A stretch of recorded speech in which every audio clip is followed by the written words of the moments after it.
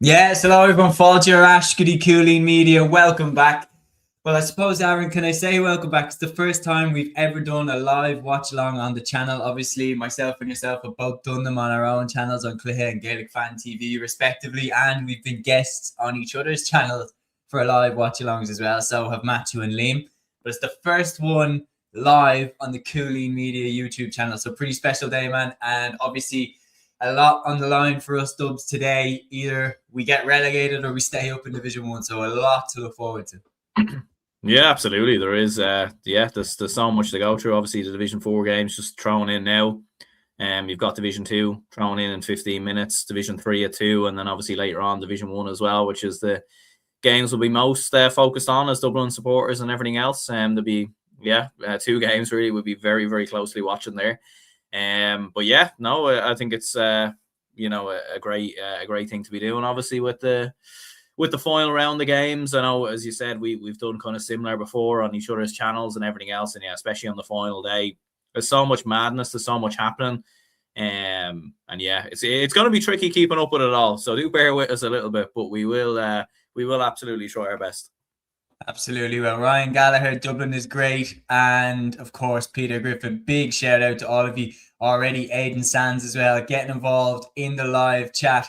Finally, a day off work to watch Super Sunday, he says as well. It is so much to look forward to here. Peter saying, hell, I was looking forward to Super Sunday. Nervous atmosphere here in Newbridge. Peter, are you in Newbridge yourself? If so, we'd love to hear more about how the ground is as the game goes on. But yeah, my God, and we've got a lot to look forward to in the football games. Obviously, rumour in there, we're not 100% sure, but in here, lads, did you see Niall Morgan left out of the Tyrone team? Let me just absolutely double check that. I'll have a look at Tyrone's announced lineup right here. But let's have a look.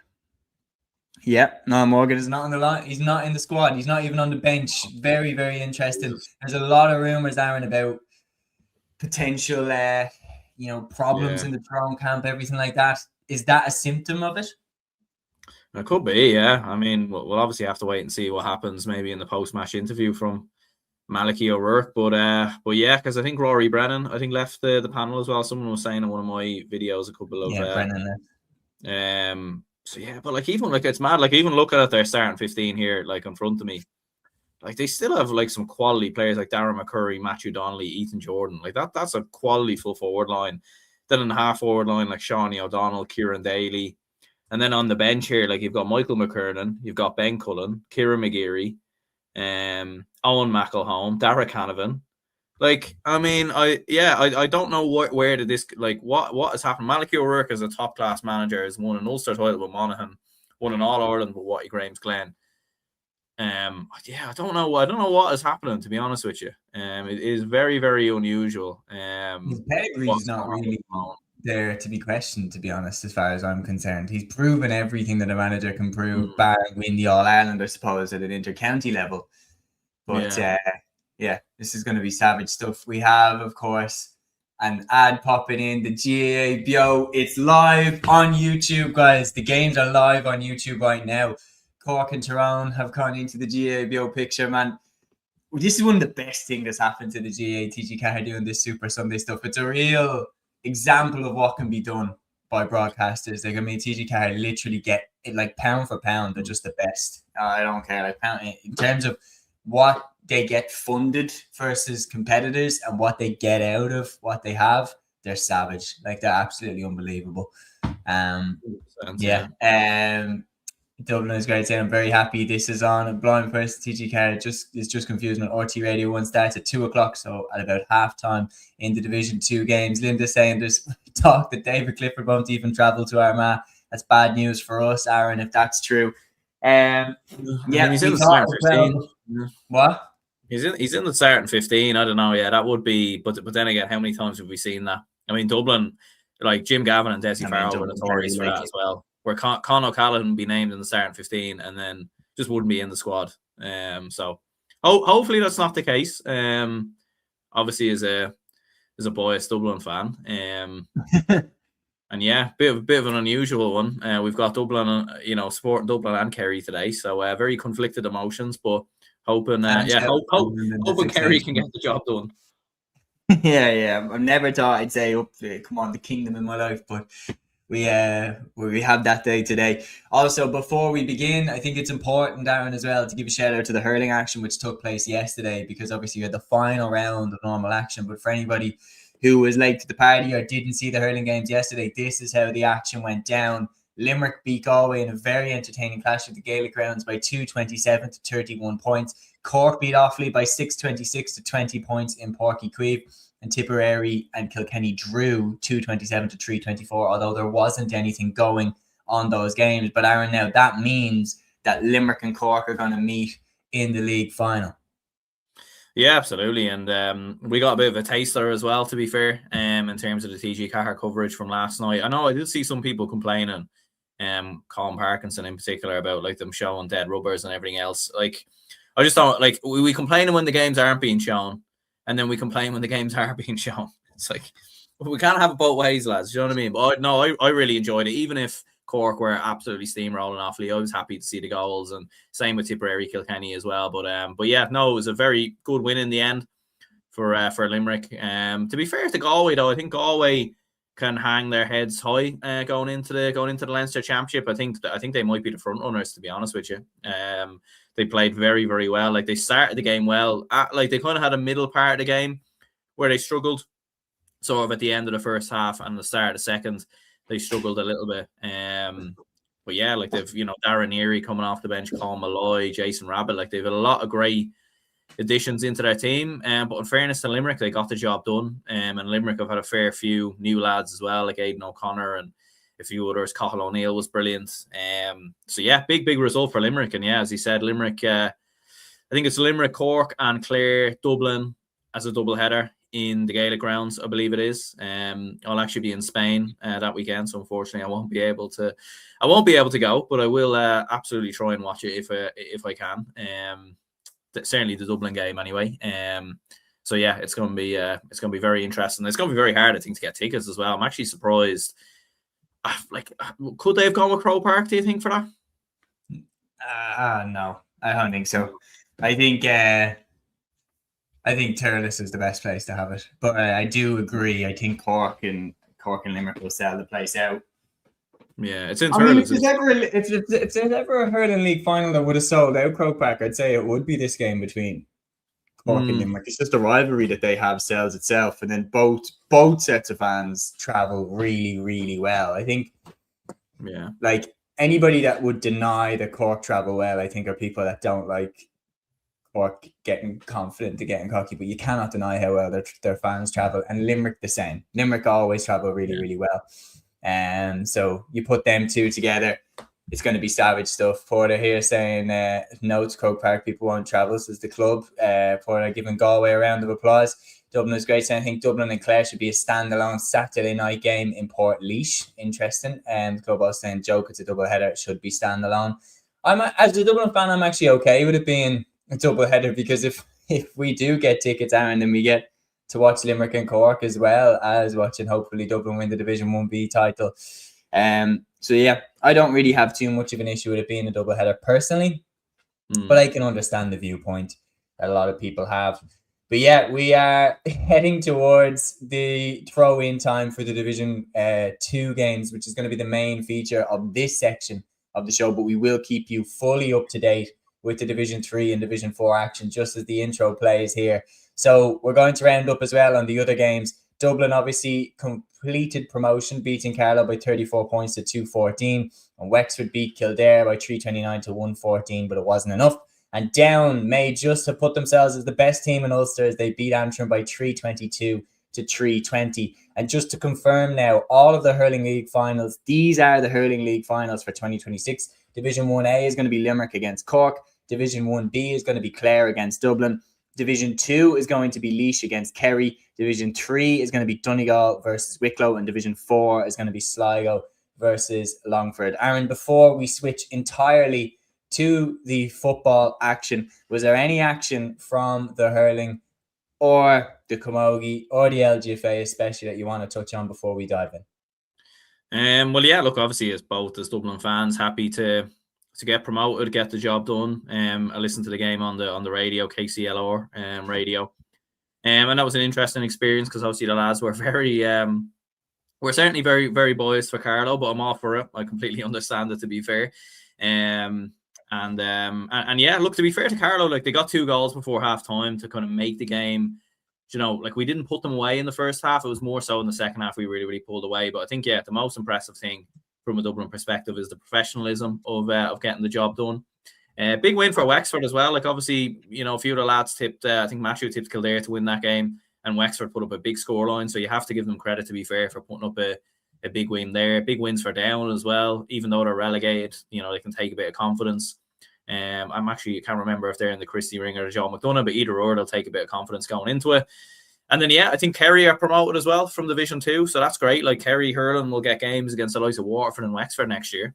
So Kerry and Waterford will be a league game in Division 1B, and I think that's great for Kerry hurling. Like it's great exposure to get games like that. I think Kerry have been a little bit unlucky. They were knocking on the door for a long time to get into the All-Ireland series, and then they kind of fell away, and you thought that was the end of that. But yeah, they've come back into it. I think they're in the Christie Ring this year as well, so you'd imagine them as being as favourites there.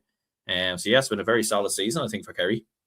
It certainly has. I want to give a massive shout as well in the LGFA action. It's confirmed now that Cork and Galway are going to play each other in the Division 1 final, which is a bit crazy considering they played each other last year in the Division 2 final. So the rapid rise of both of those counties continue. And then in the Camogie side, it will be Waterford playing in the Camogie League final, as we knew coming into this weekend. But their opponents in that final, I believe, will be Galway. I could be wrong, but we will. Massive shout as well to Waterford. I know that they had obviously a bad beating to Tipperary, but they're already in the league final and they've had a magnificent campaign and they did ring the changes and everything like that. But now, from this point on, we are switching our entire focus to the live football action. That game that myself and Aaron are both watching is the Cork versus Tyrone game. Matthew is up in Omagh for this game. He'll either call in as a very happy Matthew or a very sad Matthew at the end of this game, we hope. But yeah, my God. We also have to give you updates as well. The first update coming in just after 10 minutes of Division 4's fixtures. We have it here across the ticker at the bottom. You can see Wicklow off to a flyer in Pearse Park, 1-4 to no score against Longford. Carlow and Leitrim has got off to a fast start as well. Leitrim winning by 2 goals and a point to a goal and a point. Antrim and London currently drawing. Tipperary off to a flyer against Waterford, 1-3 to no score. Aaron, what do you make of them? Yeah, definitely the goals are flying in there. From the looks of it, a lot of goals across all the games for the opening 10 minutes. Yeah, interesting. Like looking at GA League tables on Twitter as well, and shout out to them if you want to see a live kind of update. But as it is there, Antrim. Well, actually, I looked about a couple of seconds ago, and Antrim were second. They're now sixth. So that will tell you how quickly things are changing and adapting in terms of this division. But yeah, like it's going to be absolutely crazy, isn't it? Great start for Wicklow, to be fair, because you know, going away to Longford Pearse Stadium. Now obviously there is that thing of we aren't seeing the game, so maybe, you know, there could be a big wind maybe favouring Wicklow there, and those kind of opening couple of exchanges. So it's certainly not done and dusted. But a great start for Wicklow nonetheless. And yeah, Leitrim beating Carlow, so you know that kind of opens the door maybe for Antrim, maybe for London as well. If London can get a win there, then they would be promoted to Division 3. I think for the first time since the reformat. They played Division 2A before, but they never played Division 3 football. Yeah, it's pretty crazy if they manage to pull it off, and we will obviously take down that ticker and update it and pop it back up when the scores change in a couple of minutes' time. And the Division 2 live games that we'll be looking at here then in the next hour as well. Obviously, our main game, our main focus is Tyrone versus Cork, Derry versus Cavan, Kildare versus Louth, and Offaly versus Meath. And just to remind you as well, these are how the tables are going into these games. So going into today, this is how Division 2 is lined up. You can see there Cork top with Meath. Their destiny is in their own hands. They win today, they are both promoted. If Meath gets anything out of the Offaly game, a draw or a win, they are up. And it's the same thing with Cork. Get a draw or a win today in Healy Park, they are promoted. Whereas then Kildare and Cavan will be battling it out to see who can survive in the division. Tyrone also not fully out of the woods yet. There could be a bizarre circumstances of results that could see Tyrone getting dragged in. So they also need to get the job done today. Then for Division 4, which is on right now, as you can see, an absolute madness going on in that division. All 7 of those teams that are on 6, 7, and 8 points have a chance of getting promoted today. Waterford, the only team not in the running there at the bottom of the table. But we'll keep you up to date with how it's going. The top scorers in the division then coming into today. Samuel Roy leads it for Louth. You can see there down the list. Players like Chris O'Jones, Mark Cronin will be absolutely crucial because Chris O'Jones is the top scorer from play coming into these games. And we are ready to begin. Martin McNally is the referee in the Tyrone versus Cork game. Aaron, here we go. It's going to be very, very difficult to keep track of it, but we'll give it our best shot. And thank you so much to everybody who is getting involved in the live chat. We're underway here. And here we go, Aaron. What are we thinking? Yeah, I've also got Kildare Louth on here actually as well. Just that's the main game on TG Car. I do have Cork Tyrone on my phone here now on YouTube, so we'll kind of be watching a bit of both. But yeah, Louth actually nearly got a goal there, so it was quite an interesting start. But yeah, Kildare on the attack here now as well could punish Louth at the other end. But yeah, it's gonna be very interesting to see it all pan out, I think. Certainly, I've put the audio on mine. I can't watch GA games on mute. It just feels like real dystopian or something watching a GA match on mute. Interestingly enough, though, like for Tyrone, like we're talking as well, have Tyrone been the biggest disappointment to the league so far, even if they survive today? I think they probably have, yeah, to be honest. Like they've only won 2 games, Cavan and Offaly, and even at that, all right, they beat Cavan. The attendance isn't great as well, looking at the TV. Yeah, well, I think unofficial Tyrone, who does a lot of great work about Tyrone on Twitter, was saying that a lot of the fans haven't been buying in, and there's been a lot of there's been a lot of supporters kind of not buying in and everything else. So yeah, a little bit unusual. Kildare definitely starting strong here against Louth. Like they're asking a lot of questions. They have scored now, actually. They've got a point, so early point there for the Lily Whites, point up. And keeping an eye as well on the Division 4 games. We're going to give you another Division 4 update in just a second. Cork on the attack here though. Darragh good defending by Peter Tago. Sheedy has it again. I'd be delighted for Matthew if Cork get promoted. I mean, like when he's talking as well, like 10 years is way too long for Cork to go without getting promoted. Yeah, and it's a strange one as well. Like, I mean, next year we could be talking about, for years we would have said, oh yeah, our county against Matthew's county in Division 1, but we could be in Division 2. So, and something else that someone said to me as well. What happens if Meath get promoted, we get relegated? And Meath are in Croke Park next year as well. I mean, what do you do for the double headers? I mean, you can't really have a Division 2 game as the main event and a Division 1 game as the curtain raiser. It's going to be very strange. I don't know how they're going to manage that. That's true. That would be a bridge that they have to cross when they come to. I think they're just going to cross their fingers and pray that isn't what happens, that maybe Dublin survive today. Just updating currently as we go. There hasn't been any score in the Carlow Leitrim game since the ferocious start. I've been scrolling on Scorebio trying to get it updated. Yeah, nothing for me either. Cavan have started well against Derry. They're 2 points up there, so interesting. Very interesting. The live updates from the Division 4 games then, folks. Longford 2 points, Wicklow 1-7, Carlow a goal and a point, Leitrim 2 goals and a point, Antrim 8 points, London 5 points, Tipperary a goal and 4, Waterford 2 points. So as things stand currently in Division 4, Wicklow and Antrim are getting promoted. So Antrim, inside the first 15 minutes, Aaron, have gone from second to sixth, back to second. This is going to be mental trying to keep up with this. It is, yeah. And because the thing is as well, so Antrim have the score difference advantage. I think they've plus 13. A lot of the other counties are kind of in the low figures or the minus figures. So that's the one thing that kind of stands to Antrim, and maybe more so over some of the other counties, is that they have a good score difference, so that could potentially stand to them. Yeah, still no score on Cork Tyrone as well. Yeah, still no score. Cavan, it's fair to say, have made the brightest start, although Meath have got a goal confirmed. Meath have hit the back of the net in their game against Offaly. So just an update from Division 2's live game. Still no score so far in Tyrone versus Cork.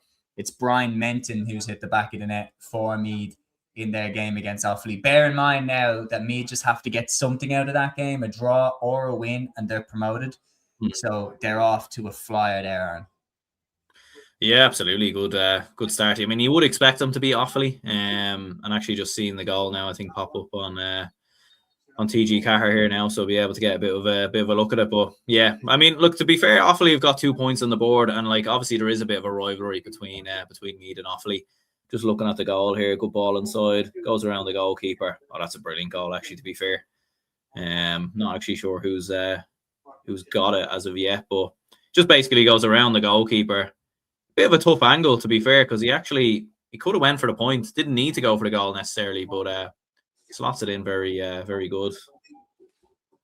Is this the most anticipated Leinster Championship we've ever seen?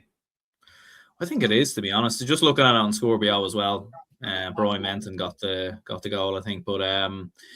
But yeah, I think so. Yeah, I think so. I think all 4 championships, to be honest. Like I was even thinking I was kind of writing out some of my predictions a little bit for obviously when we're doing our own in studio show and my own kind of video and everything else. And I was kind of thinking, it's the first time in a long time.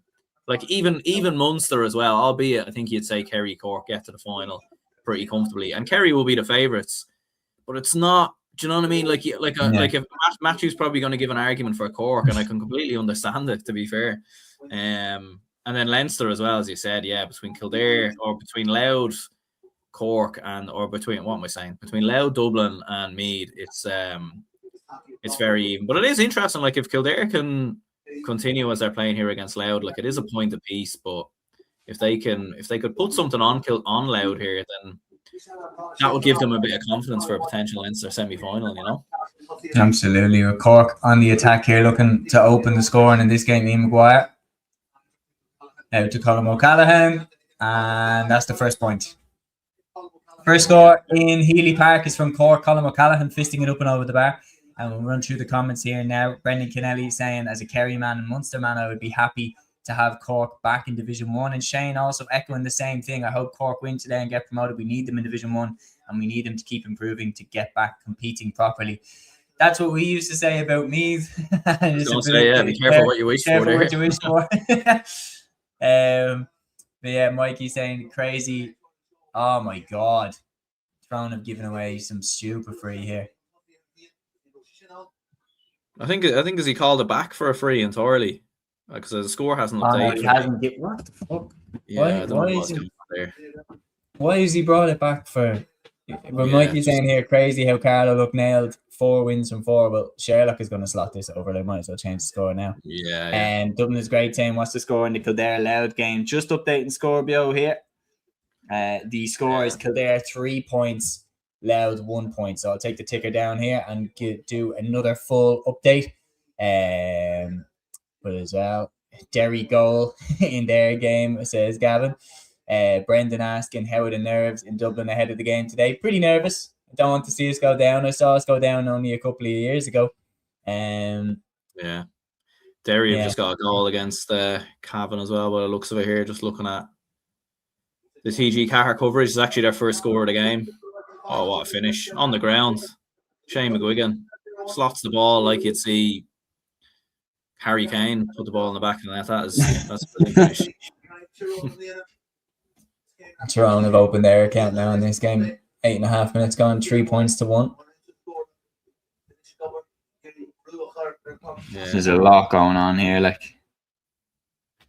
as it stands right now, Meath and Cork are promoted still, because they're obviously winning. Division 2 can actually be quite straightforward. If Meath and Cork both win their games, then in the promotion stakes, it's quite straightforward. It's if either of them slip up that it gets messy very quickly. Division 4 as well. Division 4, ironically, could be straightforward enough as well if Carlo and Wicklow just take care of their own business. It's again if they slip up. just looking at it as well, like still no, like from the 8th minute, there's been no score in the Carlow Leitrim game. I don't know if that's actually accurate or if something's kind of, maybe the Scorpio person isn't. Yeah, I don't know, like a little bit unusual there. And to be fair, like you have to credit Scorpio as well, like the 4-1 to Cork. They do a huge amount of work. Cork made a very good start to this game. I have to say they looked the better team. We have a very interesting comment in here from Brendan Keneally here. He says, if you could transfer one player that's underrated to play for your county. Right now, looking at Dublin, I'm like, right, where do we need reinforcement? I probably would go with...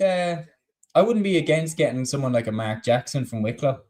He's so underrated. He's a brilliant goalkeeper. If you're talking about a player that's underrated, like obviously if it's taking any player, you'd say David Clifford in a heartbeat. But if we're talking about a player that's underrated, I really think Mark Jackson doesn't get the credit he deserves. Like I think he's one of the best. Oh, Cavan. Jesus. That was unbelievable skill. He's put it wide. But like that little dummy bounce. Yeah. I think Ian Maguire and Colin O'Callaghan are both underrated and they would bring good good, power around him. Jason McGee, I think, doesn't get the credit he deserves as well for just how good he is. So I'd probably say Jason McGee or Mark Jackson. What would you say? Yeah, I'd say Ian Maguire. Yeah, I think that's who we need. We need a midfielder. I was nearly thinking like Tommy Dernan as well. Tommy Dernan is a great show. That nature, yeah. Jack Flynn, yeah. Certainly taking him. I'd love Sam Leroy as well. Yeah. Sean O'Malley says Pat Havern to Mayo. Havern's a great show. There's so many. Again, it's like, do you think that these players are underrated? Because I don't think Mulroy is underrated. I think Mulroy gets the love that he deserves. I think there's a few players that don't get the love they deserve. Yeah, no, he definitely does. And just updating Kildare Louth, 4 points apiece. Kildare had started well. There were 4 points to 1 up, but Louth got a 2-pointer and then they got another point straight after. So good response. Peter would have been happy, to be fair, with the start Kildare have made, but I do think Louth, looking at it, might be playing with the wind potentially there. Looking at it, so that is kind of an interesting one.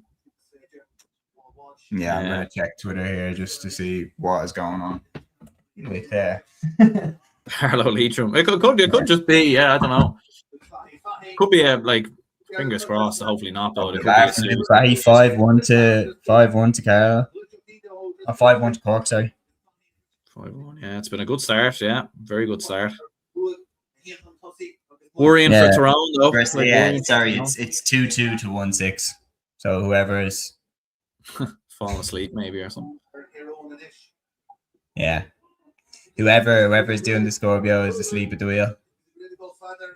Yeah. To be fair, class, but just that game right now, that score is incorrect in that game. I'm sure it will be fixed up. Yeah, to be fair, I do remember doing one of these streams a couple of years ago, and Scorpio completely crashed. So there's obviously a lot of people.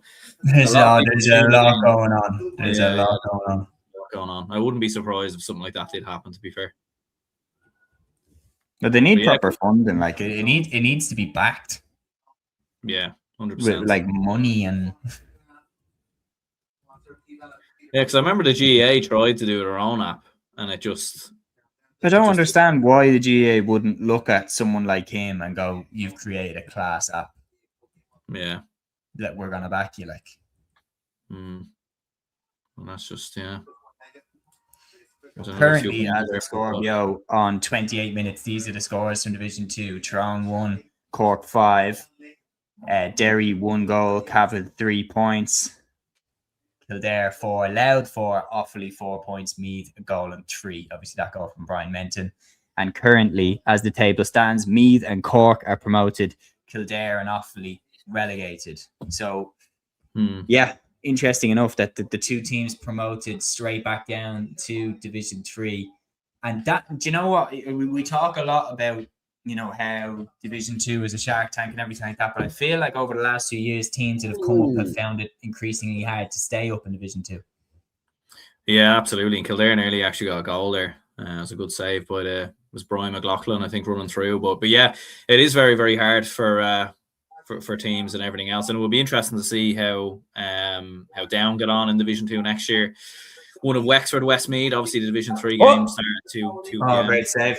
So it'll be interesting to see kind of what happens. But yeah, Cork should have got a goal there. Yeah, I think my Tyrone Cork stream might be either a little bit ahead of yours or a little bit behind. So I don't know. But YouTube live, you wouldn't know. Yeah, you wouldn't know. Yeah. Oh. Well, these days are proof as well that people are perfectly happy with one camera over not seeing the game at all. Great score, 2-pointer. Ethan Jordan, 5-3. There you go. Maybe a bit of a wind in favour of Tyrone there. Looking at it potentially, I'm not sure, but great. Great point. Then they need to make hay if they have the. Yeah. If they have the win behind them. Yeah. Yeah, it's good game between Kildare and Louth. Like Louth scored another 2-pointer there, and Kildare responded with a point of their own. So 6 points apiece. In fairness to Kildare so far, they do look up for it, which look from a Kildare perspective, their fans will be happy about. Yeah, it certainly crashed for the Leitrim Carlow game. For the rest of the games, it's correct, but right now Carlow are beating Leitrim a goal and 8 points to 2 goals and 2 points. Oh, what is he doing? All right, over the bar. Loud. Basically had an open goal there, and so it's taking points. But anyway.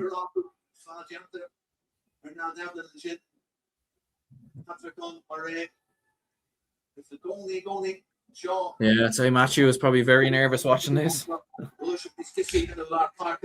It's just, it won't be easy. Like at the start of the league, I would have said Tyrone would have won this. 100%, yeah, 100%. Yeah, so like, that's why it is a credit to Cork as well, because I think Matthew was the only one who had them promoted, and I don't even think we really ever gave them a chance, to be honest with you. Like I think I had them 5th. I had them mid-table, yeah. Yeah, I had them 4th, I think. Yeah, I had Tyrone top, Meath. I thought Tyrone would be so much better. I had Tyrone top, Meath 2nd, Derry 3rd, Cork 4th. I Louth 5th, and then I had Offaly just about surviving with Kildare and Cavan going down. No, I've been very disappointed with Offaly, to be honest. Yeah, only a point between them and me so far, though. So they're putting up something, but they've nothing to play for. So I think when it comes down to it, I think Meath will get the win. Yeah, 100%. Yeah, you'd imagine that they will pull away.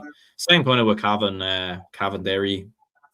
Cavan have started all right, but you'd imagine Derry we'll get the job done there. Whoa. But this is what I mean. This is the type. It's very similar to how the Dublin Roscommon game was, where when Dublin went there, people had Roscommon favourites based off the form. Good score. Cork 6-3 ahead now. Yeah, they've definitely started. Well, as things stand, just looking at this, give an update here. Offaly right now are beating Meath. So as things stand, Cork and Derry are actually promoted. Wow.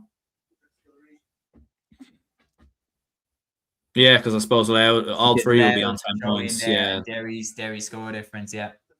Wow.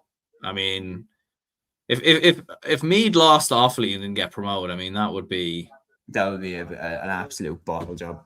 That would be very bad from a Meath perspective. Like I'm all for it as a Dublin fan, to be fair. I haven't given Meath a lot of credit. He's took the point.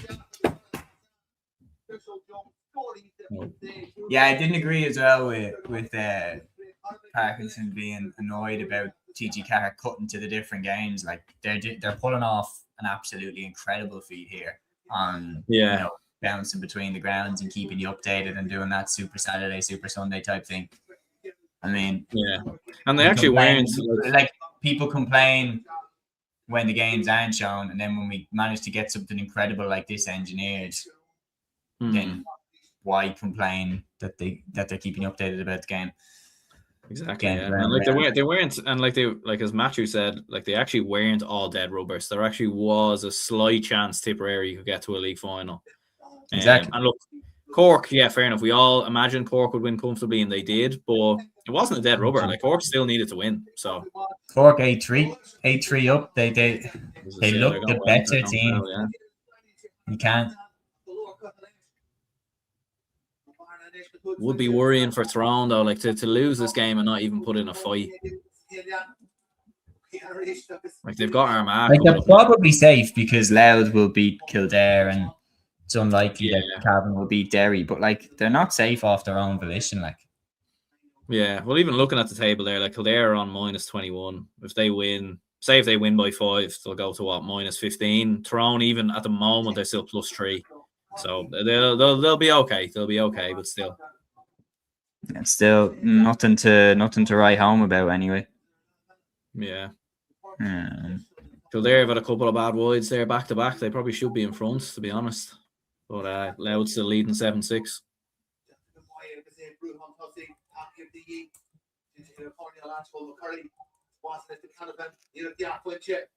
Canavan's gone for a 2-point there, way off. Yeah. Tyrone don't look impressive at all. Home advantage, and they still have something to play for. Like something needs to change ahead of the championship here. Yeah. I think they have updated Scorpio on Carlo Leitrim now anyway. Well, let's have a look. 1-8 to 2-3. Is it the same? No, still wrong.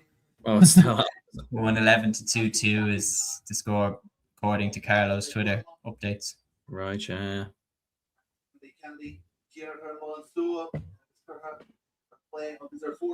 Yeah, Offaly 8 points, 3 up. That is surprising to see. These are the scores from Scorpio have given Leitrim an extra point. Those are the current scores from Division 4 as of right now. Carlo, of course, beating Leitrim by 1 goal and 11 points to 2 goals and 2 points. Longford and Wicklow is 7 points to 2 goals and 8. Antrim are beating London by 5 points, 11 points to 6, and Tipperary are beating Waterford by 2 goals and 9 points to 10 points. So as things stand in Division 4, Wicklow and Carlo have taken their destinies back into their own hands. Both of them are getting promoted as things stand right now. And as things stand currently then in Division 2, just remind ourselves of how the fixtures are currently. Tyrone 3 points, Cork 8 points, Derry 1-3, Cavan 5 points, Kildare 6 points, Louth 7 points, Offaly 8 points, Meath 1-3. As things stand, Cork and Derry are actually promoted. Meath are not. Kildare and Offaly relegated to Division 3. And the reason that Derry are promoted is because by Louth also winning against Kildare, they're all on 10 points. And that means the score difference comes into it. And Derry have by far the best score difference in the division. So quite a shake up there in terms of, we weren't expecting Meath to miss out on promotion. It would be mental if they do. Crazy, yeah. And Louth are actually starting to pull away from Kildare, 9-6 up now. Paul Matthews actually has been really impressive. He's another new player kind of coming through the ranks for Louth there. He's scored some brilliant 2-pointers, so he's one definitely to keep an eye on. But yeah, mental. Like even looking at there, Meath would actually drop the 4th, which is talk about not just missing out, but actually to finish 4th, having led the table for the majority of the time. It's nearly like an Arsenal kind of situation or something. Although they probably will win it this year, to be fair. Putting the Spurs on it. Yeah. Did you hear the new World Cup song actually? I haven't actually, no. Oh my god. It's real it's very feels very AI generated. Yeah, I'm not surprised. Trying to yeah, save as much cash as they can. Eaton Jordan's got another score. What on earth is going on with the camera? Yeah, I can see that as well. It's just on the stands. That must be an AI camera that follows the ball. Yeah, I don't know if you've seen actually. I think it was seen yesterday on the Tipperary Kilkenny game. Apparently there was a lot of errors from the commentator or something on commentary or something. A lot of names wrong and all this stuff. And A lot of mad. Apparently, John McGrath was playing apparently, and yeah, it was a bit of a mad one. Sean says, Aaron, who hacked your Twitter? Yeah, I don't know. Oh, Oh yeah, were you- because I said I woke up feeling Kerry, and I have. I woke up feeling Kerry. You know what I mean? Today, you know, I feel Kerry. yeah. The mountains, I've been to Kerry a good few times. It is a lovely county, to be fair. Oh, I Kenmare is- absolutely love Kenmare is Kerry. Killarney and Dingle are some of the most beautiful places good I've ever little been. towns. But was out. I remember I was out before in college in Tralee, and that was a very good night, to be fair. Aidan here talking as well, saying better time. Only for today now. Aidan After was- today, it goes back to default. 100%. But when we're saying about the interest in these games, 11K watching the Tyrone game, 7K watching the Louth game, like the appetite is there. Nobody is saying, oh, there's only one camera. Like, as long as people can watch the games, we understand that you won't be able to get a TV crew and a van and everything like that to the games. Yeah. But for the games that aren't, the Dublin Kerry, for example, the biggest game of the weekend, we understand that the TV vans are going to be going to them. But if a game isn't going to be shown, we would much prefer that it's streamed live, especially when it's watched. Do you know what I mean? No, sorry, especially when there is a camera there filming to show highlights later on the Sunday game. I don't understand why not just stream that live on YouTube. People would watch. 100% people would watch. Nemo Frontier says, well done on this. Always good to see innovative coverage. Thank you very much, Liam. Welcome to the live stream. It's going to be pretty chaotic and hard to keep up with, but we're going to do our best. Yeah, we've got Division 3 thrown in as well at 2 p.m, so things are going to get a little bit more mental than they already are. Or at least it'll be half-time in a few of the Division 2 games. Division 4. I'm just going to get the half-time scores now. Matty Donnelly's got another score for Tyrone there. It's like Tyrone are hungover or something. It's like they have moments where like they're there and they're flashing, but I've come back into it a little bit now.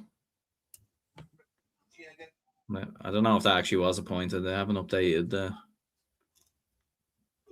Just looking at it as well.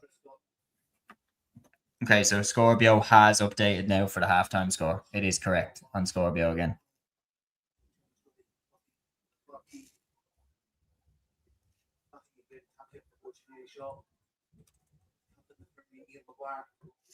Just want to make sure. So just confirming to you all, these, as we just watched Cork here, great score. I'm telling you, man, like Cork, watching this game, Cork look better than Tyrone. They're playing against the wind and they've kicked some brilliant scores. Division 4, half-time in these live games. These are the half-time scores. Wicklow are beating Longford by 2 goals and 9 points to 9 points. Carlow are beating Leitrim by 1 goal and 11 to 2 goals and 3. Antrim are beating London by 11 points to 6. And Tipperary are beating Waterford by 3 goals and 11 points to 10 points. As you watch Tyrone here, McCurry. Oh, he's hit the crossbar. Whoa. Yeah, my YouTube stream is a cool bit behind. Yeah, I think you're streaming, but you're about to see Darren McCurry smash the ball off the crossbar. Tyrone still on the attack. Ethan Jordan. No. The shot selection is wild. Like I think mine's actually ahead of yours. I just missed that. I don't know what's wrong. Asleep at the wheel, Aaron. Yeah, I don't know what's happening here. We have as well here on top of that, just want to remind everybody, these are the halftime scores in the Division 4 games. And what that means, just getting it up here, what that means right now is Wicklow and Carlow are promoted from Division 4. Antrim, Tipperary, Longford, London, Leitrim then in 7th, and Wicklow and Waterford bottom of the table with 7 defeats from 7. It's been a rough league campaign for them. But the Division 4, even as messy as it was going into the game, right as it stands, Wicklow and Carlow, if they just do their job, they're promoted.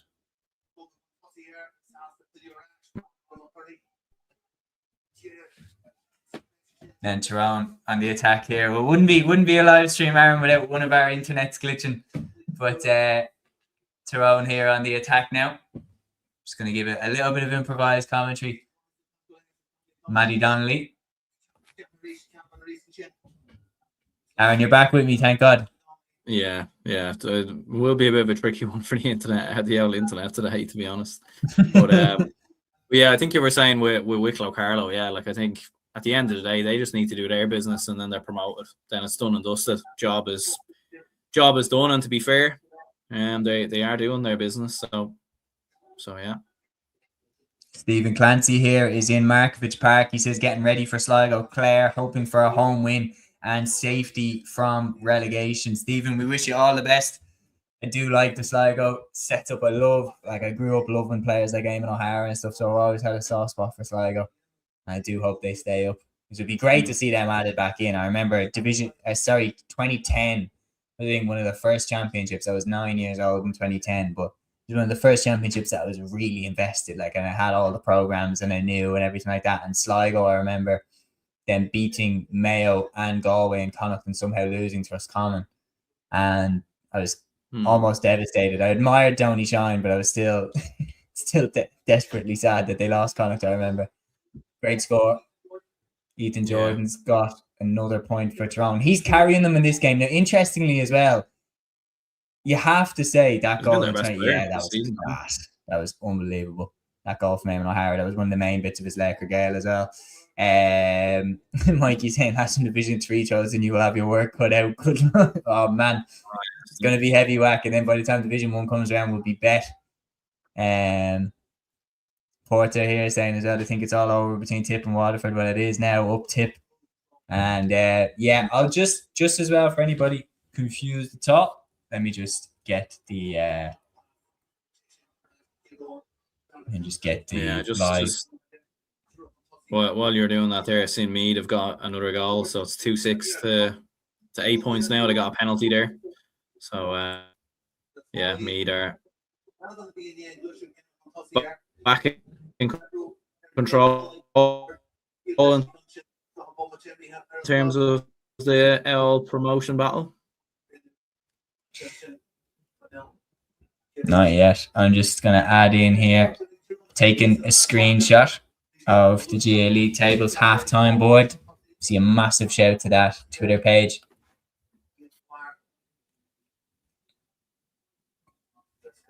So this is the situation at halftime in Division 4. You can see there Wicklow and Carlow promoted as it stands on 10 points each.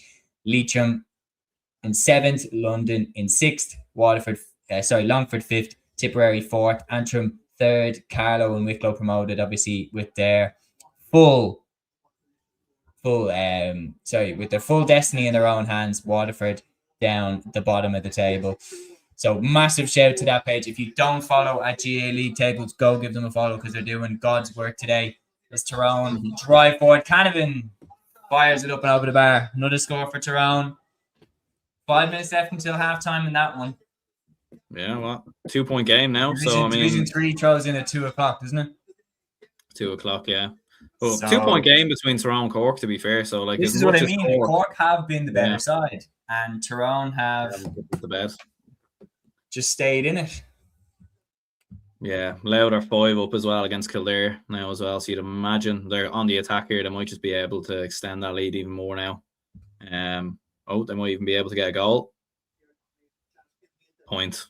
But yeah, Louth 6 up. So looking like they're going to get the job done. Kildare, unfortunately, for our good friend Peter, who always comments, it looks like they may be gone down. Yeah. I do miss Kildare being at the top table as well. I have to say, I love that McGeaney team. Yeah. It's a strange one. How much do you think relegation could hurt them? I know they do have Sam McGuire. It checks momentum. I think there's two ways it could go. It could go like down, where they just slap up everybody in Division 3 and go back up with 7 wins out of 7. I think they will get that today if they beat Laois. But it could derail the whole thing as well. Yeah. Brendan asking what's been the most awkward division to deal with today. So far it's been Division 2 because Meath were out of the promotion places at one point, which we didn't see coming. Matty Donnelly here. And now it's a 1 point game between Tyrone and Cork. So I don't know. Brendan here saying being the better side doesn't mean you automatically win a game. Kerry 11 up against Galway and nearly threw it away. Yeah, that's a great point, Brendan. And Armagh champ said here, lads, huge Armagh fan, by the way. It's Darrell Wilson here. I think Cork will win. Armagh beat Kerry. Donegal beat Monaghan. Roscommon beat Galway. I'd love to know as well, who do we think is coming down in that game? I'll fire up a poll, actually. Why not? Let's make it fun. So fire up a poll here. So I'm going to make a poll. Who's getting promoted from Division 2? So I'll go Meath and Cork is option A. Meath and Derry is option 2. Cork and Derry is option 3. Yeah, Something to be fair, else. the last like 5-10 minutes, every time, like I do have the Louth Kildare game here as well, but every time I've looked at my phone, Tyrone have been on the ball, Tyrone have been making things happen. So like it does feel like momentum has shifted a bit, to be honest. Yeah, I personally think it's probably going to be Meath and Cork to go up. Brendan here saying sorry lads, but I think Dublin are going today. Yeah, I don't know. It'll be interesting. Armagh saying Meath and Cork in terms of going up. I think a lot of it will focus on whether David Clifford is going to this game. I think Armagh will play like their lives depending on. That's my thing. I've gone for Armagh to win because I think you can't. But that poll is still active, by the way, guys. If you want to get involved, vote number 1, number 2, whichever combination you think is going to go up. But a lot of people think we're going down today. I just can't see Kerry having the same motivation to win that motivation to win that Armagh will have. I just think Armagh will be willing to dive in for blocks that Kerry maybe wouldn't be. So what's going on? Remember there was rumours about Rian O'Neill coming back. He's definitely not back for this game then, I don't think. Okay, half time between Tyrone and Cork. It's a 1 point game between them. Very, very interesting because I think Cork were by far the better team. And they're only 1 point ahead at half time. I'd say Matthew is I'd say he's pretty nervous right now because I think this is the best opportunity Cork have had for promotion that we've seen since we started doing GA stuff on YouTube. Yeah, and when you think about who's coming down from Division 1, like Monaghan are coming down, right? Fair enough, we'll see. But they could get their act together for next year. If one of Dublin, Galway, and Armagh come down, and you've still got Derry there, and you've got Down coming up from Division 3 as well. It's not going to be easy to get up. It's going to be tough, yeah. And that's why even Tyrone will still fucking be there. Like Tyrone, another one. Tyrone will still be there as well, yeah. Yeah, Brendan here saying squeaky bum time in Division 2. It certainly is. Armagh saying sad to see Dublin's crazy fall off since 2020. They haven't been the same. I think we bounced back in 2023. We got the band back together. But I think last year was rough, I will say. Yeah. We looked way off it against Tyrone. It's been interesting between Derry and Cavan. Yeah. Just a reminder as well to anybody watching, these are the halftime scores from the Division 4 games. So as it stands, Carlow and Wicklow are promoted, but halftime between Longford and Wicklow is Longford 9 points, Wicklow 2-9. Carlow 1-11, Leitrim 2-3, Antrim 11 points, London 6 points, Tipperary 3-11, Waterford 10 points. Those are the halftime scores. And as it stands in Division 4, this is how the table is looking. Big shout out, of course, to @GA League Tables. If you do not follow them on Twitter, go give them a follow. Wicklow and Carlow, obviously, with their destiny in their own hands, they're promoted as it stands right now. And you can see the rest of the table there below. But we're going to move the ticker now to Division 2's games. But while I'm updating the ticker, Aaron, could I get your thoughts? Division 4, has it panned out so far like you thought it might? I think it has, yeah. Because I think I did back Carlow, Wicklow, Antrim, and Tipperary all to win their games. Albeit it is still early days. Bit of a slow start maybe for Carlow against Leitrim. Like they struggled a little bit early on, but they seem to have turned the corner, which I think is big for them. And then big result so far for Wicklow. Obviously going away to Longford, tough place to go. We know Longford have been in good form this year, so fair play to Wicklow to be six up. Tipperary, Waterford, to be fair, Tipperary are one of the teams that need a lot of things. Like the permutations for Tipperary to get promoted are a little bit mental. They need I think they need Antrim to beat London, but only by like a specific amount. So like it has to be by like 8 points or something like that. And then they need to win by like, yeah, it's crazy. So it like Tipperary Waterford isn't a dead rubber, but it kind of does feel a bit like a dead rubber a little bit, because Waterford have nothing to play for and Tipperary need a lot of things to happen for them to be promoted. But look, fair play. They're 10 points up, so very, very impressive from them. Certainly. Sean says Toronto have had a wee purple patch before the second half, but have missed so many and haven't converted their opportunities. Then Armagh champs saying 2024, 25, and 26 Dublin haven't been great. We haven't been great this year so far. Still a long way to go. Peter here in from Newbridge saying, lads, halftime update from Newbridge. Louth lead by 17 points to 10. We started well, but Louth have just rolled on the scores. Harry O'Neill gone off injured and Alex Byrne crashed a goal chance up and over. He says Sam Mulroy, Tommy Dernan, Keenan, all in top form. Kieran Keenan was a very big threat inside for Louth. And Peter, we really appreciate all those insights from that game. And we hope that you get something and stay in the division. But I would love to see Kildare stay in the division. Gavin here saying on the way to Mayo now. Gavin, we'd love any updates and anything like that from the ground as well. If you throw in how it's looking, how the crowd is looking, how Roscommon look warming up, Mayo look warming up, and then how the game goes on at halftime and everything like that. And we wish you all the best. I would love to see Roscommon get into a league final. It would be just reward for what has been a fantastic campaign under Mark Dowd. Armagh champs saying Division 2 is weird. Tyrone are 5th. Cork is on 12 at the moment. Derry on 8. Louth on 10. And believe you me, it's not going to finish that way. There's going to be changes in the lot. Brendan said I'd be assuming as well if David Clifford isn't playing today, that it'll more be likely Kennedy that starts potentially today. There'd be a great chance to see Tomas Kennedy in action today, actually, because he's looked fantastic at under 20 level. He looked really, really good. And then in that game against Roscommon, I felt for him because when he got that winner, all the talk was about whether it should have counted. It was a fantastic catch by the young lad and a great finish.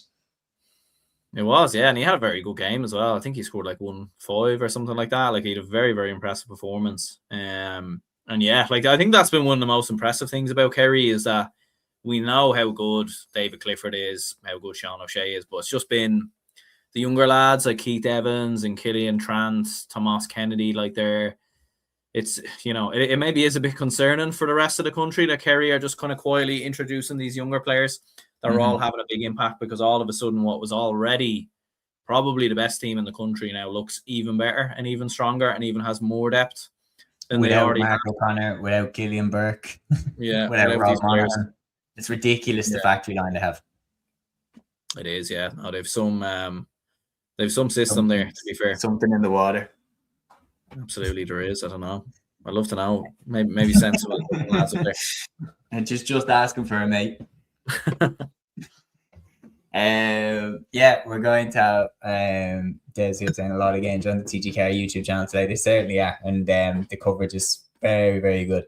Terence McCabe here saying Derry winning with a goal Eze would be proud of. Soccer style from distance. Aaron, you saw it. Do you want to agree? How was it? Yeah, it was like I don't know how the ball ended up on the ground. I think it might have just been like a deflection or something. And then a brilliant finish. I think it was Shane McGuigan who slotted it home. But yeah, it was like right in the bottom corner. Or actually no, I think it was Noah Loughlin. Noah Loughlin, yeah. Brilliant finish. And yeah, brilliant. I'd love to see some of the Liverpool lads do that, but that's the top. You aren't doing that anymore. No, we can't do much, to be honest. Brendan saying it's the Spuds in Kerry with the Kerry gold butter. And Bar saying TG Carr put on some show on the final day. Fair dues to them. They are absolutely fantastic. No question about it. And it's also a showcase of what can be done. And hopefully we implement this in championship. Like I'm looking at the Leinster Championship final day in hurling, the Munster Championship final day in hurling. Let's get all the games on Let's get every single game shown. Let's leave no game behind. The Division 3 lads, say a prayer for us. The Division 3 games were just thrown in, so we're gonna have to keep this. This is gonna be tough. Is any of the Division 3? I don't even think any of them are on anywhere, are they? I might throw maybe one on. I don't think they have any of them on. No, I don't think so. But to be fair, look, they do have, they've every Division 1 and 2 game on, pretty much. Bar Donegal, Monaghan. So, you can't really, look, it is what it is. I think this is the type of situation where I wouldn't be opposed to, the GAA YouTube channel showing these games live and stuff like that. You can bounce in the two. GAA Plus to jump in or something like that. Yeah. Ed would be proud to see a 4:30 Arsenal play Man City in the League Cup final. Armagh also asks, who's the best Armagh player now and ever? My idol is Ronan Clark.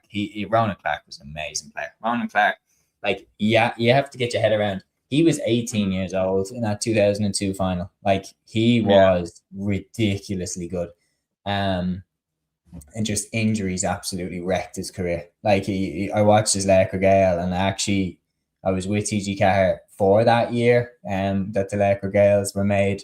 That those Laker Gales were made. And I was at the launch and met him. He's an absolute gentleman. And I really, really, really felt for him when I watched his Laker Gale. This guy was so talented, and his injuries just destroyed him. And every time he got back fit, he'd be straight back in the starting lineup, and then straight back as the key player for Armagh. And I do believe without the injuries, I think Ronan Clark could have gone down as Armagh's greatest ever player.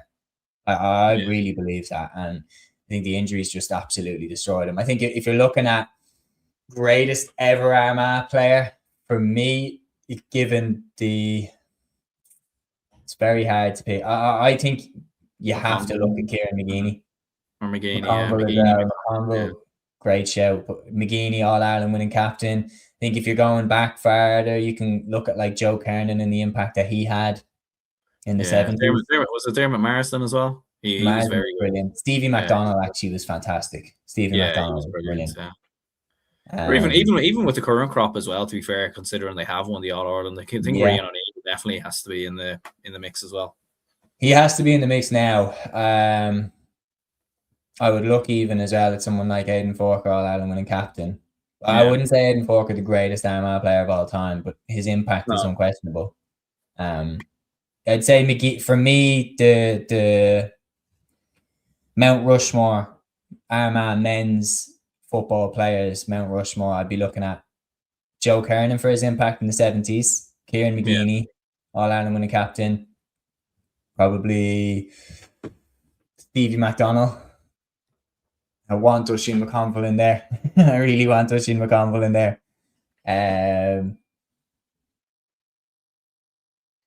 If I was going into an All-Ireland final, I can only have McConville or Stevie McDonald. I'd probably take Stevie. But again, I've never seen either of them live in their prime. I've seen highlights, and I've watched back the full All-Ireland final of 2002 over the pandemic. I remember when they put that stream up, actually. Yeah. I'd probably pick Stevie. And then I have to give representation to the modern era, and the face of Armagh's modern era team is Rian O'Neill. Yeah. So I think that's my Mount Rushmore. Yeah. I mean, there is obviously there is lots of other very talented players within the team. Stephen Campbell's probably one that a lot of Armagh fans have close kind of heart for. I feel like Stephen Campbell is a bit like our Kevin McManaman a little bit. In terms of I know Kevin McManaman was probably more of an impact player than Stephen Campbell as such, but just in terms of having a player who stepped up in the big moments and the big games, obviously Stephen Campbell's introduction in the 24 All-Ireland final, that was he was unbelievable that day, to be fair. And some of it, remember he came off the bench last year even against Tyrone, and he was he was very, very good. Just an update as well from the Division 3 games. Down are 0-0 up against Laois. Sligo 2-0 up against Clare. And no score yet from the Wexford, Westmeath or Limerick Fermanagh games. And the Division 4 games have thrown back in in for the second half, and we're going to give an update on them. Armagh champs here saying, "Hey lads, Armagh in the late 90s to 2005, Armagh were unreal. That was our prime. They were fantastic, that Armagh team, and the Ulster finals against Tyrone are some of the most iconic games you'll ever see." Brendan saying, "In my opinion, McConville was a better player for Crossmaglen than he was for Armagh." Porter asking here, "Greatest Derry, Scullion, Tony Scullion." Yeah, I mean, you've named one of the first ones there. Tony Scullion has to be in for me. And another representation of that era for Derry, Anthony Tohill's shoe in. He is 100% there.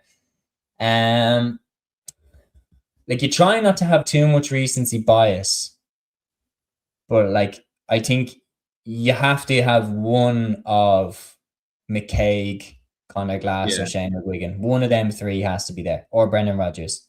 One of them 4. 100%. Yeah, well, they did. Well, they went like 20 years without winning Ulster, and then they won back-to-back Ulster titles. Do you know what I mean? So yeah, 100%. You have to, and they're probably an unlucky team not to get to an All-Ireland final in the last couple of years, I think. And the Muldoon, Paddy Bradley. Paddy Bradley's a good show, yeah. Muldoon was such a classy footballer. He's such a Rolls Royce of a player. Des here asking. I'll go off the top of the head without doing any research or thinking into it, and I'm sure that there's players that I'm missing. So, but off the top of my head, I'd be going Anthony Tohill, number 1, Tony Scullion in as well, probably just about Paddy Bradley over Enda Muldoon, and then Conor Glass for the modern era. Brendan says, "I'm not going to ask you to pick the greatest Kerry player." And we do Kerry. We'll do Kerry. Why not? I think you have to have, if we're talking all-time GAA, obviously we've never seen players, but I think all-time you have to put Mick O'Dwyer in there as Mount Rushmore for Kerry. What he did, both as a player and a manager. And then Maurice Fitz maybe as well. What? Maurice Fitz. Maurice Fitz is such a great shout. I think, who's the face of that Kerry 4 in a row team? Is it Jack O'Shea? Is it Mikey Sheehy? Is it Pat Spillane? Is it Paddy O'Shea? Yeah. So it's kind of like, obviously again, Colin Cooper has to be there, and David Clifford has to be there. Yeah, 100%. No, they both have to be there. I think you could make an argument for Tomas O'Shea as well. Moss is brilliant. Like, what defender? Mark O'Shea won Footballer of the Year, didn't he? What cornerback wins Footballer of the Year? Like, it's ridiculous. Yeah. The thing is with Kerry, if you did do a Mount Rushmore, you did like a best Kerry 15 of all time, it would be so harsh because the players you would leave out as well. Players. We're picking 4 players from everyone that they've ever had. Serious. Impossible. Like. David Moran's a great shout. He's fantastic. David Moran's very good. I remember the 2019 final as well, especially the first day out. I remember just being like, "Oh, can he just fuck off winning kickouts going down the last few minutes?" And he was just Shamey Moynihan as well, winning Player of the Year from fullback. It's a good show, yeah. In 2000, he was unbelievable. Armagh champ saying, "Who's Cork's best ever player?" Like, for me, I think for impact, you have to look at Jimmy Barry Murphy for me. Football and hurling. Or Teddy McCarthy, football and hurling. Someone who's done it across both codes. If we're talking all 4 codes for Cork, for me, like, I think it's hard to ignore Rena Buckley with 18 All-Ireland medals. I mean, that's ridiculous across football and camogie. That's a record that will never be broken. Nobody will ever have more All-Irelands than Rena Buckley. Breach Corkery has 18 as well. That will never be broken. We're talking greatest men's player. For me, given that we've kind of applied that metric, Rena and Breach Corkery both did it in both codes. So did Teddy McCarthy and Jimmy Barry Murphy. So I think that's probably what I'd be going for. We're back on here in the second half. Just to finish up on Kerry's one, I'd go Mick O'Dwyer, probably Pat Spillane for his longevity, Colin Cooper and David Clifford. That would be my 4. Yeah, I'd probably put Maurice Fitz probably in. Yeah. Chances, fuck, we might as well do Dublin at this point. Oh, Jesus, yeah. Do you want to take that away? As with the second half is ready to begin here between Tyrone and Cork in front of me. Aaron, while you speculate on Dublin, I'll get the tickers ready to give updates on the other games. Yeah, I'd definitely say James McCarthy, Stephen Cluxton. Hefo. Yeah, Hefo has to be there. I was trying to think of other players from that era as well, not to be... I'd probably put Bernard Brogan on that era in that team as well, to be honest with you. I'd probably put them 4. Yeah, it's like I'm kind of like there is a few other lads obviously you'd probably look towards as well. You know, kind of going back to the 90s, the team that won the All-Ireland in the 95, like obviously Jason Sherlock was instrumental as a young player. You know, yeah, players like Desi Farrell even as well, to be fair, who were kind of very good in around that time. Yeah, I think Fenton has to Charlie Redmonds, you know, these kind of lads. But I think those 4, to be fair, I think are... Oh, goal chance for Toronto. Oh my God, how was that happening? He's either missed a sit or he's been fouled. I hadn't even put it back on. I better put it back on. Toronto have come out with a spark, no question. Just an update as well, guys. According to Score Bio, on roughly 50 minutes of the Division 4 games, Longford are beat. Longford 11 points, Wicklow 2-15, Carlow 2-14, Leitrim 2-5. That actually is. I'll make the change now. Antrim 16 points, London 10 points, Tipperary 3-14, Waterford 12 points. So as it stands, Wicklow and Carlow are still getting promoted. As long as Wicklow and Carlow win, nothing else matters in this division. So what do we make of that, Aaron? 20 minutes roughly to go in the Division 4 games. Wicklow and Carlow still doing their job. Yeah, like it is. Yeah, like looking at all 4 scorelines, they all look like they're becoming a bit one-sided, which is interesting. It looks like nearly like Antrim have a 6-point lead over London, Tipperary beating Waterford as well. So there is kind of some big ones. Yeah, Barney Rock, to be fair, is a big a big show. I was thinking Dermot Connolly as well, but like it is an interesting one with him. Yeah, phenomenal footballer, but I don't know if he was as impactful as me. You know, you could look at Dean Rock as well. You know, you could look at a lot of lads really. Like even Con deserves a show, I think. Who? Even Con, I think, deserves a show. Con, yeah. Well, Con will be the lighthouse for this era, no question. He'll be our key man for the next few years. I think for me, I'd say Hefo. Someone said Fenton there as well. Yeah, sorry, I don't know how it Fenton has to be in. Fenton has to be in. No, I didn't think Hefo, Fenton and Cluxton for the modern Dublin era for me. And I hate leaving James McCarthy out, but if we're talking like spanning over the decades, I think we have to give more representation to the 80s team and the 90s team. Even Tommy Drum, won Footballer of the Year in 1983. Kevin Moran changed the game as well, played for Manchester United and Dublin. Tony Hanaho, David Hickey, that 70s Dublin team, I think. Yeah. For me, I'd say Mick Fitz as well, 9 All-Irelands. Like, we've done so many options with Dublin. Thank God. It's just like Kerry, we've so many options.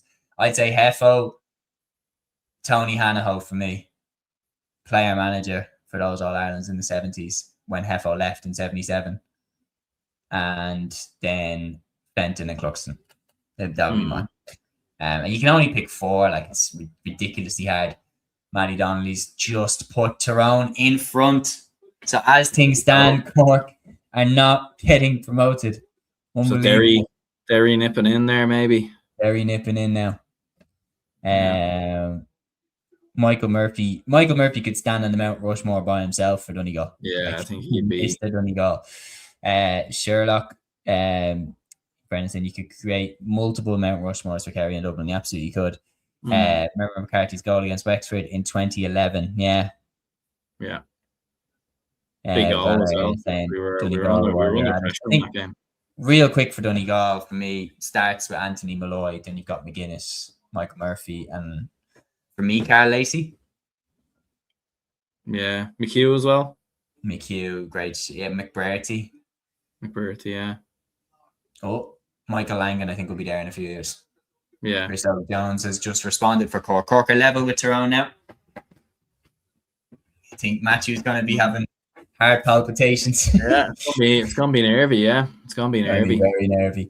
I think it's well overdue giving an update as well on the Division 3 game. So I'm just going to get the ticker ready. But start of the second half, Aaron, what have you made of the action?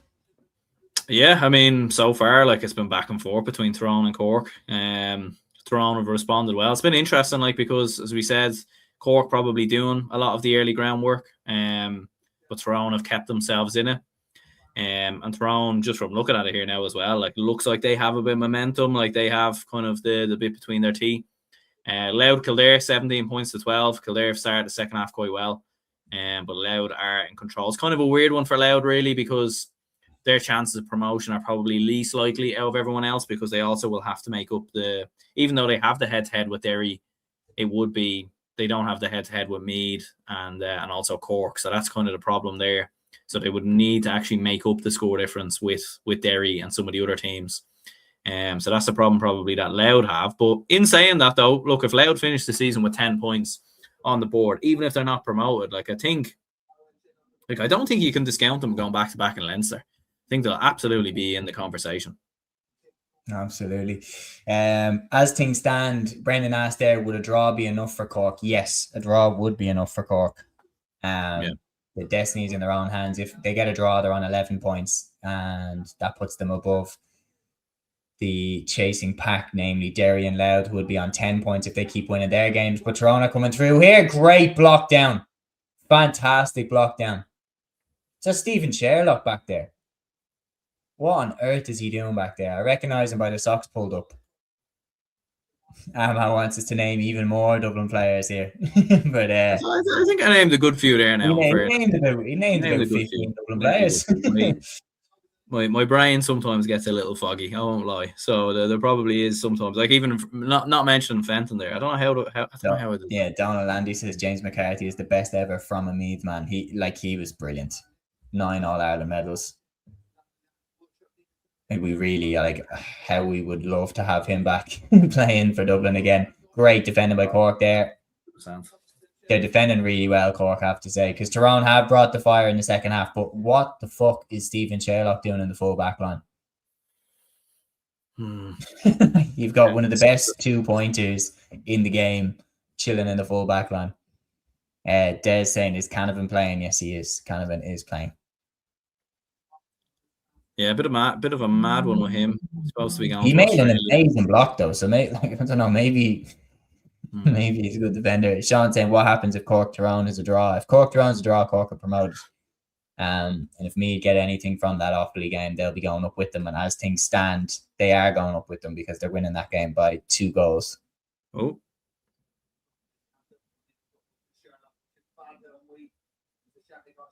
Carlo really opened up the gap on Leitrim, it has to be said. Yeah.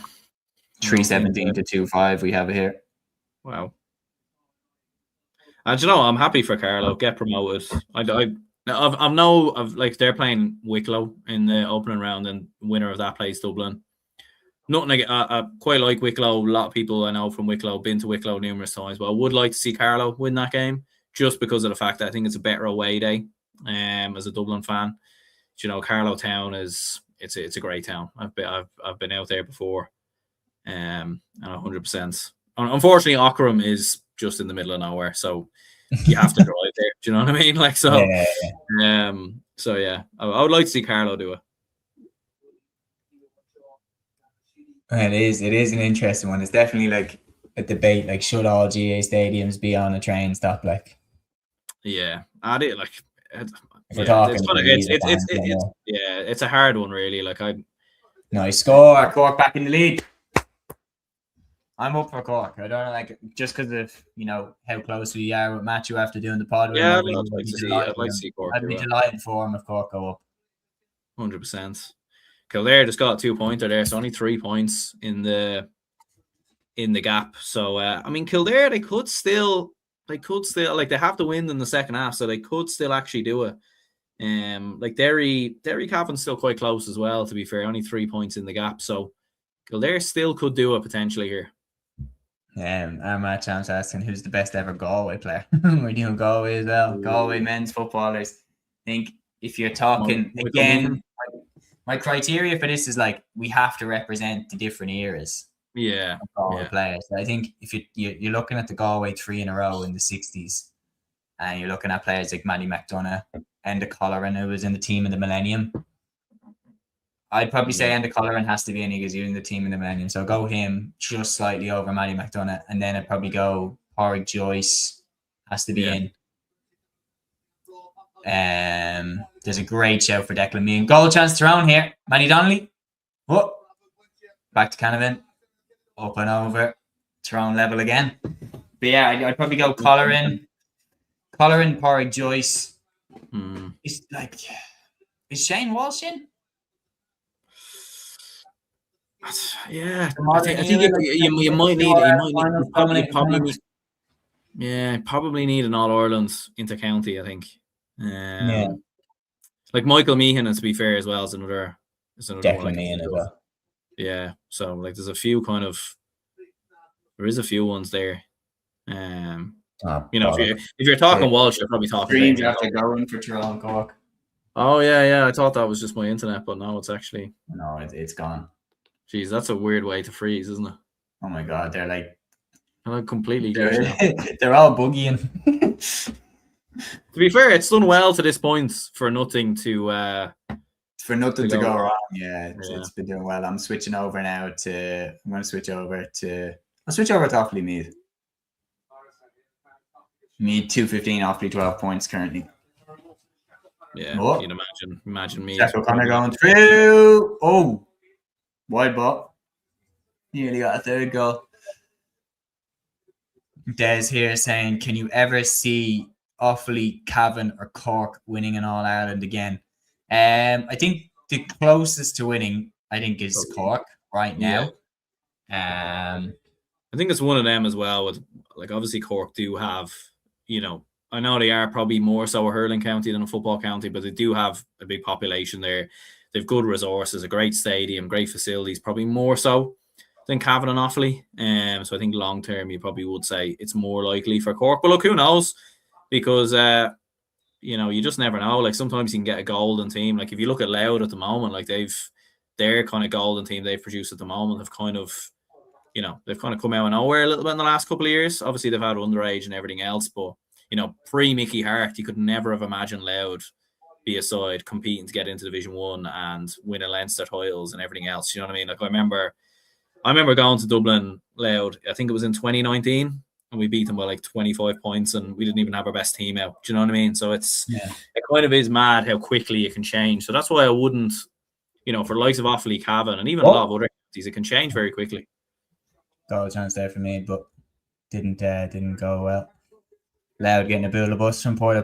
Brendan saying, lads, this has been mighty crack so far with the best yet to come. Yeah, certainly. You haven't even seen me and Aaron's reaction to Dublin staying up yet.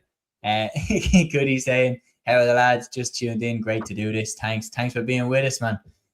Brendan saying, as travelling fans into Kerry, do you prefer Austin Stack Park or Fitzgerald Stadium? I have to say, first time I went to Fitzgerald Stadium, it's a beautiful venue. It's absolutely gorgeous place. I'd say Austin Stack Park is a bit more intense. It's tighter. It's kind of reminds me a bit of Parnell Park. I'd say I prefer Fitzgerald Stadium. A packed Fitzgerald Stadium, I think. Yeah, I've actually never been to either. Dublin 6 in a row will never be beaten in the best team in history. Yeah, absolutely agree with you. 100%.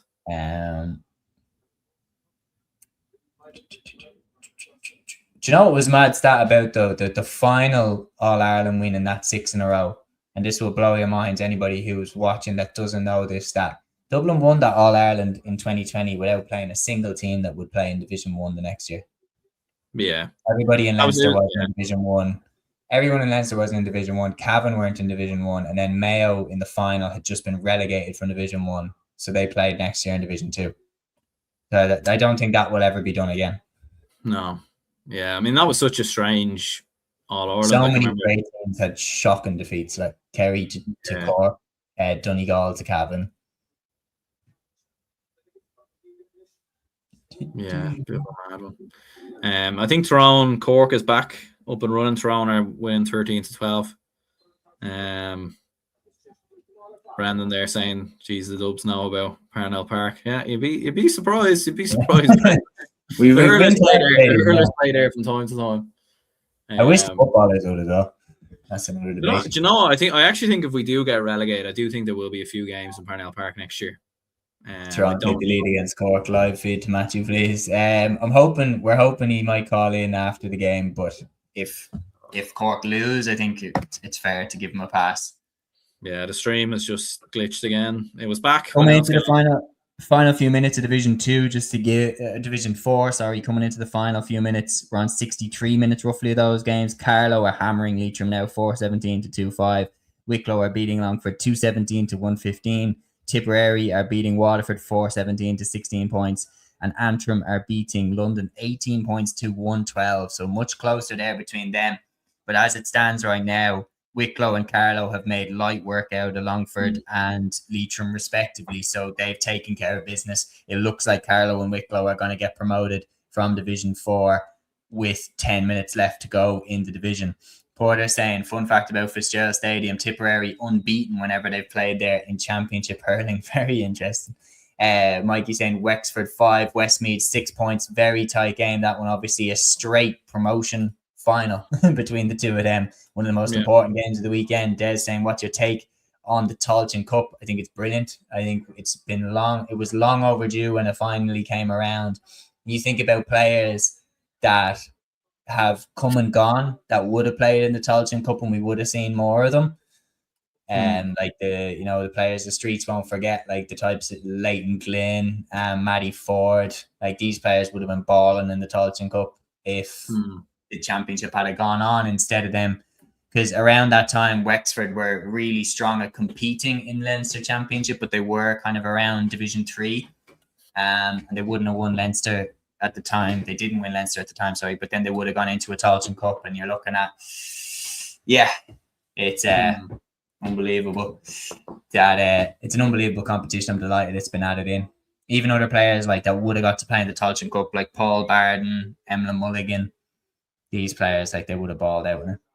Yeah, 100%. Yeah, no, I think it is a great addition. Like I think it's a great, like the fact you win it, you go into the All-Ireland series as well. So like there's a good kind of incentive to win it. And we have seen a lot of teams who've been in it take it seriously as well, like Meath, Kildare, Cavan, Westmeath, and Westmeath when they obviously won a good couple of years ago. So it's been very good. And you know what? I think it's been very good for the Leinster counties when you look at Meath in particular. Oh, big chance there for Kildare. What a block. What a block there from Louth to prevent the goal. And that would have been a big goal.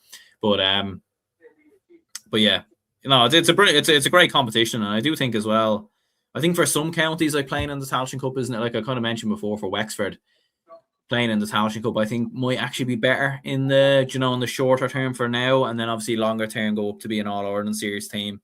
Because the Tailteann Cup is a competition that you can win. Do you know what I mean? And I think the gap between a lot of teams in the Tailteann Cup is very little. And I think that's what makes it so interesting.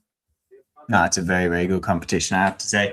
It's looking like nothing is going to change there. Division 4 went from being potentially the most confusing and hardest to call to being the most straightforward and easy to call. We are an hour away as well from throwing in the Division 1 games. Yeah, Jordan Hayes now out. Throwing Cork stream is still they must be having awful problems with it because it's still glitched, which is a shame because looking at it on Scorpio, 14 points apiece, looks like it's the most entertaining game probably going at the moment.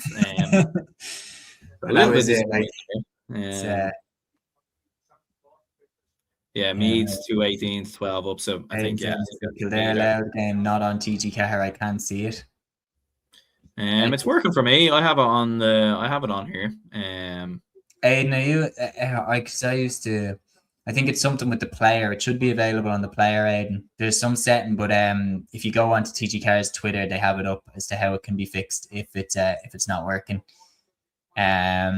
Stephen Conleth here saying, well, guys, love the streams. Thank you very much. Niall Morgan wasn't on the 26th for the first time since 2015. My dad's at the game. Says he is there. He must be injured. Don't know what's going on with Tyrone. Yeah, it seems like there's definitely ropey times currently for Tyrone.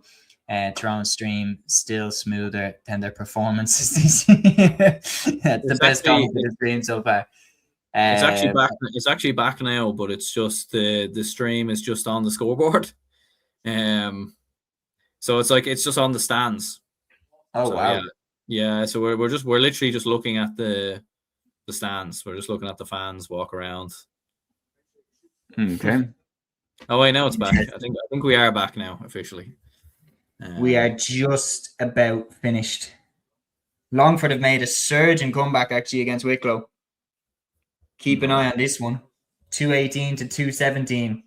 Goal for Patrick Moore and for Longford. Wicklow could have promotion snatched away from them. We're going to keep an update on this. Yeah, I don't know who. Go on to Wicklow's Twitter. Jesus. Didn't see this coming out. They were miles ahead. Wicklow lead by 1. Connor Fee has come in for Owen Darcy from that game. 67 minutes gone. Yeah, 2 late goals by the looks of it there for Longford. So, yeah. Armagh champs is leaving now. Best of luck in the game today for Armagh. May the best team survive. Longford, if Longford do it, then that's mental. Yeah, they would be able to snatch it at the last minute. If they can win, I think they'd be promoted, yeah. I think they are promoted, yeah. Simple as that. It might depend, maybe. It actually might depend on London, though, because London are only a point down against Antrim as well. So if I think London have the head-to-head with Longford because they beat Longford. So if London were to win, then they could potentially get promoted. So all of a sudden in Division 4, it's gone from being nice and straightforward for me and Aaron to being anything but. Yeah. Mikey here saying penalty for Cork. Is the stream back working, Aaron? It is back working, yeah. Lovely score there for me. I think Tyrone will win, says Porter. Brendan also asking, what do you think of Shawnee O'Shea's 2-pointer off the ground against Mayo? It's one of the most beautiful bits of skill I've seen in a long, long time. To even have the thought process to do that and the way he bent it in, unbelievable. Mikey saying, never mind, free for Cork, thought it was a penalty. Yeah, they're 3 up though. They're 3 up, so they're in a good position, Cork, with 15 minutes to go. Louth beating Kildare as well by 5.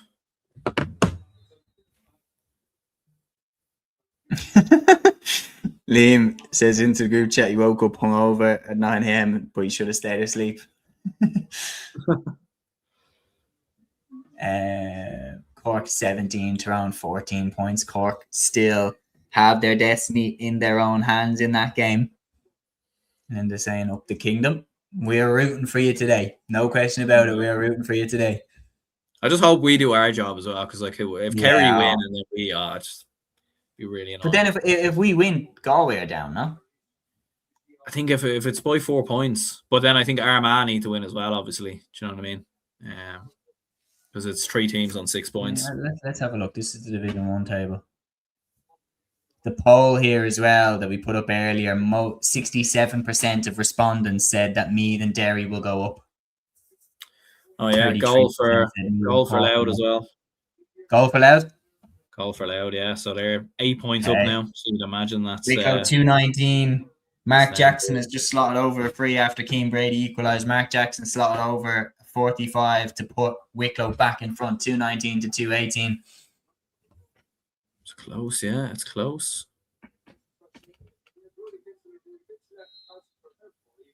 Yeah, Carlo, look, what, 422? Neither out of sight against Offaly, 219 to 13 points. That one's done.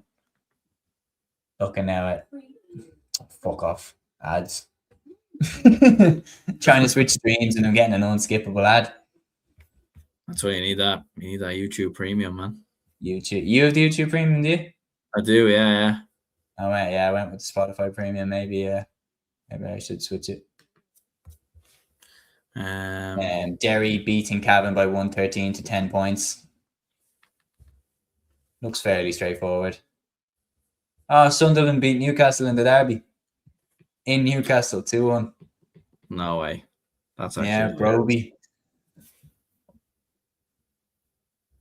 I think I've seen something like it's a mad record, or they've lost like the last 8 derbies or something. Very funny. Yeah, they have a terrible record in it. Des saying, why is Limerick football still nowhere near it? They've had such a great hurling team. It's so strange, especially with all the money invested in Limerick. Stephen says, what's happening with Con? Is he still injured? He's definitely not 100%. I think he'll probably play some part today. Do you think? Yeah. Yeah. Derry look like they're going to get the job done against Cavan. 114 to 10 points there. Yeah. They have an assured look about them. Yeah, 100%. Just on Division 3 as well. This is an interesting scoreline. Limerick 3 points, Fermanagh 14. Yeah. So Fermanagh are already relegated, to be fair, but Sligo are actually losing to Clare by a point as well. So as it actually stands, nothing will change. Game is still going between Wicklow and Longford. Yeah, I'd say it'd be be a lot happening there. Yeah, 219 apiece, which means they'll be on a draw, which would still give Wicklow the advantage. Division 3's games as well, just approaching half-time. Westmeath are beating Wexford 9 points to 6 in the most important game of the bunch. Clare are beating Sligo 16 points to 13, just approaching half-time. Laois are still beating Down, approaching half-time, 10 points to 6. And as you said, Fermanagh beating Limerick 14 points to 3, which is a wild scoreline. Full time in some of the Division 4 games. Antrim have seen off London just 18 points to a goal and 14. Carlow have hammered Leitrim 422 to 2-5.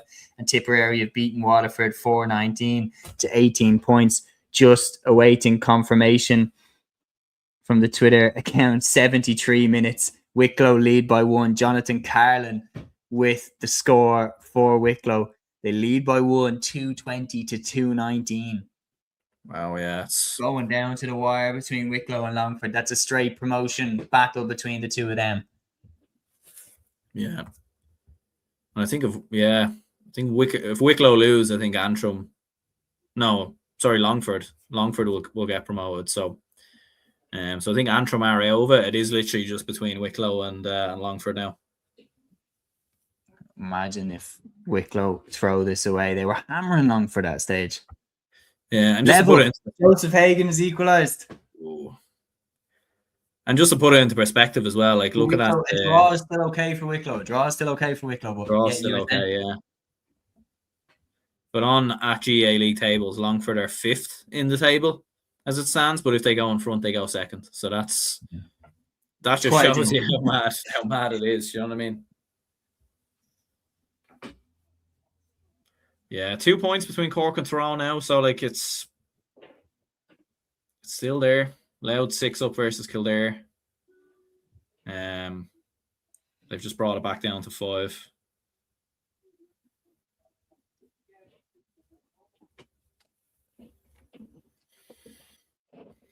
Yeah, Brendan said it must be so awkward for the Dubs supporting England and the rugby, and now Kerry in the football. Yeah, it's been a strange week. Shane saying it's the same in Kerry, but opposite codes. Obviously mentioning about the hurling and football situation in Limerick. Still a draw game between Wicklow and Longford lead by a point. No Longford way. lead by 1. Oh my God. Wow. Unbelievable. Joseph Hagan. Is it Joseph Hagan? Waiting for confirmation. Scorbio hasn't updated just yet. I'll switch over to Longford's Twitter. Surely that must be it as well. Like there mustn't be much left. That has to be it. It's been going on for ages. Like I don't know if that's full time Longford have won. So they probably won it. They won it right on the hooter, probably.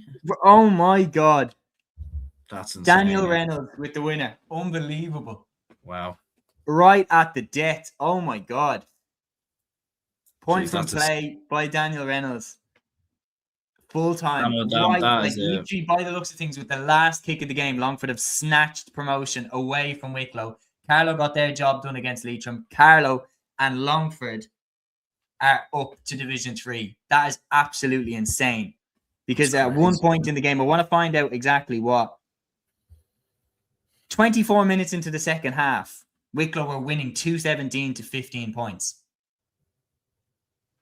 Like, Jesus. Yeah, that's absolutely mental. That's a crazy turnaround. Well, Wow. what's your first reaction to that? Absolutely insane turnaround by Longford. Yeah, crazy. Like I think for Rushy McConville and Wicklow though, they'll be absolutely good. Like to have started so well, to have been dominant. They were very dominant from the early exchanges as well in the first half. I think they were 1-4 to no score up. So yeah, for like considering where Wicklow have been in the last couple of years, like semi-finalists at the Tailteann Cup, beating Westmeath, back-to-back seasons, I do think that's a big setback for them. But look, fair play to Longford. They've had a mad season. And when you think about it, they lost the opening round to London. They struggled to beat Waterford. They then beat Carlow kind of against all odds. They then had a big setback last week against Leitrim. So it's been very up and down. But yeah, great for Longford and Carlow to both actually get promoted, considering they were, yeah, maybe for our Division 4 predictions, it doesn't look too good because I don't think any of us actually predicted them to go up. But to be fair, that is the magic of Division 4. It is so hard to predict and call. And yeah, Longford and Carlow in Division 3 next season. So that's going to be absolutely great for two sides that haven't been in Division 3 in a good couple of years. That is insane. That is absolutely mental. That is the type of drama that we were hoping the final day would deliver. Cavan have just got a 2-pointer, meanwhile, in their game against Derry, 4 points between them. But just to confirm the Division 4 results, so I'll just get this up to confirm the Division 4. These are the results to confirm. The Division 4 results then confirmed: Longford 221, Wicklow 220, Carlow 422, Leitrim 2-5. Carlow got their job done. Longford beat Wicklow and get promoted alongside their Leinster neighbours. And then, of course, Antrim hung on against London to win by 18 points to 114. Tipperary beating Waterford 419 to 18 points. That is the hell of a start to the drama that we can expect to see even more of as the day goes on. Confirming as well, yeah, Carlow 420. Sorry, confirming Carlow 420, not 422. Scorbio had a little bit of a fault there with the full-time score on that. But 2-5 is correct from Leitrim. Not a great showing from them on the final day with promotion potentially on the line. The full-time results from Division 4: Longford 221, Wicklow 220, Carlow 420, Leitrim 2-5, Antrim 18 points, London 114, Tipperary 419, Waterford 18 points. Longford promoted alongside Carlow is absolutely insane. Given where they were really far behind in the second half. But these rules, once again, proving that a game is never over until it's over. And I'd say Pearse Park was absolutely rocking once Longford started to rein Wicklow in. But yeah, unbelievable. Division 4 is finished. Faithful podcast here. Liam White, all the way from Canada, saying I might need to resign following Offaly's shocking league campaign in both codes. We've plenty of comments flying in here saying Linda saying Wicklow bottled it. Shane saying Wicklow bottlers. Daniel saying Wicklow have bottled it. A lot of people. Brendan saying I can send you 2 Kerry jerseys for today's game. Shane asking for the current scores from Division 3. We'll get them for you right now. Currently in Division 3, according to Scorbio at half time, Fermanagh are beating Limerick by 14 points to 1-3. Down are losing to Laois 7 points to 11. Clare are beating Sligo 16 points to 14. And in the most crucial game of the lot, Westmeath are beating Wexford by 10 points to 5 in what is basically a straight promotion playoff. Linda asking as well, are Dublin playing at home today? No, we're not, Linda. We're playing away in Galway, just like we were in the championship last season. But yeah, absolutely mental stuff. Division 3 then, Aaron, we've had our eyes kind of spread across, but we'll give Division 3 now the proper talk that it deserves. What are you making of those half-time results? Yeah, well, I suppose the interesting one there is Fermanagh, like giving Leitrim a fair whack, like or giving Limerick, a fair belt. Given the fact that Limerick obviously need to win the game, like Fermanagh have nothing to play for. But yeah, it's kind of been a weird one with Fermanagh. Like, be like back-to-back wins for Fermanagh, having beaten Laois the last day. So it is a strange one with Fermanagh going down to Division 4. I do think they're a lot better than what the table has suggested. Very good result for Laois as well. They're 11 points to 7 up. I know Down have nothing to play for, to be fair, so maybe there might be players rested and everything else. But Laois actually have nothing to play for, I think, as well. There is a chance they could get relegated, but they're not going to do anything moving upwards.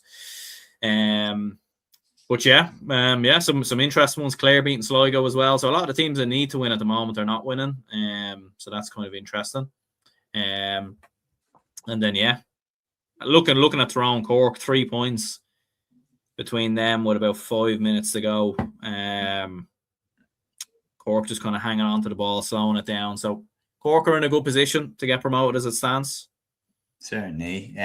Looking at the game between Fermanagh and Limerick, Darren Gurn and Garvin Jones have combined for 8 points out of Fermanagh's 14 in that first half. Looking at Longford Wicklow, I mean, absolutely insane. Oisin O'Toole with one of the goals and Patrick Moran with the other goal for Longford. And Patrick Moran's one was coming down the home stretch. Desi Reynolds with 4 points, Owen Kenny with 2 points. Off the bench, Dylan Farrell hit 7 points for Longford, and Joseph Hagan hit 3 points. So, I mean, Longford's impact clearly, based off what we're seeing on Scorpio, clearly came off the bench. Daniel Daly here with a great bit of trash talk says all the talk from the north about how Ulster is far more competitive than Munster, and I'd have to agree. But in a few hours, we could have more Munster teams in Division 1 than Ulster teams. That's if Cork do get promoted in their game heading down the home stretch. It is still standing that Meath and Cork are going to be promoted. So, yeah, unbelievable stuff. Could have more Leinster teams then, technically, as well. Des here saying some people and Tom is at the door behind me. Yeah, I think that's one of my dogs having a little look in, trying to see what I'm doing. What's going on here? Why am I getting so animated and the Dublin game hasn't even started yet? We still got 45 minutes to go. According to Scorpio, the Longford Wicklow game isn't over yet. Yeah, massive 2-pointer there from Cork. So they're now 5 up with 4 minutes to go. So I think they're going to be home and hosed. Obviously, there is still a couple of minutes to go, but yeah, big scoreline there. So the stream is fully back working in that game? The stream is fully back working, yeah. 18,000 watching that game. I mean, you can't tell me that people wouldn't watch these games in the championship. Oh, Kildare just had a big chance for a goal there, flown wide. That was a big chance.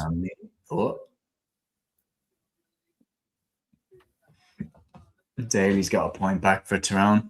67 minutes, it's okay. So we are for the next, with all due respect, Linda saying OMG just found out David is going to be playing, thank God. I mean, David Clifford, I mean, this is the World Cup final in 1998 when it was Ronaldo is sick, he's not playing. Now he is playing. We'd be hoping that David Clifford is playing in this game. Oh yeah, certainly we will be. Kildare going hammer and tongs with the 2-pointers and the goals, but they keep putting them wide. With all due respect to everybody else involved, Meath have pretty much put the game to bed against Offaly. They're leading 222 to 18 points. Derry are beating Cavan 118 to 16. Louth are beating Kildare 125 to 23 points. We're going to be mainly focusing on the Tyrone Cork game just because obviously we've a horse in the race here with Matthew wanting to get promotion for the Rebels. Sean says not a chance Clifford starts. Tyrone have just got another point back against Cork. Maddie Donnelly. 3 points, yeah. 3 points. I mean, when you're talking longevity, Maddie Donnelly's he's an unbelievable servant to Tyrone. How long he's been going. I think 2010 was the first year that he broke onto the scene. 16 years later, he's still going.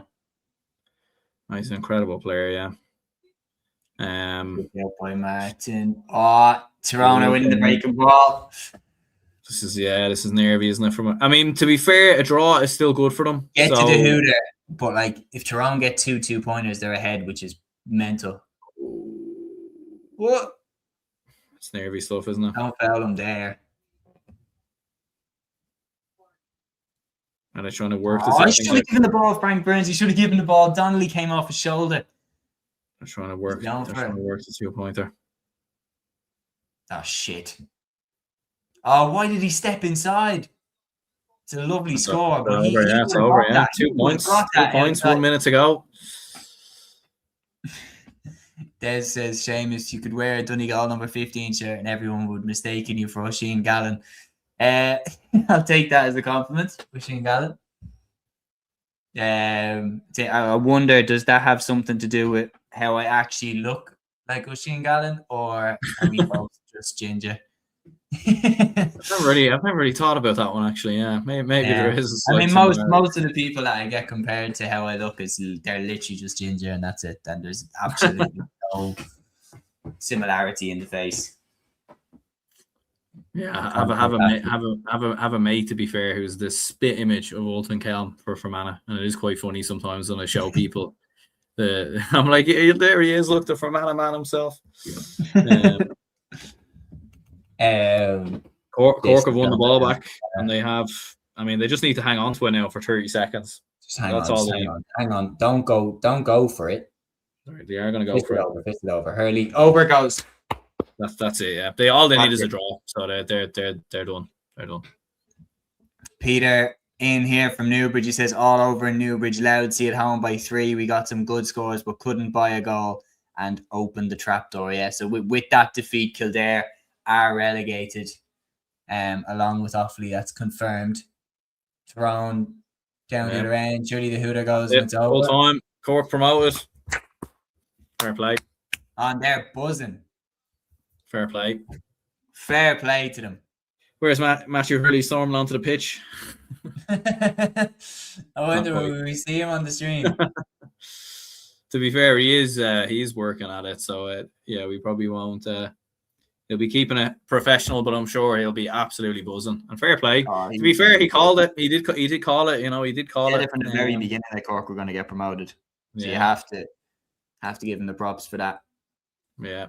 So yeah, huge win. Kildare relegated then. So kind of how we kind of expected it to go in Division 2. It has happened that way. But yeah, I think if you're a Derry fan though, you'd be absolutely raging because you had to kind of have the wins that you've had, have the score difference that you had kind of built up, but ultimately the defeats allowed and Meath have cost them.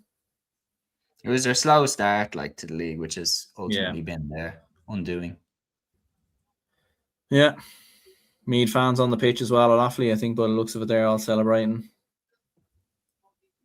Just keeping up as well with the Cavan Derry game. The Cavan Derry game is not over yet. Derry winning by 119 to 18 points. There's nothing on the line anyway now with that. Is Derry not doing live tweets? Well, they're doing live tweets by every 15 minutes. Fair as, yeah. Maybe going down to Division 2 means... Cavan 2-pointer from Paddy Lynch makes it 119 to 18 points. Just looking at some of the teams that could be in Division 2 then next year, like you have Derry in there, Tyrone in there, Monaghan. I mean, you could be absolutely stacked with Ulster teams next year. I mean, Down could be in there. Let's say Armagh get relegated and they're in there. That's 5 Ulster teams in Division 2. That's mental. DC asking, is that Matthew in the sombrero out on the field? We'll never know. Just want to confirm as well. Still not full time yet between Cavan and Derry. Yeah. I'll get John McMahon just sent me a Snapchat there, but it looks like he's actually at the Athletic grounds. He's not even at the Derry Cavan game, so fair play. He's not at the Cavan game? No, he just sent me a snapshot of him at the Athletic ground. So the game is paused at 68 minutes. And well, look, it's heating up now for the big one. The nerves are starting to kick in. Yeah, still half time in the Division 3 games. I haven't thrown back in yet. And we're talking about delusion time as well. Like hour 15 is usually the delusional time whenever we're doing the weekend review shows. Imagine 3 hours. Yeah. I mean, the only difference is, to be fair, we are watching the games, and it is usually when we do the streams, it's at 8 o'clock. 8 o'clock, yeah. It goes into 9:30 and stuff. This is kind of during the day. But yeah, on top of that, it's very much the pods, the weekend review shows are very formal. And these are like, a watch along is less formal. We're watching the game, we're answering questions as they come in and everything like that. We'll run through the comments as well. Gavin saying Cavan safe in the Ulster Championship Division 2 next year with possibly 6 teams at least. Safe, Cavan as well, at least 5. Unbelievable. Brendan says Kerry the only team not to be relegated from Division 1. No, I've never gone down. I think so. Brendan saying Division 2 Superstar Division next year. Faithful Pod saying Division 2 going to be intense next season. Tom Mahidi said good to see Donnelly back kicking good points. He played well. Liam saying damn, I was close with that loud prediction. You certainly were. Brendan saying Cork thankful that the Derry game didn't cost them in the end. Yeah, that one would have hurt if they had lost that game based off, if they had lost down promotion based off on score difference or anything like that. I think it would have been devastating if they had lost that game. This game has 20 seconds left. Garrett McKiernan is going to go for goal. He's fired it up and over the bar. 10 seconds left. Derry on the way. Aidan Sands says this must be the first time in a while that 2 new counties got promoted and not the ones previously relegated. That's a great stat. I actually wonder when the last time is that that's happened. Game's over in Páirc na Gaeltacht. Derry have beaten Cavan. And I'll just make the amendments there. 119. While you're doing that, I'm just going to jump off and get a quick glass of water. Yeah, work away.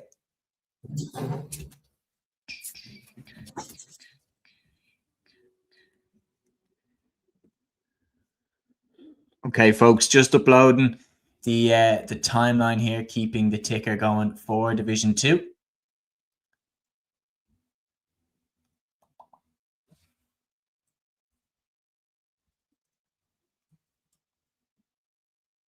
So these are the Division 2 results for anybody just joining us. Tyrone lost to Cork 19 points to 22 points. Derry beat Cavan by 120 to 19 points. Kildare beat Louth beat Kildare 125 to 25 points. And Meath beat Offaly 222 to 18 points. So with those results, it is confirmed that it is Cork and Meath that are promoted to Division 1 for next season.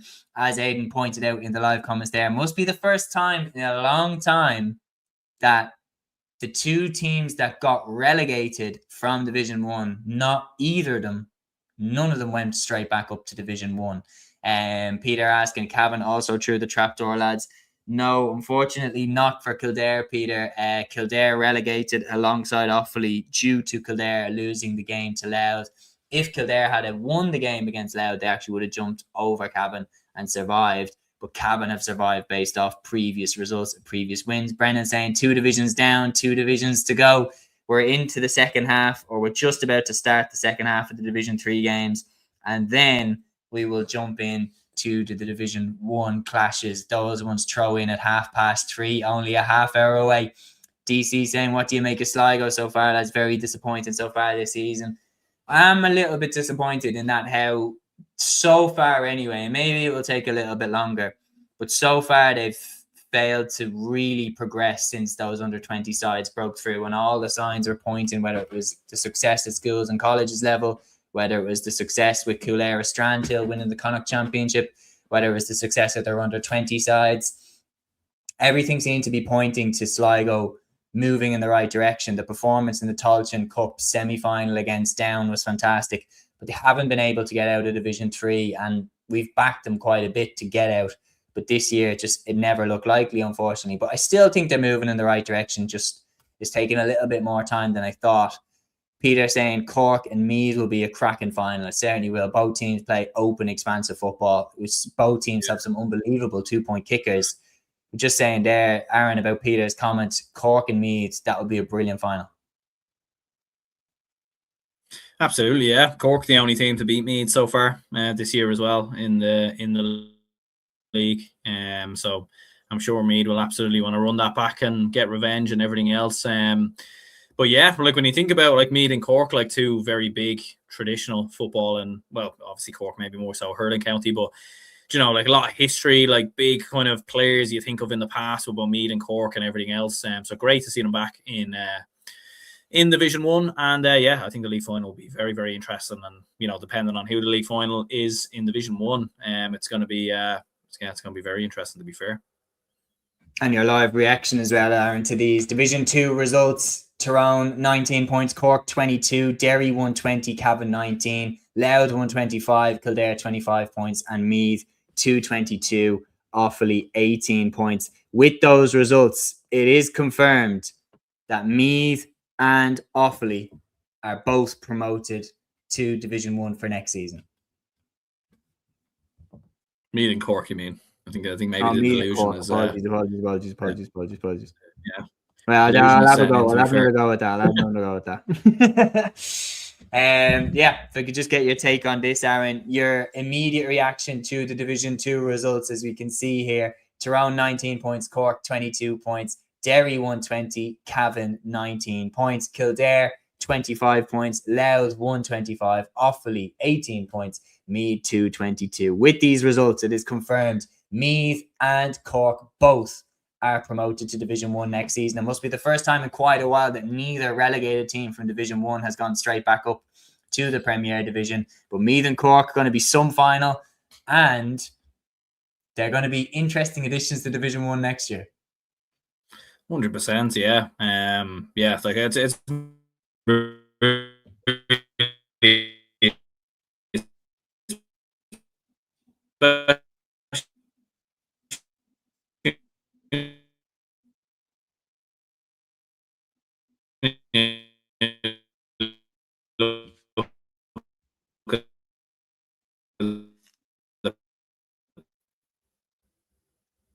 bit of a disaster there, but we are back. Look, it's absolutely huge. It's absolutely huge for both for both counties. Look, for me, considering the work they've done over the last couple of years, beating the likes of Galway, Kerry, Dublin in the championship, I think they had to kind of get up to Division 1. Like, they've won 6 out of 7 games. Very impressive for Cork as well. Like, a lot of us, aside from Matthew, didn't really believe too much in this Cork team. They've been very inconsistent over the last couple of years. But it's huge for them as well to be in Division 1. Makes Munster Championship, I think, very, very interesting now as well. I think we'd all imagine it will be a Kerry-Cork final. The gap actually between the top 2 in Munster and the rest of Munster is actually going to be very interesting, because you have 2 teams in Division 1, 3 in Division 4 potentially, and another in Division 3 in Clare. So that's going to be interesting to see. But yeah, huge for both of them. I think Meath's first promotion since 2018, I think it is, was when they kind of were last in Division 1. And I think Cork haven't been in Division 1, I think, since 2013 or something like that. So yeah, it's absolutely huge for both counties. Absolutely is. Well, that is Division 2 wrapped up. Division 4 is also wrapped up. Obviously, Longford pulling off an incredible last gasp victory against Wicklow to steal their promotion place, and Carlow got the job done handily against Leitrim to confirm their promotion to Division 3. So that's 2 divisions down, 2 hours in. We have a long way to go, Aaron, because, talk about you're tired. We've been doing the live stream now 2 hours, and Dublin hasn't even thrown in yet, so might get some delusional takes on the pod now over the next couple of hours. Who knows? Brennan says Cork football dropped off massively after the All-Ireland win in 2010. I think mainly for me, the one that really was like where I never saw Cork coming back was they had a chance to beat Kerry. I think it was a Munster final 2015. Sean Fitzgerald equalised, and that felt like a massive missed opportunity for Cork to hang on and win Munster. Brendan also saying Longford are the Lazarus of Division 4, back from the dead. You're saying, well, Wicklow knocked off the promotion perch. Mikey says that Longford comeback is mad. McConville must be sick. Yeah. That's the drama that we are kind of... Division 2 went very much by the script. Cork went away to Tyrone, got a very impressive win. But it's important to mention as well, Aaron, a lot has changed in both camps in terms of what we were expecting. Because at the start of the league, you would have looked at the fixtures and you would have thought Tyrone Cork on the last day, Tyrone should win that. Cork went away to Healy Park, beat Tyrone, and we're not even shocked. It shows how far Cork have come. But then it also shows Tyrone really aren't in a good spot. No, they're not. Like, they finished the league campaign with 2 wins, a draw, and 3 defeats. If my maths is 4 defeats, if my maths is right there. So So very kind of poor campaign, I think, from a Tyrone perspective. And considering they play Armagh in the opening round of the preliminary qualifiers as well, it's going to be, in Ulster. They're going to have a low rank actually as well in the All Ireland series, so they're most likely probably going to get an away game in that kind of new knockout format. So it's going to be tough for Tyrone, I think. And you kind of are thinking, if they can't beat some of the Division 2 teams that they played this year, how are they going to beat Armagh? How are they going to beat some other teams that are in the All Ireland series? Like, when you actually look at it, the only teams that are ranked worse than Tyrone in the All Ireland series are Kildare, going up as Taoiseach Cup champions, obviously relegated, and then probably down coming up from Division 3. Do you know what I mean? So it's going to be very tough for Tyrone. And I don't know where it's all gone wrong. As I said previously, you see the talent there, good manager in MacHale work, but clearly there's something getting lost in translation, and it's very surprising. Yeah, we've loads of comments going there along for the Lazarus football, and because the thing is we always it was asked to us there, did any of us have Longford to go up? I don't think any of us had Longford to go up, but what we were agreeing on is they should be doing better than they are. They should be doing better with the players that they have. Yeah. But it's like Oren Kenny and Desi Reynolds and players like these are really, really, really good players.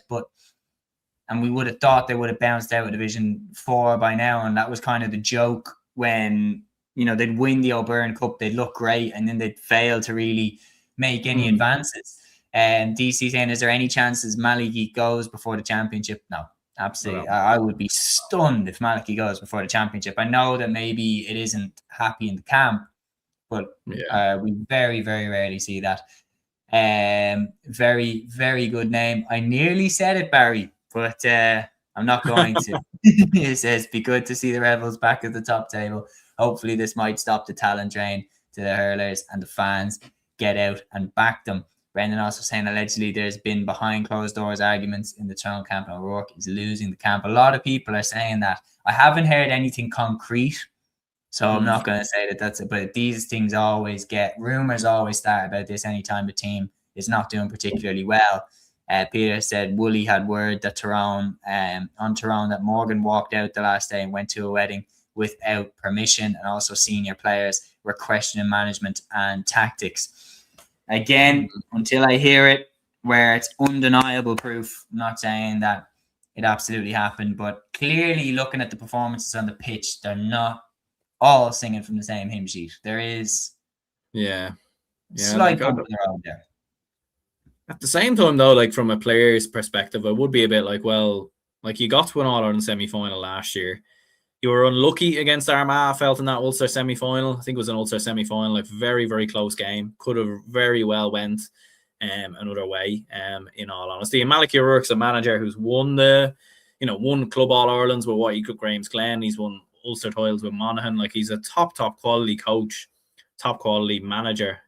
So I think for him for the players to actually be questioning him, I think is very, very surprising indeed. But yeah, we're about less than 20 minutes away from the Division 1 game, so I think nerves are absolutely building and all the rest. So I think we are getting a little bit nervous. I have TG Caher on here. I think they are showing the Dublin Galway game, but I think I will have Armagh Kerry on YouTube as well. I think on my phone just to watch it. At least, to be fair, the Division 3 games will probably more or less be done by the time Division 1 comes around. So we will just have the 4 games to react to this time as opposed to 12. Yeah, no. DC here saying worrying thing for Tyrone today. Matty Donnelly was still their best player at 35 with all of the talent that they had coming through. That is a great time. That is a great point, and you kind of do wonder where has what's going on with MacHale? Why have we not seen too much of him? Why is he not playing to the levels that we know he can play at? Rory McCullough, Dara Cavan, obviously fair enough. He was meant to go to Australia, and obviously everything that's happened over there meant he can't. Rory Canavan's obviously had his injury problems, but a lot of the younger players haven't been given a chance, and they also haven't played that well. So it's been a little bit surprising. Spurs are losing to Nottingham Forest as well. I know it's not relevant to the GAA, but They're losing. No If surprise Spurs get there. relegated, I mean, if there's one thing that will make Liam happy, it's Tottenham going down. And Arsenal winning the league in the same season. I mean, you couldn't, just couldn't make that up. Like that would go down as being their greatest season. Oh, yeah. 100%. Sean says it was like this under Dooher and Logan as well. Sean's big issue is refusing to let go of the past and embrace the future like Kerry and others have. Sean says, I think the group of players need to be seriously questioned. My thing is like Dooher and Logan were Tyrone legends, and it seemed like they weren't getting a tune out of them. And then you have, a fantastic manager in Malachy O'Rourke going in there, and in a division where, to be honest, I thought Tyrone would not win 7 from 7, but I thought they'd win something like 5 or 6 out of 7. I thought they'd be promoted without question. I thought that they would be the undeniable. But TG Carr are showing the Dublin Galway game, and then they'll be bouncing from ground to ground. But for the next while, Brendan says, I knew Liam was my favourite. So obviously, Brendan happy that Spurs could be going down as well. An update as well. We're long overdue an update on the Division 3 games, but currently having a look at them. Aaron, do you want to talk about the lineups actually in Dublin Galway for anyone who doesn't know how Dublin Galway are lining out? 100%. I'll get them up. Get them up here very quickly. Get the ticker ready for Division 3. So looking at the Dublin lineup, I don't think there has been any late changes, or there hasn't been any announcements of late changes, but obviously we'll see when it does come around. But you do have Hugh O'Sullivan starting from a Dublin perspective, so that's absolutely huge. We've kind of questioned the goalkeeper position a little bit. Killy McGuinness has kind of been playing around full forward on the last couple of games, which has been very unusual because he's more of a midfielder, but he has been named a full forward and he has actually kind of been operating there, which is interesting. I think it is actually the same starting 15 as the Armagh game. I think the only difference is Kieran Kilkenny starts at the moment ahead of Ross McGarry, who started the last day and obviously got a goal. I think the big one is no Luke Bretnock. He's not in the start in the starting 15. From looking at it there, it is Ross McGarry who comes in ahead of him. That's a huge loss. He's not even on the bench from looking at it there, so that's going to be big because he's a huge player in terms of what he's able to bring to the table. You do have, like, you're looking at the bench. Look, you have Costello who can come off the bench, which is obviously the big one there. No Con from looking at it as well, so it's going to be tough. TG Carr, sorry, Aaron. The TG Carr talking about what each team needs to happen. So for Armagh to avoid relegation, they need to win or match Dublin's result, and then they have the head-to-head against Dublin, or Dublin to lose. To reach the final, Armagh need to win or draw and Donegal don't win, or lose and Donegal lose, and then or lose and Mayo versus Roscommon is a draw. All of those things would result in Armagh reaching the final, but I'm sure that they would want to just go through the front door and get the win. Gavin saying a lot of cards and I'm barely in Castlebar. So obviously a good crowd building up there for the clash in the West. Barry saying, are all league finals on in Croker? I believe so. Sean says Mickey Hart potential return to Tyrone. That would be very interesting. Barry also says Cork versus Meath and Laois or Nolan Park would be a good atmosphere and spectacle. I'd like to see it in Croker, personally. I think there'd be a good crowd for the leagues. Mayo Roscommon now, the variety. So for Mayo to reach the final, they need to win and Donegal or Kerry lose. Or they need to win by 9 points or more, Donegal to draw and Kerry don't win. That's a way where they could get into the final. For Roscommon to reach the final, they need to win and Donegal or Kerry need to lose. Or they need to win by 10 or more and Donegal draw. Or they need to win, Donegal draw and Kerry don't draw. And then Roscommon have the head-to-head, obviously, against Donegal. So nice and straightforward, clear as mud. Yeah, absolutely. Like it's look, we just need to do our business first of all. We need to go out and do our job, and then obviously hope Kerry can do us a favor as well. Just in some other news, actually, just some breaking news there. Just seeing bit of sad news actually, but I just seen Balls.ie put up a post there a couple of minutes ago that Michael Lister, the legendary Sunday Game presenter, has unfortunately passed away at the age of 71.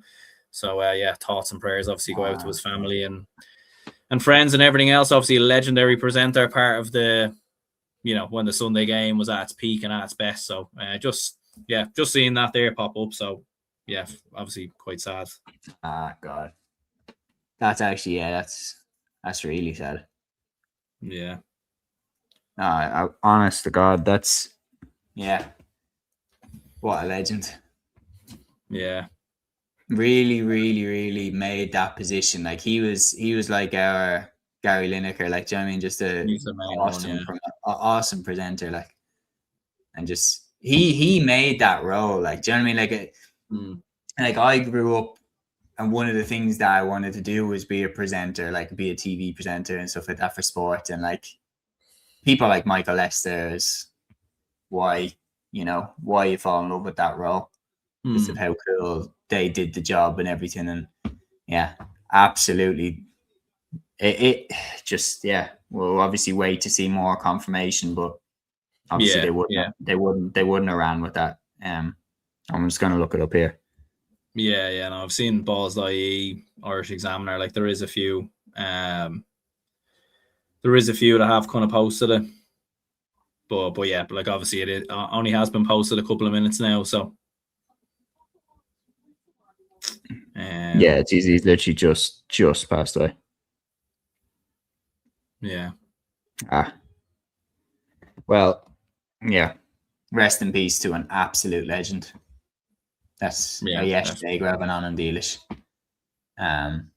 Definitely one of the icons of the game. Yeah, I think they're like thanks to Michael Lester. Just I'm ready to wants to do sports commentary because it like me all more hurty. Like these people inspire people who want to get into the coverage of the game. Total gents, man of the Sunday Game. Yeah. I never actually got to meet him properly. I passed him once in the media section in Croke Park, and made solid eye contact with him, and he did do a little like, "Hi, how's it going?" Like, just seemed like a nice bloke. Like on TV in person, it seemed like a nice bloke. And my God, he was a great presenter. He was brilliant. The way. Like you think about RT, especially in that era, it just had class presenters, whether it was Michael or whether it was the late Bill O'Hurley. It is sad, because icons of the game. Yeah, like especially a lot of, like, you think of Bill as well, like a lot of presenters kind of around that era, unfortunately all kind of have passed over the last while. So it is quite sad to see, but look, they obviously leave behind the incredible legacy of what they've done in the game, in the sport, and I don't think there'll ever be a better presenter, I think, when it comes to the Sunday Game and the live games and everything else than him, in my opinion. But it was his time as well, man. It was his impact. Like when he came along, like people like MacHale O'Hare and MacHale and Hertig were perfect for the time that they were in, and so was Michael Lester. He came along when the Sunday Game was only recently launched. He wasn't the first presenter. Off the top of my head, I don't remember who the first one was, but he came in and he kind of added his magic to the role. He used to wear those kind of bombastic shirts in he did actually each episode. I watched that documentary about the Sunday Game celebrating its 40-year anniversary. That was in 2019. It launched in 1979. And Michael Lester's impact was huge, and like he sat in that seat up until his retirement at the end of the 2018 season. And you think about some of the legendary debates that he chaired, like he got the best out of O'Rourke, Spillane, Brolly, Cyril Farrell, Ger Loughnane. Like you need a great presenter to get the best out of those pundits and best out of those characters and tee up the debates so that you can get the best out of them. And he was the best at it, and it's very rare. Like I said it about MacHale and Hertig as well, proud Galway man as well. Like I'd say it about that you look at this, DC saying RIP Michael, legendary presenter, so many great memories in the 2000s watching him with Spillane and O'Rourke. Tom says a decent rally driver too. God bless him. I look at it and I'm like, in an industry like the GAA, in a sport like the GAA, in a community like the GAA, everyone has, varying opinions on different things.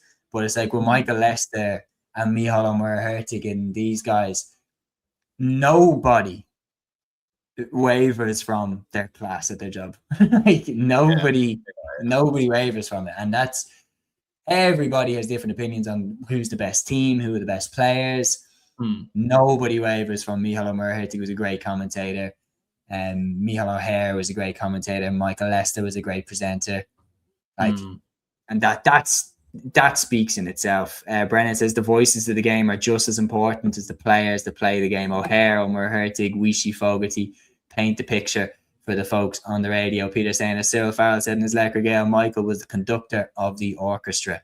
Absolutely, he was. And so just from myself, from Aaron, from Liam, from Matthew, we just found that news out on the live stream that Michael Lester has passed away. It's being reported by a lot of different news outlets now. So we're shocked and deeply saddened to hear that news, because this man is an icon of the GAA. And yesterday you're having on him deal. She inspired me anyway to get into presenting. And yesterday you're having on him deal. Rest in peace to an absolute legend and a gentleman. We'll give a shout to the Division 3 games that we're on. So right now, the Division 3 games, as it stands, Down are beating Laois 22 points to 116. Fermanagh are still beating Limerick 17 points to 112. Sligo are beating Clare 220 to 23 points. And Westmeath are beating Wexford 116 to 11 points. So as it stands, Down are promoted with 7 wins out of 7. Westmeath go up with them in second place if they beat Wexford on 10 points. Wexford then behind them. Clare, Sligo, Laois safe. Fermanagh relegated with Limerick. What are we thinking? Yeah, so it's an interesting kind of development, obviously, in the past kind of 20, 25 minutes when we haven't obviously been keeping an eye on Division 3, because Limerick have kind of closed in a little bit more so on Fermanagh. Down are obviously now leading Laois, albeit that game really doesn't have much to play for. Sligo beating Clare as well, so it could be huge there. Sligo could take themselves out of the kind of relegation. Limerick are the ones that are in the relegation places, but it would now mean a Limerick win would mean nothing. Westmeath kind of comfortable enough against Wexford. Just seen Wexford have actually just got a goal there from Sean Ryan, according to Scorebio. So 5 points in the gap between those two teams. So that could be very, very interesting. Finish, we saw obviously what Longford were able to do against Wicklow. Could Wexford do something similar? That's going to be interesting to see. Absolutely. Do we have to? Are you watching the Kerry Armagh game? I have Dublin. So I have Dublin, Galway on the main kind of screen here, TG Car, and then on YouTube. Then I'm going to put Kerry Armagh on the phone. I don't see it as an option on YouTube. I've heard that GA Plus are showing it. Well, maybe actually, I do have GA Plus to be fair. So, we'll see. Where can I watch Kerry v Armagh? The game is not scheduled for live TV coverage, but it will be available to stream on GA Plus. So let me guess, we have to pay to watch it. Probably, yeah. I think my subscription from last year is still just about keeping me alive, but when I do need to renew that, says it carries on GA Plus. Give us the login. Or if anyone has an old dodgy box there.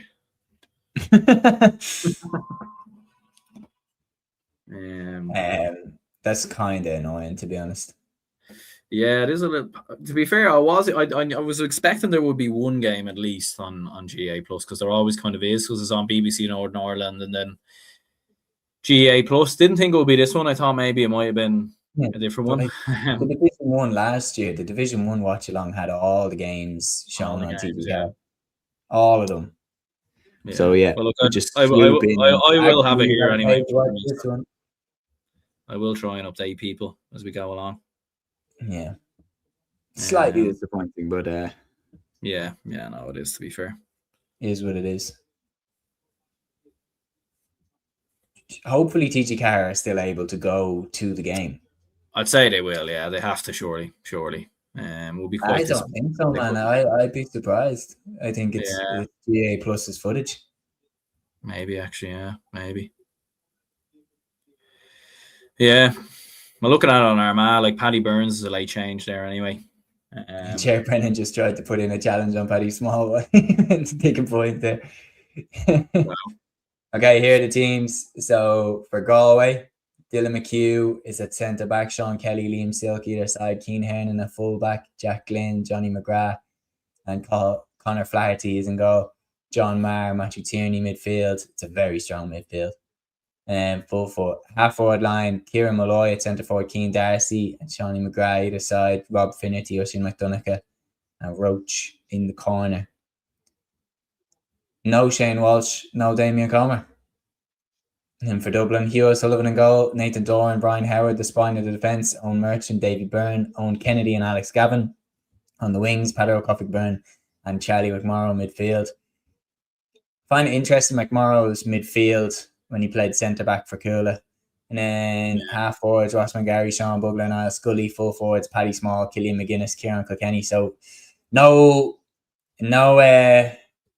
Shane Walsh and no Shane Walsh, no Damien Comer for Dublin, but no.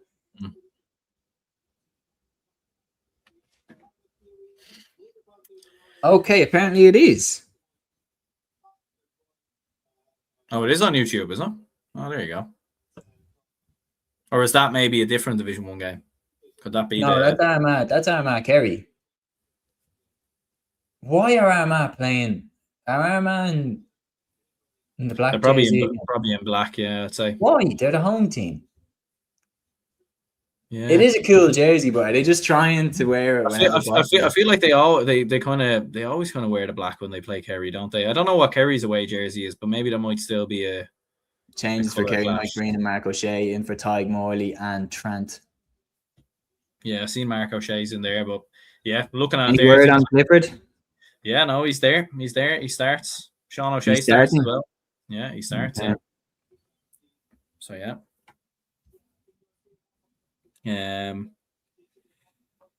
Yeah. Armagh doing their old huddle there.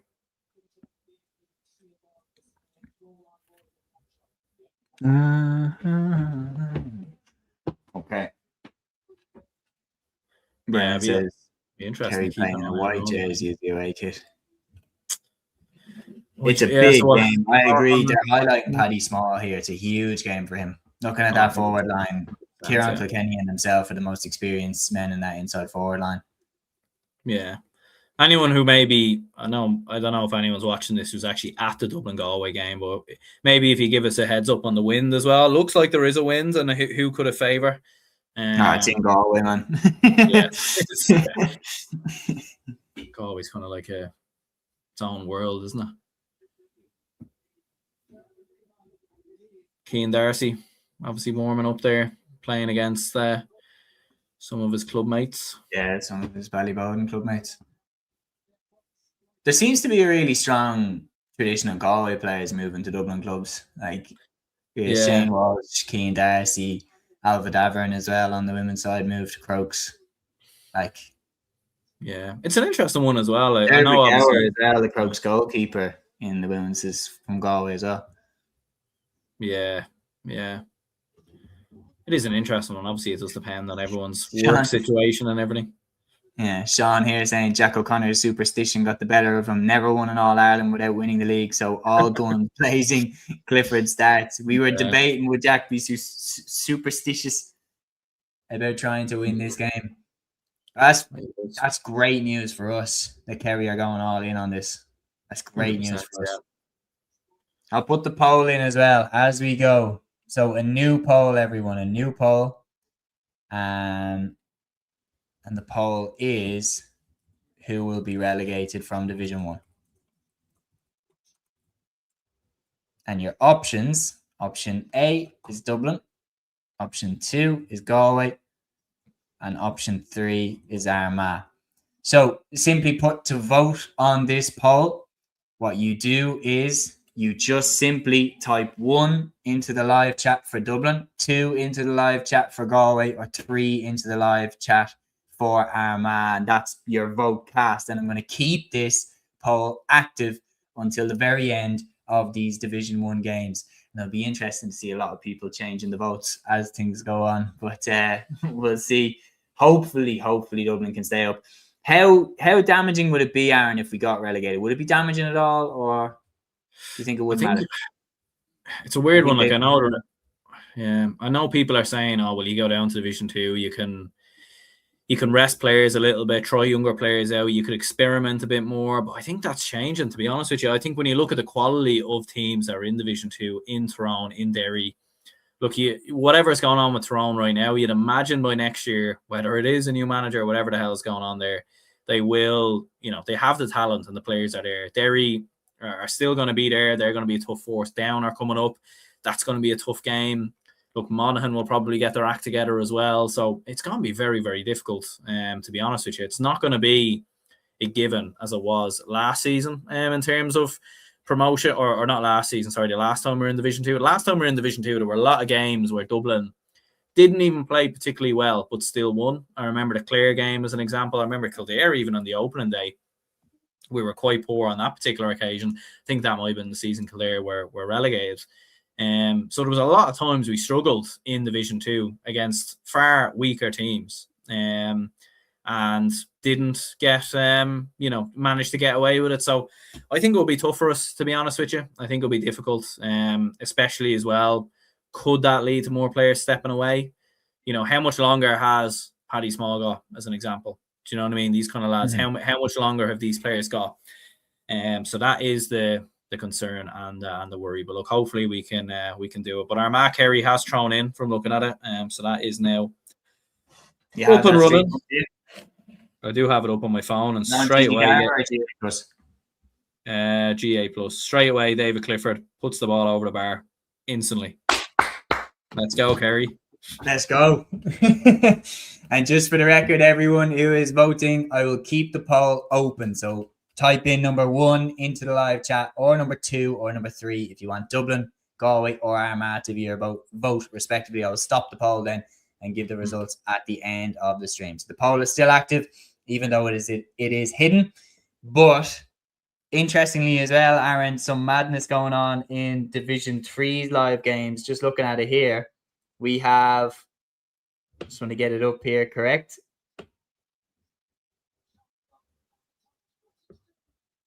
Bugler.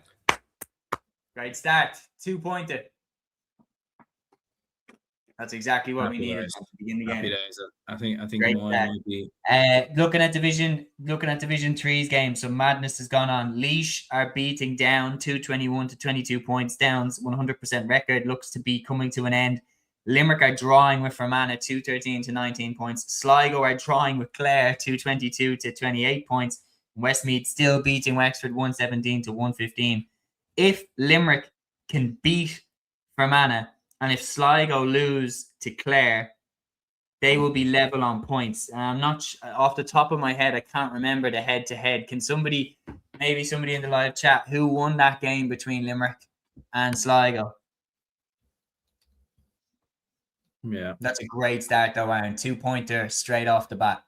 It is brilliant. Yeah, I think I've had to switch up the streams a little bit because mine on the monitor I have here was way too far behind. But this one is caught up. I'm watching on my phone now, so I'm gonna try get Armagh Kerry on. Do you have TG Cara up on the telly? I have the player on my phone. Jesus. More things changing. Westmeath 118, Wexford 116 now. Westmeath still going up with Down, but it's the relegation fight as well. It's Limerick and Sligo. Laois as well. If Laois, a bit of a close one. If Down beat Laois, which looks very unlikely now, Laois would be dragged back towards Sligo and Limerick. Yeah, from looking at it here, Kerry have started really well. They've started very, very strong. Liam saying RIP to Mr. Sunday Game himself. A legend of the game he was. Absolutely. Yeah. Gavin saying Ben O'Carroll back for Roscommon with the opening point. Interesting one. Kerry had a great start here. Great save. Mayo should have got a goal. Great double save by Conor Carroll.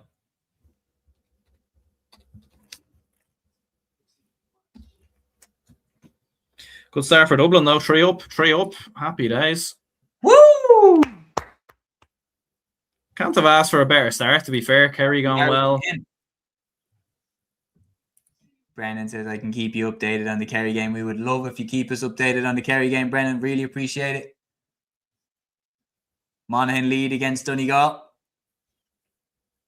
So as things stand, Donegal not in the league final. Yeah, it would be the most Monaghan thing ever, wouldn't it? Clutch up. That is how it stands. As it stands right now, Roscommon have the head-to-head over Donegal. What would you think about introducing, the way the LGFA have 3 points for a win? What would you think about that being introduced? Yeah, I don't know. I quite like it as 2. I quite like it as 2 because it means there's more jeopardy. I think for less games, do you know what I mean? Yeah. For 2 points, I think if it's a longer table, so yeah, I do have Armagh Kerry back up here now.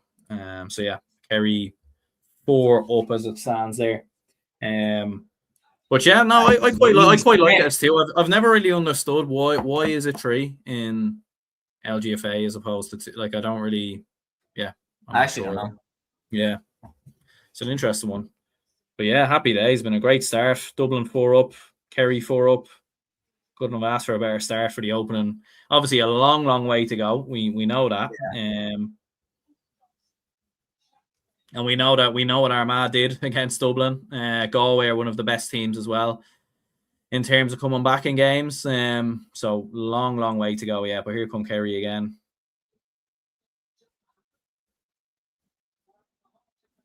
I have to say, Kerry are looking very, very sharp.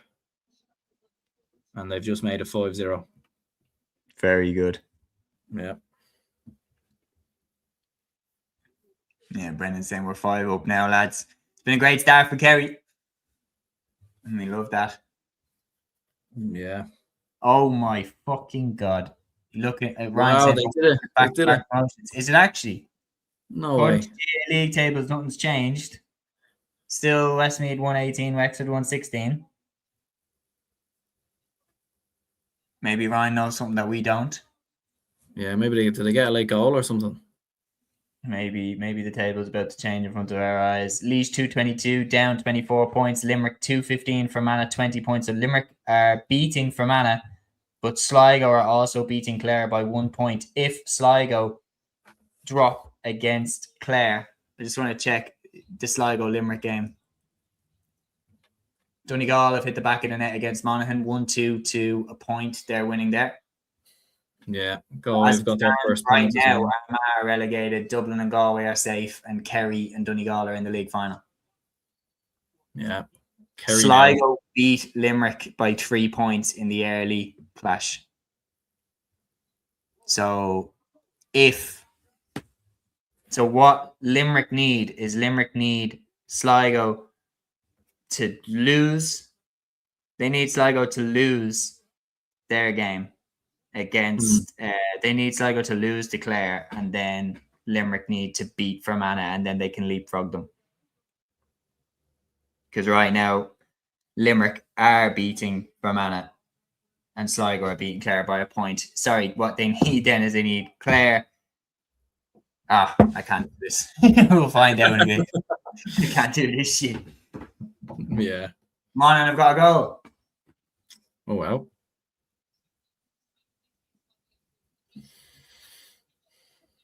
Jesus, there's a lot going on here. I have to say, it's literally been the most one-way. Oh, David Clifford just hit the bar. He didn't mean to do that, though. In the end, Armagh actually maybe get away with it because it would have been 6-0. But yeah, Kerry are incredibly dominant here.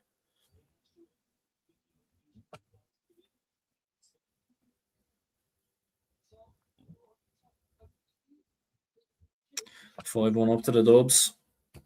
Happy days. Yeah, good finish by Jack McCarron, to be fair, is it? Yeah.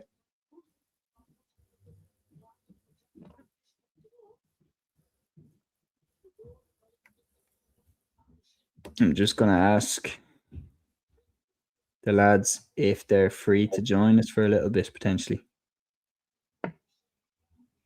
Be good to get Matthew's immediate reaction. Yeah. Yeah, Andrew Woods actually with the goal there for Monaghan. Defending has been fuck off. What is that for?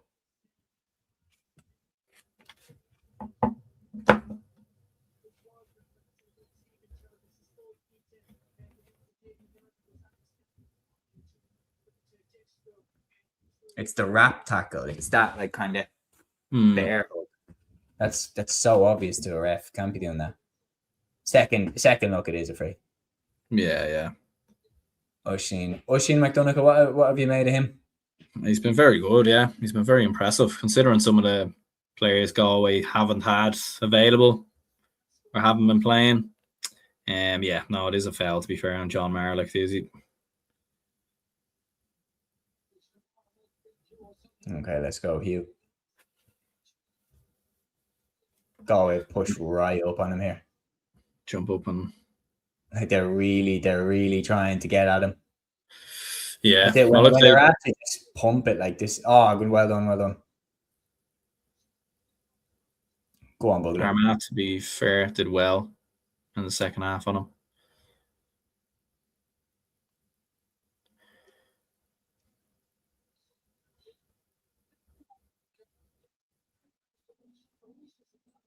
Go on, Kieran. We're keeping an eye on the other divisions. There's some madness going on with Go on, Bugler. So yeah, we just need to confirm. Aaron, you narrate the game. I'm going to get the ticker ready for Division 3. Yeah, 100%. And Bugler has fired over another one.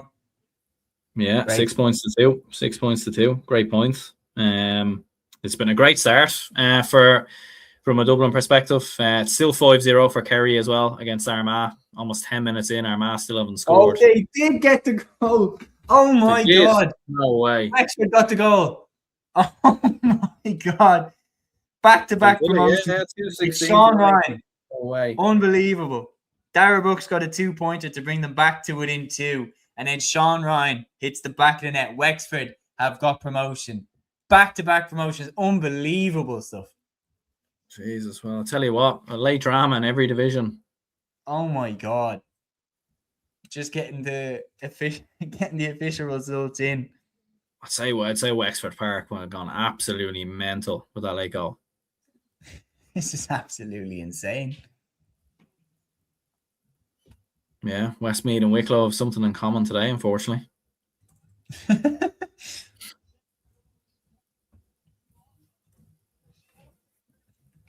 Yeah, still 6-2 for Dublin. I do think my stream is a little bit behind Seamus's though. Unfortunately, there's not much I can do about that.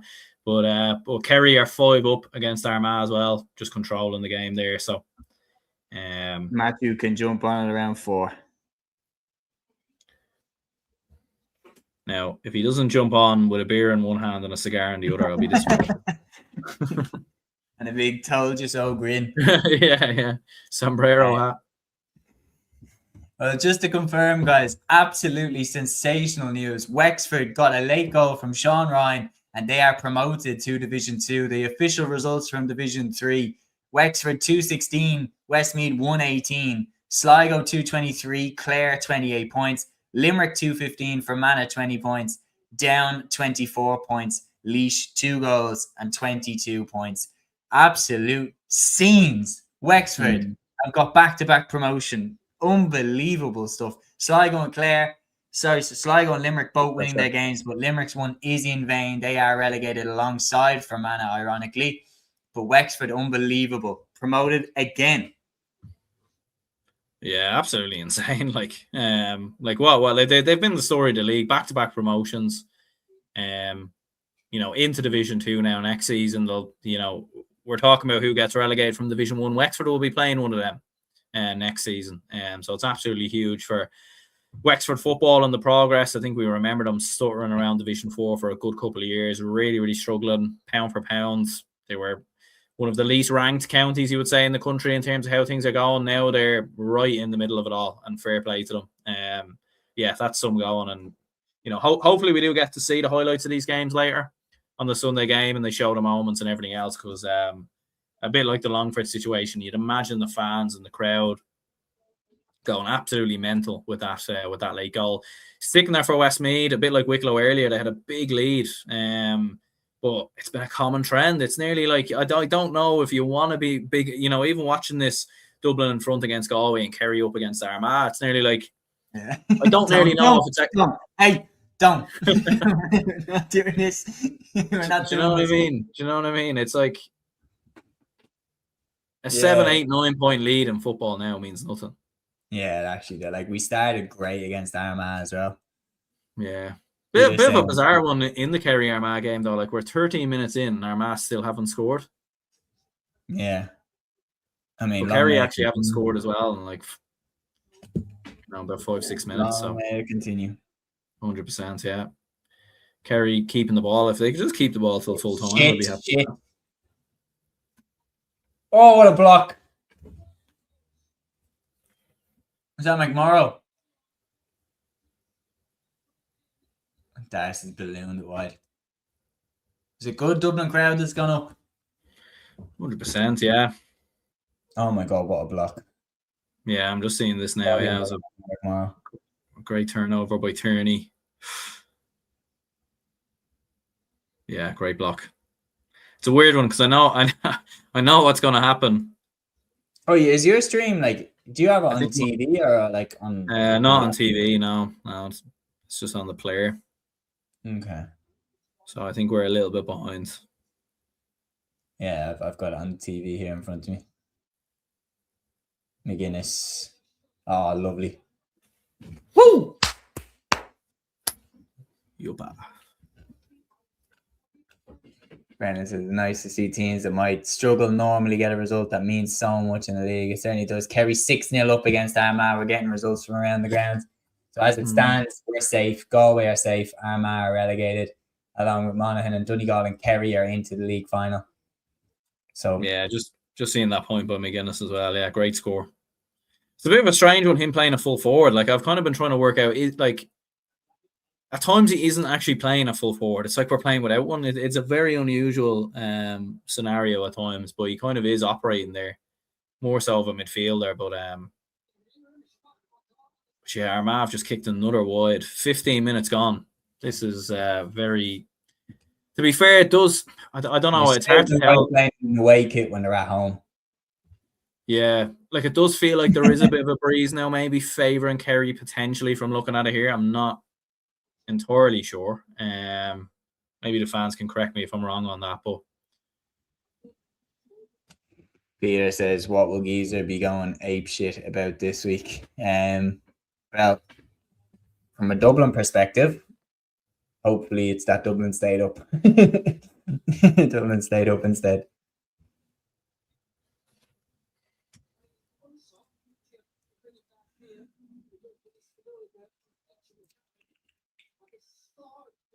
Oh, great catch. I tell you, that Roach fella is another huge man. I swear, I'd say Galway average, if you're talking average height per county in Ireland, I think Galway has to be the tallest county. They have some big lads, all right, yeah. Paul Conroy, John Maher. Even the hurling, people like Johnny Glynn, Latanian, over the years, Joe Canning. Yeah. Lovely small affinity.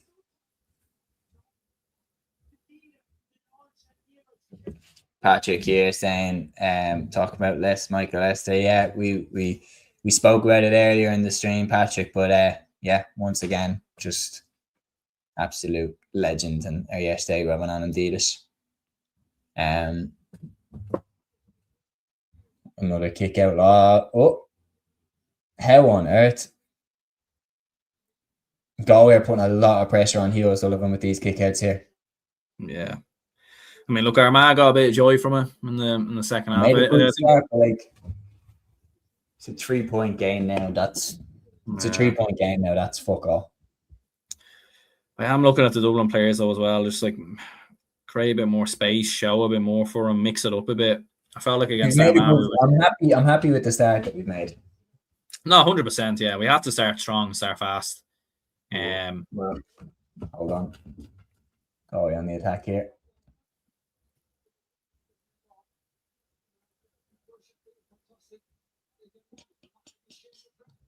Shane McGrath though. Oh.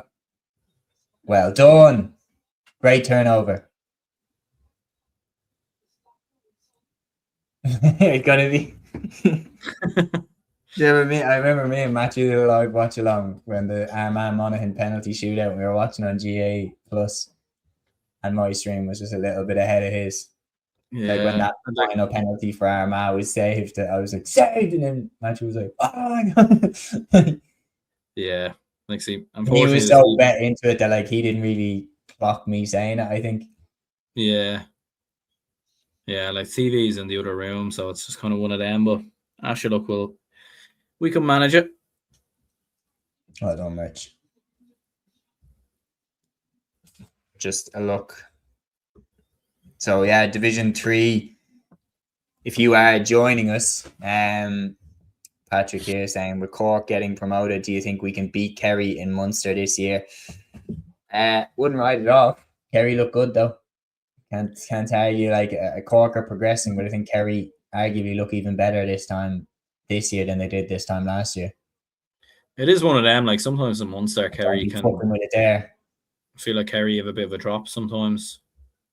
Lads, the penalty box is not the place to be hand passing it around. Yeah, a few times now we've played a little bit risky there. We're out of the woods there.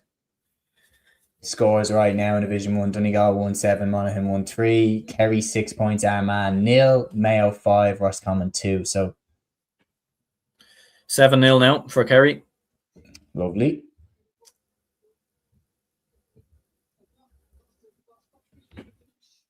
It is a bit of a mad one. Like Armagh just look a little bit kind of. This is kind of nearly reminding me actually a little bit of when Armagh played Kerry in the championship last year.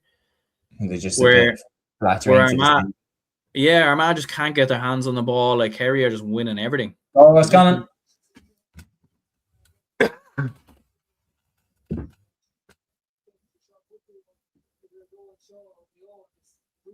Goal for the Rossies. Yeah, Ben O'Carroll, I think. Great finish. What score is it there, actually? Well, Roscommon 1-2 to 5 points, so it's a draw game now between them. Yeah, just seeing it now, actually.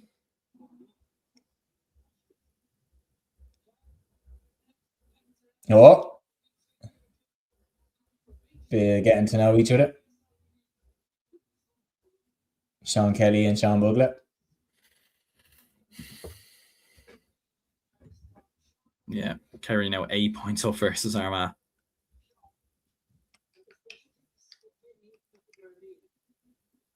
Yeah, they'll each.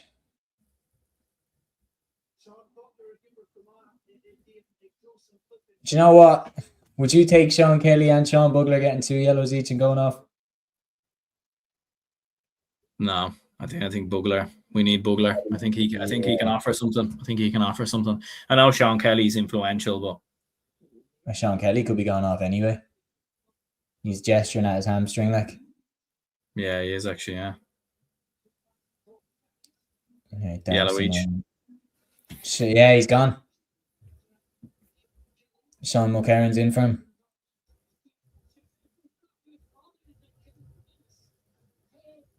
Yeah, we've won it back. Come on, Bugler. Yeah.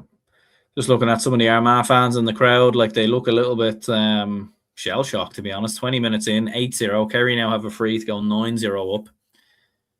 I mean, what is going... Yeah. I mean, I don't know if they're like... Obviously, because I'm not watching with any commentary. You're looking at the wind and you're thinking, right, maybe there is a win favouring Kerry a little bit. But it's been so dominant. Like Kerry just keep winning kickouts, keep turning the ball over. Yeah, 9-0. Oh my God. I wasn't expecting that. It's surely not going to be this straightforward. No. No. I mean, see, the thing is, we still need to win. We still need to do our part, because Yeah. if we lose and Armagh lose, it means nothing. So we still need to do our part, really. Ray saying Kerry are in their prime now. I don't know why people are shocked. It's not that I'm shocked that Kerry are playing well. I'm shocked that Armagh are playing terrible. That's so far. Yeah. And I'm not expecting Armagh to fire back. No. Like, it's 10-0 now, as an example. Like, so it's 10-0. 10-0, yeah. Oh my God. Armagh now. Like, Armagh have their hands on the ball, but I just haven't really seen, like, it's like they've barely even touched the ball. It's been very unusual.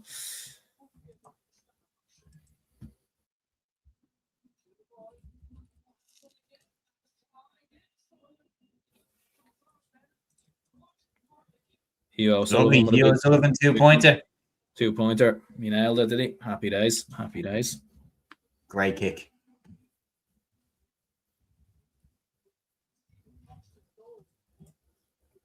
Is that the first time he's come up to kick a 2-pointer as well? I don't think he's been coming up for any of them. Yeah.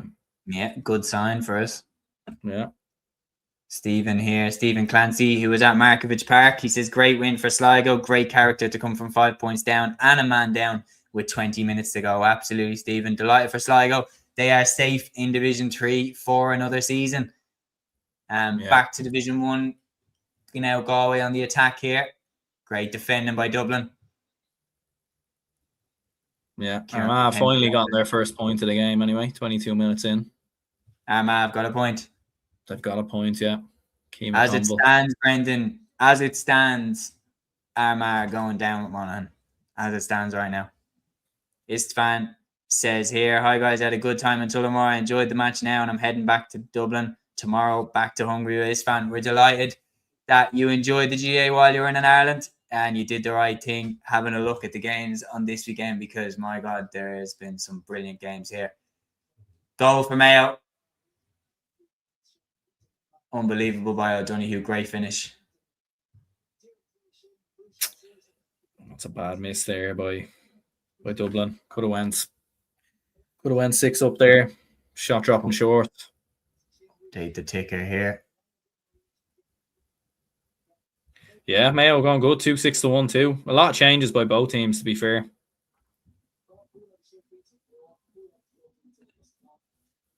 Okay, three points now for Armagh. Yeah, they've just got a 2-pointer.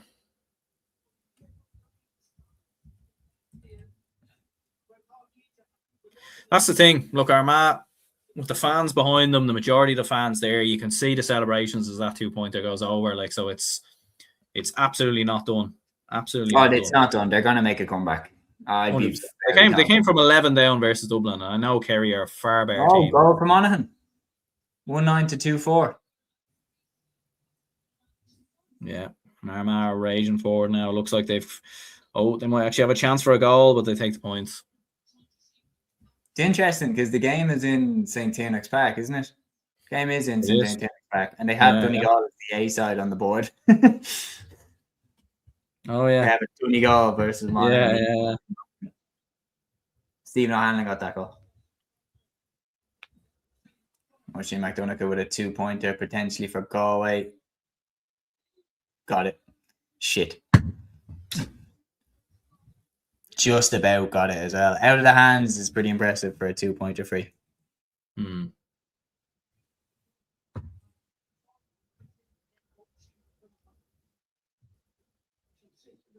Yeah, it's a good score. 10-4. Yeah, Armagh it's like they got that point and they've just woken up. But Kerry have their hands on the ball here now, just kind of slowing it down. It's fine by me. Yeah, 100%. Keep the ball till half time if you want. I'm going with that. Keep the ball to the 70th minute. Any sign of Rian O'Neill? No. I was trying to even see when they were doing the huddle to see if he was like in the background or something, but no. No, he's not even on the bench. No. I don't know where. Like it's kind of a weird one with rumors. I don't really know. Where does the rumor? Just a 1-pointer. Yeah. You don't really know where the rumor comes from. David Clifford actually down there. But I think he's all good. I think he's all good, to be fair. Isfan saying yesterday I visited Croke Park as part of a guided tour in the GA Museum, a must-see for every GA fan. I absolutely agree. It is class. If you're ever looking for something to do in Dublin, the GA Museum tour and the Skyline tour and all, it's unreal. When a lot of people come to Ireland, though, it isn't, because sometimes when you're out and about and you're chatting to people who are over here visiting, I feel like there is the Temple Bar, the Guinness, the Guinness store and all that kind of stuff. But Croke Park, and I always say, go to Croke Park, go see a game, go to the GA. I feel like it isn't really, obviously if you're a sports fan, yeah. Like when I worked there, we got tons of people. And they've got another goal. What the fuck? Wow. Goals galore on that game. What is going on? Ryan O'Toole. Oh, that's not great goalkeeping as well. If Donegal don't get to a league final, Kerry are first. That means that Donegal, as things stand, Donegal are not in the league final. Kerry and Mayo are in the league final. That's right. Still relegated with Monaghan. Pearse is the GA Legends Tour Series class. GA Legends Tour Series is unbelievable. Yeah. What on earth is going on with Donegal? Do you think there's a slow start, 3 goals conceded in the first half? I don't know. Like I just think, like, I know Jim McGuinness is saying that they're not bothered about the league final, but I just think, like, bullshit. What gives, like, Donegal have won 2 All-Irelands in their history. You were saying at the start of the league, why not go on and win it? The minute you lose, you're like, I don't really care anyway. Yeah, it's just kind of like a bit of snobbery, really, to the league. Like, why are you turning your nose up to it? Like, what makes you think you're better than the league? You've won 2 All-Irelands as a county. You've won a lot of Ulster titles, but you've won the league once. Do you know what I mean? Yeah, I don't know. Like, I don't know why. Because at the start, like Neil McGee's interview, sure, he was saying that they were going to go for the league, basically. Yeah. And look, they probably still are. But it's just good start from Monaghan. Yeah, Armagh brought it back 5-11. Dublin still 4 up as well. I'll just fix up the ticker there.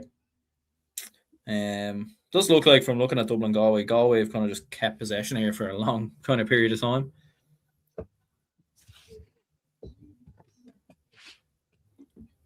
Oh, geez, actually need to fix the ticker again. I'm fixing the ticker quite a bit here. 4 games all going on live at the same time. Yeah. Oisin Connaughty, Armagh moving forward. Oh, great block. Brilliant block there. Jason Foley, I think.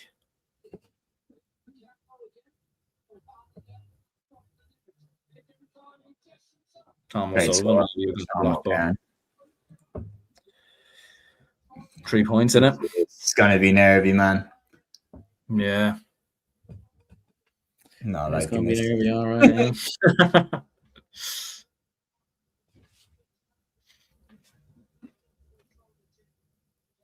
And like the thing is as well is, like, all right, going down to Division 2, fair enough. Yeah, it is a tough one. But for me, it's more like, if we beat Galway and stay up, the momentum then we carry into Leinster. Do you know what I mean? Like, the momentum we kind of carry into that.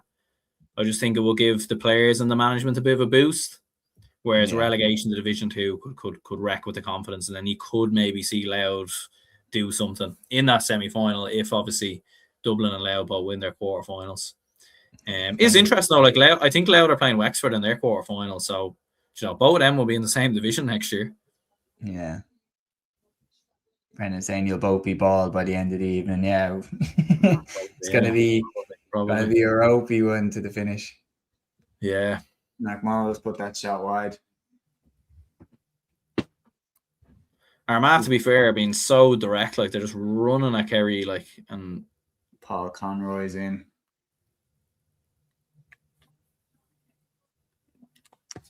Tierney's gone. Yeah, Tierney's injured. Like, he's gone as well. This is not good for Pádraig Joyce and Galway. Like, to be losing Sean Kelly and Matthew Tierney to an injury. Yeah. Obviously, we don't know the state, so Walsh and Homer as well. Like, Paul Conroy's on. It's not a bad player to bring on, to be fair. Peter Cook is not playing. Yeah.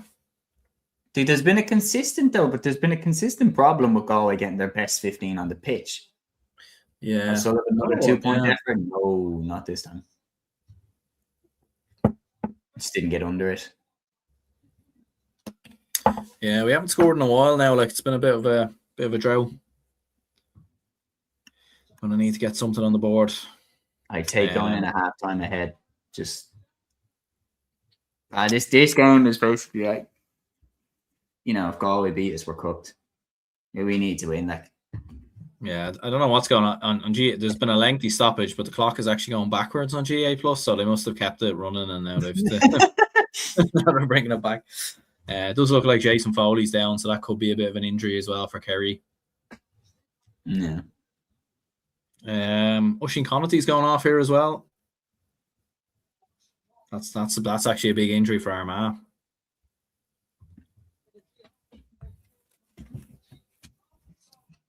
Oh my God, Sullivan did well there.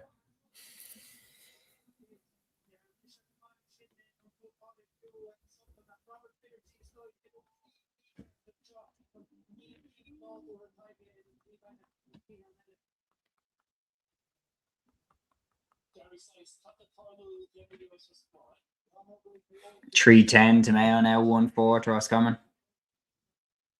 Wow, that's quite the hiding the Rossies are getting there.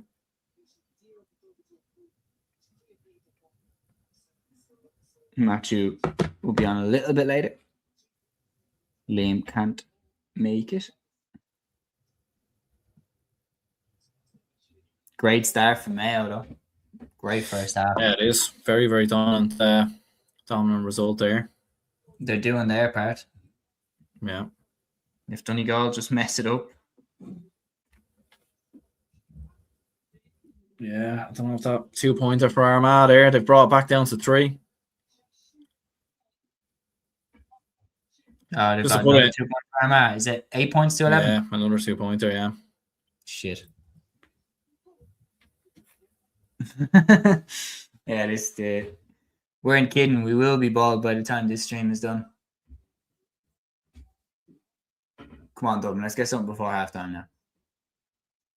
Howard on the ball here. Inside to Padder O'Coffey Byrne.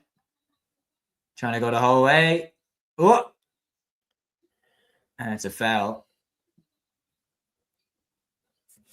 Yeah, You've got a point just before halftime. Good score. Tell you what, we might need the 4-point win over Galway. The way things are going, Armagh brought back to 9-11 now. Like, just to put it into perspective, Kerry were 10-0 up. Yeah. And now it's 9 points to 11. So Armagh have outscored Kerry, 9-1 in the last 10-15 minutes. Yeah. Kieran Malloy's gone off as well. Kieran Mulhern's come in. Yeah. I can't tell if that's an injury. I don't think so. Yeah, that's a great point by Bugler there.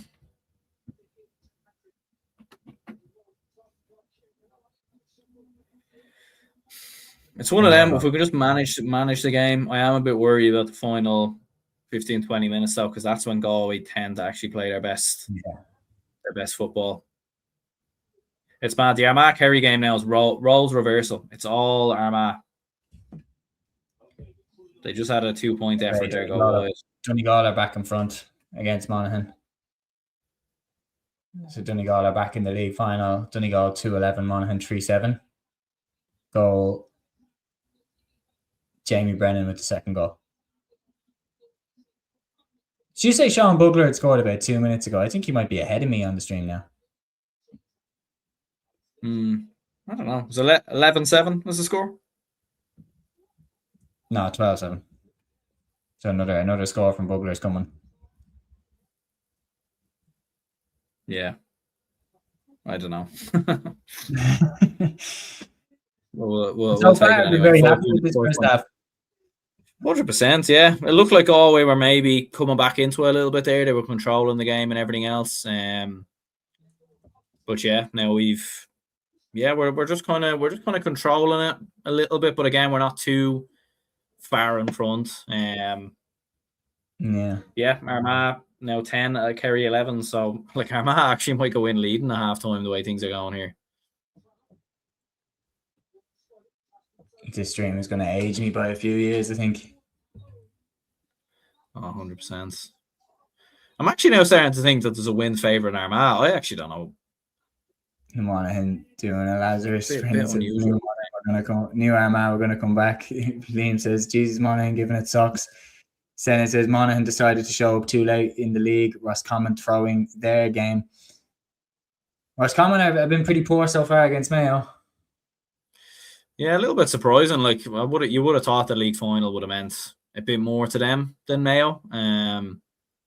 Yeah, but yeah, fair play to Mayo. Look, they've had a very good league. Brendan saying it's nice to not have to worry about anything. Yeah, must be nice. Liam says, I know it's not Gaelic games, but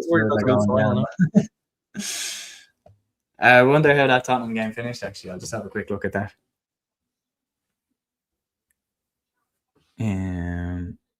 Just have a quick look.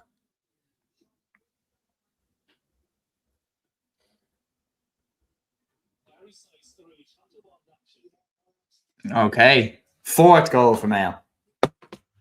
Penalty tucked away by Ryan O'Donoghue. 4-11 to 1-5. What on earth is going on?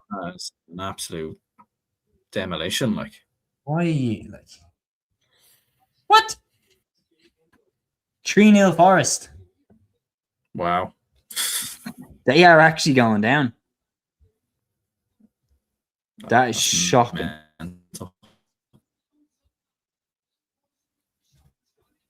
Mental. Armagh have made a great comeback. They certainly have.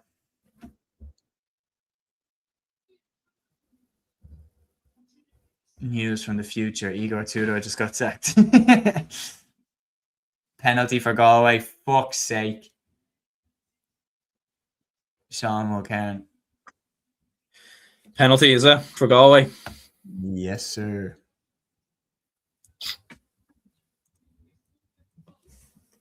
Scully gave it away. Yeah, should I get a look at it here now? Rob Finnerty to take the penalty. Finnerty will score, most likely. Right, call it. Where's he going? I think he's going bottom left. Hugh Sullivan's right hand. Yeah, I don't know why. Does it feel he's going to be the type to open his body and try place it the other way? I don't see him going. Come on, Hugh. Yes! Gets in. Oh my God, no, don't foul him again. That was so obviously another penalty to go away. Did he give it? Has he given it? No, he's calling half time and now we're getting a little scrap. Oh my God, how on earth? Yeah, I'm just about to see this now. Oh. Yeah, last play of the game. Oh yeah, that's a great save. Going on here now. Battle for survival in Division 1. No punches thrown, but a lot of this going on. A lot of grabbing people by the jersey. Do you know what? That definitely looks another penalty. I won't lie. 100% was another penalty. Yeah. Like me and you are as big Dublin fans as you'll see, but Merchant straight in the back on Rob Finnerty, and the referee is standing a yard away, and he does nothing. That is terrible refereeing, and that's coming from a real from a diehard Dublin fan. He's standing right there. But is that one of them weird rules because the Hooter? Oh my God! Jared Brennan is fighting with a goal. What? What on earth is going on? Jared Brennan is getting in a scuffle with one of the Galway players. What? Jared. No, but that doesn't look like Jared was the one that initiated it. What? Oh, Jared, yeah, Jared's grabbed his earpiece out. Ah, man. Yeah, I'll probably see this now in a sec. What? What is going on? Yeah, Jesus, he's getting proper into it. Mate, chill out. Like, he's a... That's not... He won't be happy with that. What? To be fair to Jared Brennan, he was a man who, like, in amount of times he used to get sent off. Do you know what I mean? When Ger was a player, he was like one of the biggest hotheads we had in our team. Jesus, yeah, no, he's like, has he just pushed him from the neck down onto the ground? He grabbed his earpiece out of his ear and then shoved him. From what I seen there. Hmm.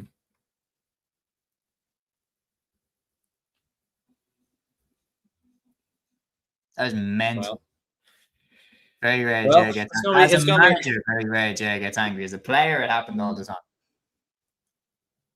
Yeah. What the fuck? Yeah. If you're wondering why I'm green, by the way, it's because of GA Plus flashing in my face.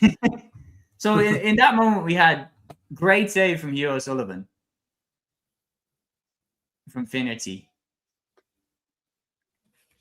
And then how that is Mikey here saying that's going to fuel Galway even more in the second half. I'd be interested to see why Ger did that, because definitely from the replay I seen, it looked like Ger just initiated taking the earphone out of him.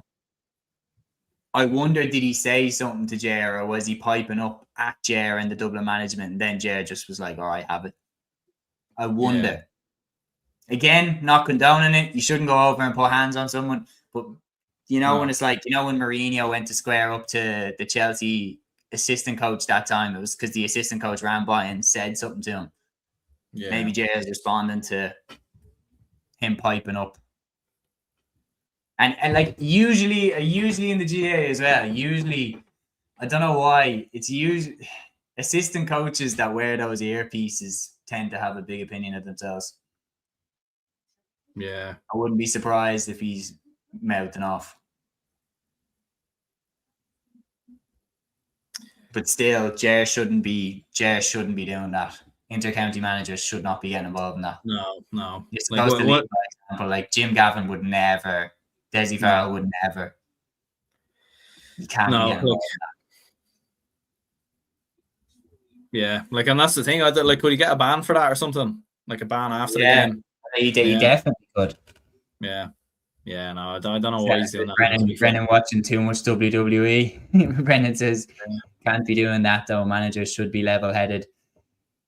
Yeah, and Mikey saying that's going to fuel Galway even more in the second half. You have to lead by example there as inter-county manager. You can't be getting involved in that stuff. Yeah, he might. Usually that situation, I'm not for 1 second condoning it, but usually that situation won't happen randomly. He's not going to see someone just mind his own business on the sideline and go over and take the earpiece out of him. But it doesn't matter what he said. It doesn't matter if he was mouthing off. It doesn't matter. You can't go over to him and initiate a scrap right on the stroke of halftime when all of the players are on their way over. Do you know what I mean? All of the players are on their way over. That's such fertile territory for a scrap to kick off. And if you go over as the manager and put your hands on one of their coaches while all the players are on their way over, how a proper brawl didn't kick off there, I don't know. Yeah, but probably fair play to the officials maybe for cooling it down very, very quickly. And there were some cool heads there, no boxes thrown or nothing, but yeah, it will be interesting to see the replays back, or if they show replays, or we find out what happens now. I remember with the Dublin Armagh game, it was obviously a scrap at half time as well. Again, not a full force scrap, but just a little bit of handbags, and obviously Charlie O'Byrne's got the black card, and we got the game restarted with a free, which was a little bit bizarre. So it's going to be interesting to see what happens here. Well, TG Carr are back here, so I want to see the halftime analysis because that surely got picked up on camera what was going on. Yeah. Okay, halftime. So it's Donegal. Actually, I'll get the ticker up here actually with the halftime scores. Yeah. Just an interesting one with that. Brennan versus Geezer would be a good scrap. Kieran McGeeney would batter most inter-county managers in a fight. No doubt about that. That fella is hard as nails. He's a black belt as well. He's a black belt in jiu-jitsu, I'm pretty sure. Yeah. He's an absolute beast. McGeeney would there's no inter-county manager that would go toe-to-toe with McGeeney. No. Even any Do you know, player. there was a line in there was a line in Jim McGuinness's book. He was talking about one of the Donegal coaches, and he said, "Go on, step out there, big man," or something to McGeaney, and McGeaney stepped out, and he said, "At that point, I realized he is a big man." Or something like. Yeah, That is a big dude as well. Like, you'd underestimate how tall he actually is. Yeah. There's lads, remember that when Pillar Caffrey horsed into the Mayo management team? Yeah, of course, that was Hillgate. Then says Joey Barton versus Ger Brennan be a good fight. Des says that Sheffield Wednesday shirt on the wall, Aaron. No, that's Ballyboden. Yeah. No. And DC says no. Geezer would back the most players. No Sheffield Wednesday now. Brendan Kennelly says Geezer and Donaghy would have been a great tag team. Absolutely, there would have been a great tag team. Yeah. When our management team gets into it, I want them to go into what's going on. Yeah, maybe they could be not showing things until they get clear. Do you know what I mean? It's probably one of them. Yeah, there definitely is legality around those issues. You can't make it out like someone started. Yeah, exactly. Yeah. So if there's only one man can save Roscommon, Troy Parrott. But Troy Parrott's a dub, so let's have that on the record. Yeah, one of my friends just texted me something there. Now I don't know. I'm actually not going to say this. I think. Yeah, I'd say save it just in case. Yeah, but there may have something else may have happened.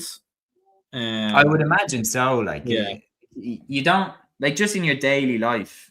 You don't just go up to someone and fucking start a fight with them. But if they said something cheeky or said something out of order, you might think about it. So,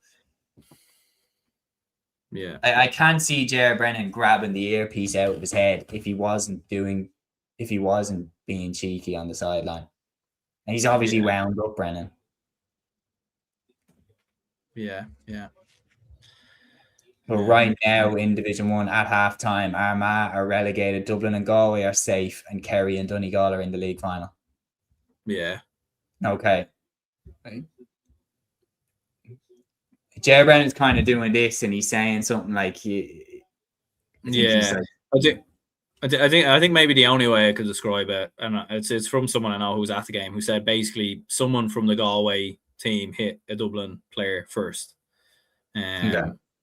So, and obviously this wasn't picked up on camera, like on the sideline. So so we would just have to wait and see. To be honest, obviously we don't know because we're not there, we're not seeing it. So we'll see what happens now with the officials and everything else. You know that way.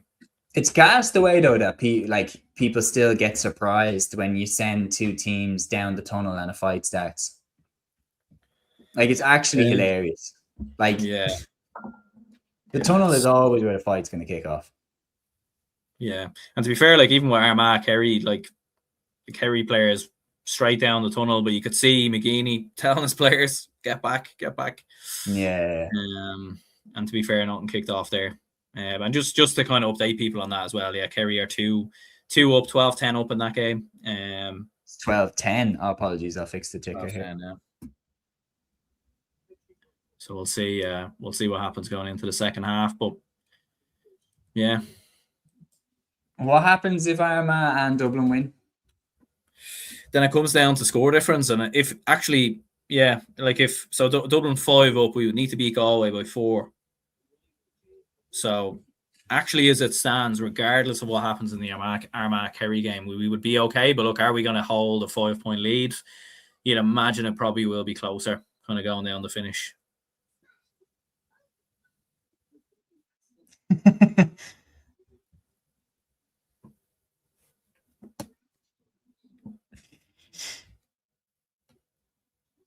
Here we go. Come on. Yes. I've got the live table back up on my phone. Kerry still, Oof. Mental. I don't know. How are you feeling at halftime, man?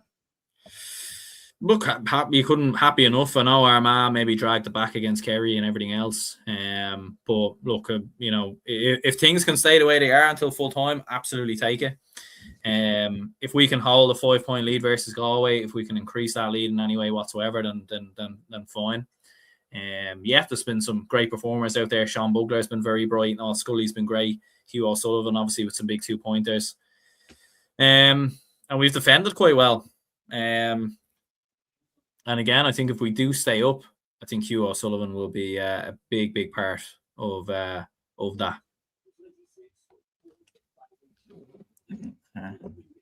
Yeah, Cúilín, football genius.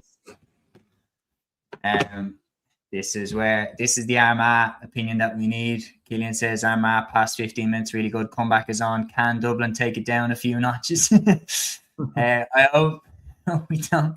Cúilín says Joe O'Connor, unreal performance in Armagh. McMullen in the 11 is superb from an Armagh perspective. Brendan says, got yous on the phone and the League Cup final on the telly. We appreciate you keeping us on, Brendan. Sean O'Malley says Armagh Galway 2022 box office. Yes, absolutely. So. Yeah, that was crazy. Yeah. Honestly, I'm feeling nervous heading into the second half. I can't lie, because I can. The way Armagh have woken up, and then Ger just. I get it, but that will give Galway such fuel in the second half. It will, yeah.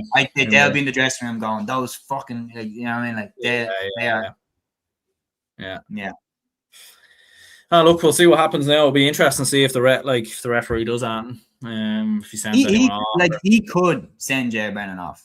He could do, yeah, and he probably should, to be fair. I don't think he will, because I think the GA tend to have in the moment, they tend to have an attitude of if it didn't proper kick off, people tend to get away with it. Yeah, David Goff didn't think so, though. Yeah. Cavan says, lost my respect for Mark Dowd with 9 changes. Yes, you have to bring in players, but not like this. Brendan says, Seamus have been witches since 1. I ain't going to stop now. We appreciate you, Brendan. You have to stay on, dude. We're approaching the finale. We're approaching the climax. It's either going to be 2 very happy dubs or 2 very depressed dubs, one or the other. Yeah. Okay, I'm being honest here. Me and you, Aaron, are both diehard dubs. How on earth Galway weren't given a penalty again after Finnerty caught that ball? Merchant just blatantly runs into Finnerty's back, both hands on his back, and pushes him. The referee is standing 2 steps away from it. Yeah. That is shocking refereeing. And but is it because of the rule though? Yes, I want Dublin to win 100%, but you have to look at it and not be biased. That was a stonewall second penalty for Galway, and if it had gone the other way, I would have been going mental over that. Yeah, but I think it comes back to the hooter though again, because I think technically the hooter had sounded. Do you know what I mean? I think the situation there was, I think maybe was that Galway coach the first coach to get involved, like the first non-player to get involved. Yeah, kind of seeing it here. Well, this referee is useless. Like we've seen it there with him not giving the penalty. Jesus, yeah. Like Jared Brown proper drags him down, like he's proper, like that's proper a bit.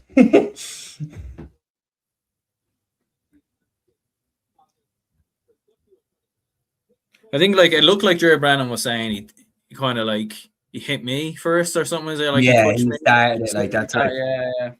But look, either way, the other guy didn't seem that shocked. Yeah, but either way though, he shouldn't react like that. Shouldn't respond, even if so, you know what I mean. You're saying, think Jer said, "Don't you shove me." Yeah. The lad says this. Mikey says we've seen a maybe later comebacks already. Longford, Wexford, Limerick, Sligo. Could we see our man Galway follow suit? No. No. We're not going to see it. No.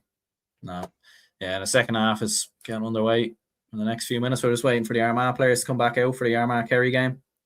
Well, let's see what Twitter's saying, actually. Yeah. Can't imagine it's being 2 coins to Jared Brennan. Yeah, Coleman is saying there that Jared Brennan should have stayed out of that. Yeah. He should have.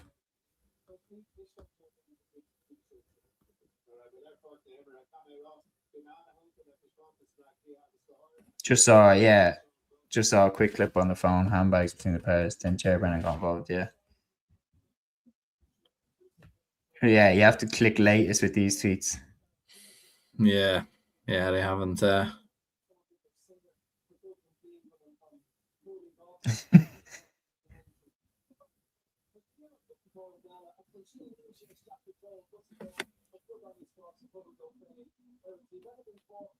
Yeah.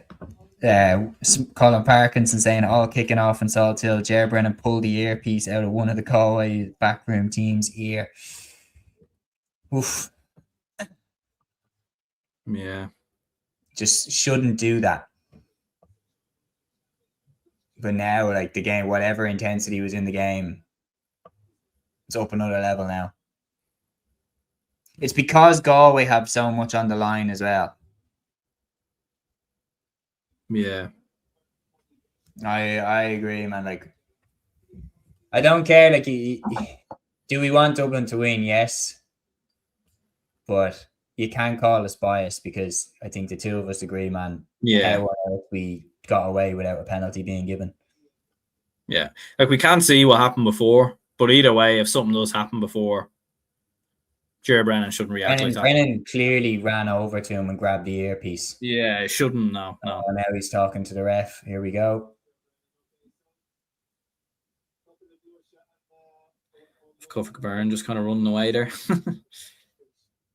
Oh wait, we've seen a replay of it all? No, they're not going to show us. No. Is Ger Brennan like hiding there? No, Brennan. Here he is, yeah. A word from the linesman.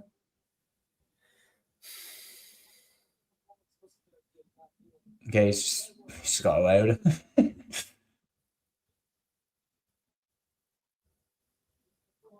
I don't know. Can you send him off for that? You probably can. Yeah, I don't know. Like, I don't know if it's with managers and I can.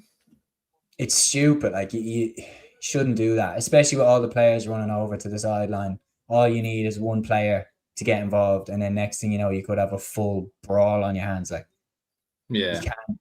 You as manager, you're supposed to be the one who calms things down. Oh, that's a brilliant 2-pointer there from Kerry.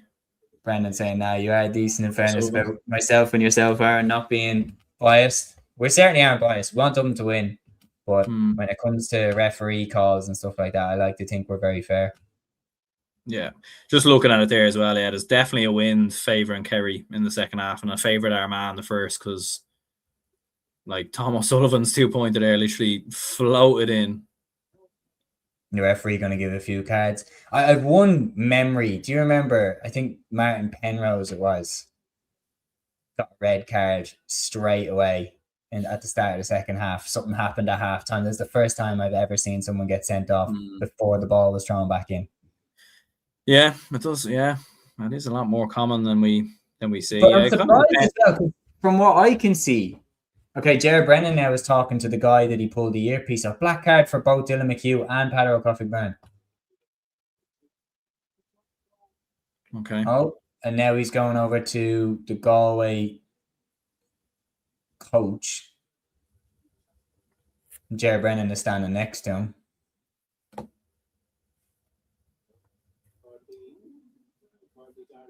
Red card.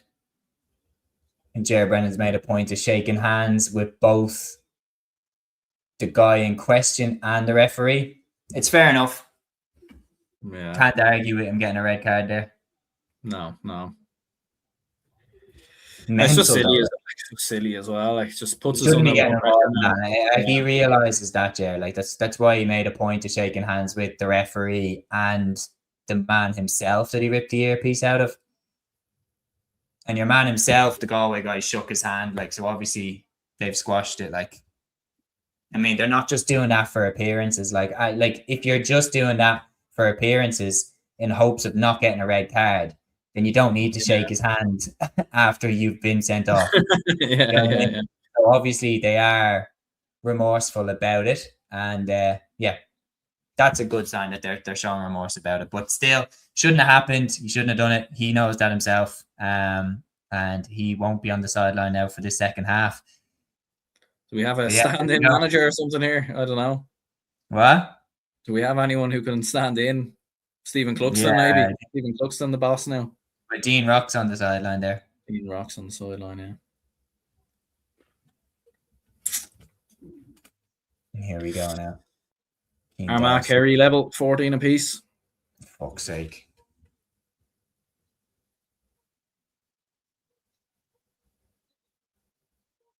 It's 14 each between Armagh and Kerry. 14 each, yeah. Armagh have the ball as well now in a good position, so they might be about to take the lead.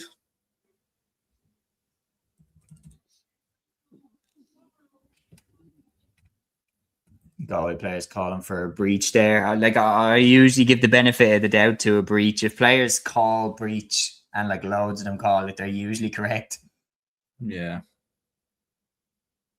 Peter saying Jer has his own earpiece, he'll still be calling the shots. Yeah. The thing is there, like if Dublin were playing against, even if Dublin were playing against Kerry, I know with the rivalry, but like Kerry, there's no hint of going down. There's no hint of getting relegated.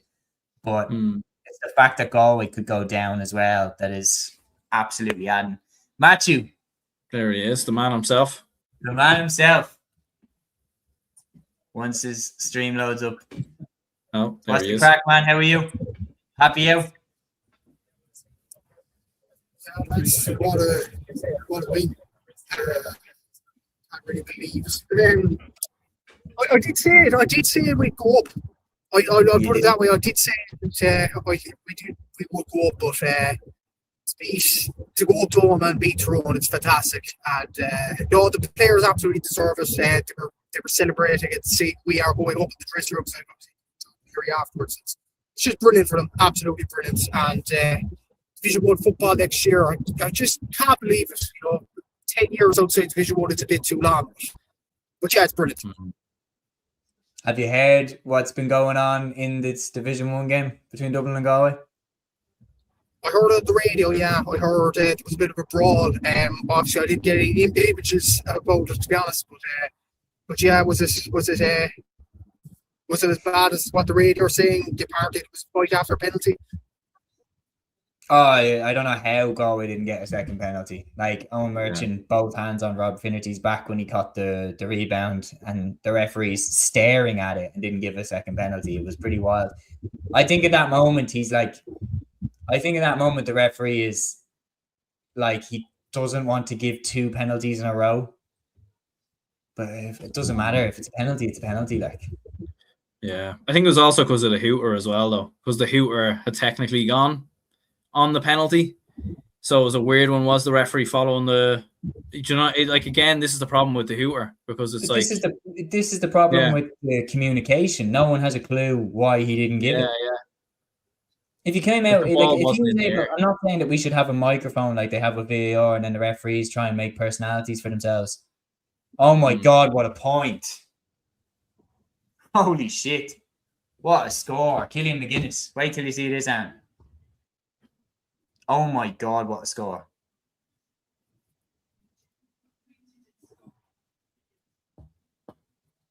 Yeah. Who was the standout players, do you think, Matthew, for Cork today? Jesus, it's hard to name individual players because there's brilliant team performance, but I thought in midfield we were brilliant. We didn't do well in some kickouts, I would say, particularly at the start of the second half when Tyrone started to gain a bit of ball, but I thought Ian Maguire was sensational, tackling, driving the team on. Colin O'Callaghan was absolutely brilliant as well. I don't know, did you see, lads, the Brian Hurley two-pointer in the second half? It was probably one of the weirdest two-pointers I've ever seen. He underkicked it, I would say, outside the arc, and it bounced over the bar. It's given as a two-pointer, but that was a crucial score. That Sherlock did a crucial two-pointer as well in the second half. Even some of the lads that wouldn't get maybe the amount of praise usually, like the likes of Bar Shandy, I thought was superb in the back line. Luke Fahy again, brilliant. Look, again, it was just a team performance, same as the B game, really. And to win 6 games out of 7, it's just a testament to how well they have played in the league, have played so far. And, to be fair, I think John Cleary deserves a lot of credit. I've mentioned this so many times, but even at the off season, his contract was up. He he had the chance to increase it to another 2 years, but he was given time. He accepted it. Then the players' delegate backed him, and again, I like a broken record saying this, but I think it was the best decision Cork football could have ever made to keep this guy on. It's just brilliant that they have got up. But to answer your question, Aaron, I think Colin O'Connor and Liam were around the middle of the park. I thought they were absolutely brilliant. Yeah. Aaron, yeah. did you see the goal? Yeah. For anybody confused, Armagh just got a goal. Oisin O'Neill. They now lead 114 to 15 points. As it stands right now, Galway are getting relegated. Unbelievable. Because all three of Galway, Dublin and Armagh are on 6 points, and that means it goes down to score difference, and Galway have the worst score difference, so they would be the ones going down.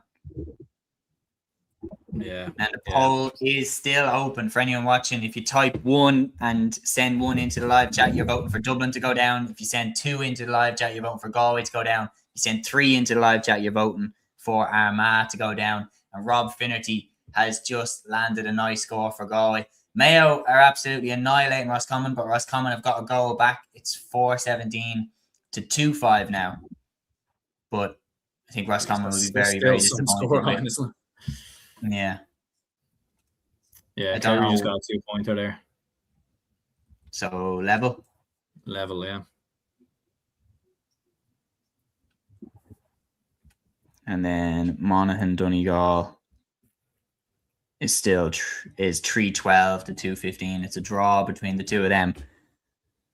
So as things stands right now, Mayo and Donegal are in the league final, and Kerry are not. Yeah. Mental. This is going to change and it's going to adapt to a lot. Yeah. It's going to be a nervy finish. He wasn't at the panel, Peter. No, he wasn't on the panel. Not sure what's going on there with Tyrone.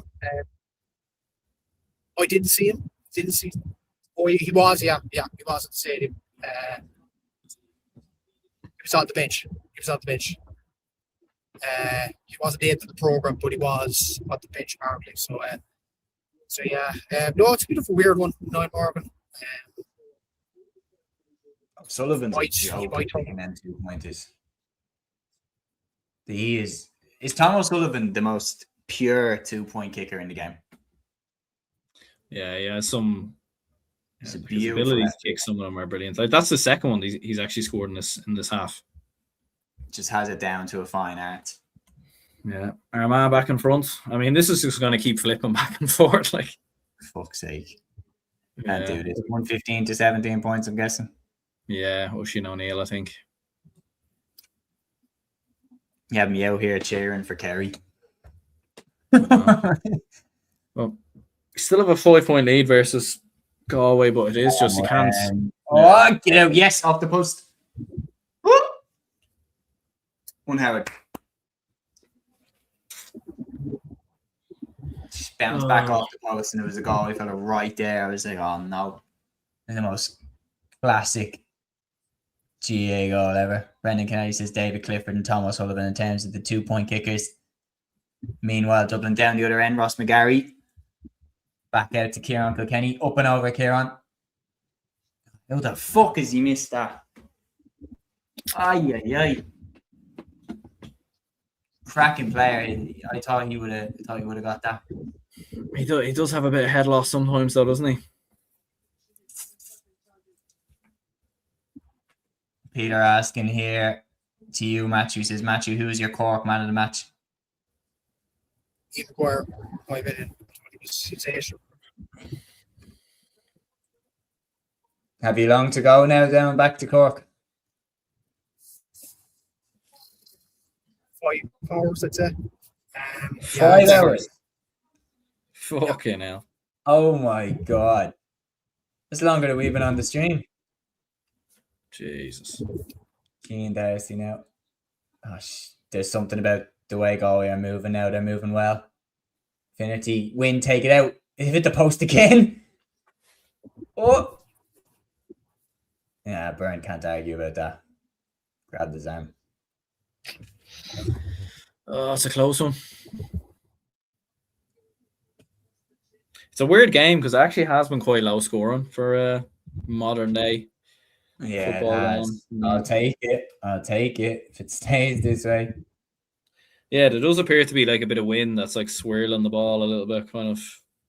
So, like, the key thing is here, man, we win, we're safe. Well, yeah, if we win by 4 because of Armagh being Kerry, so that's the problem. So we have to win by 4. Yeah, I remember actually now. Yeah.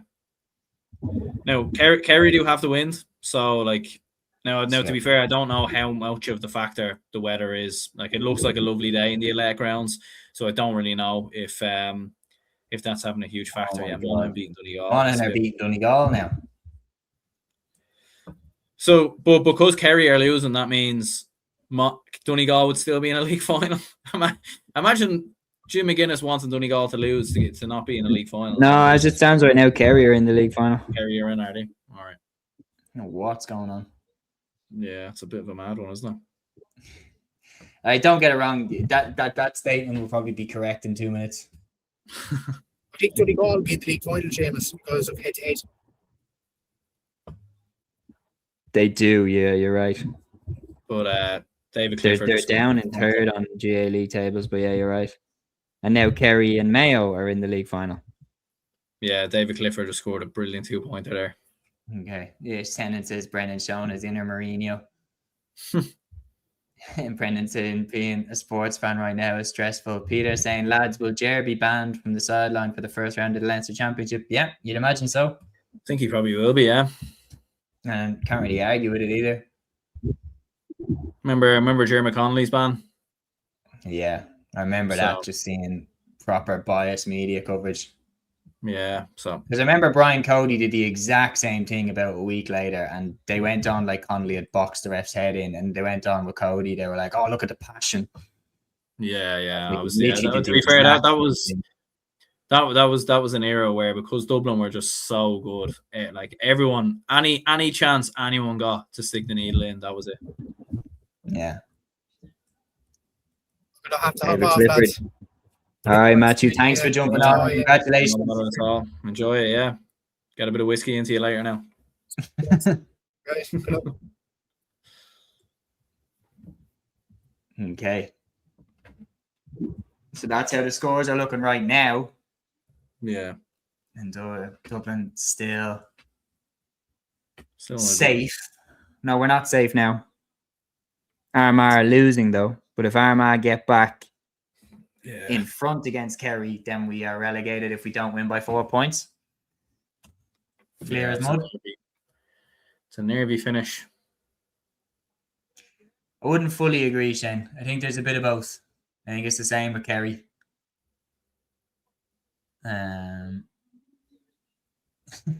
a little ball patch on. I mean, my fucking hairline's receding as it is here, so like, it might just fucking go. Since when was Peter?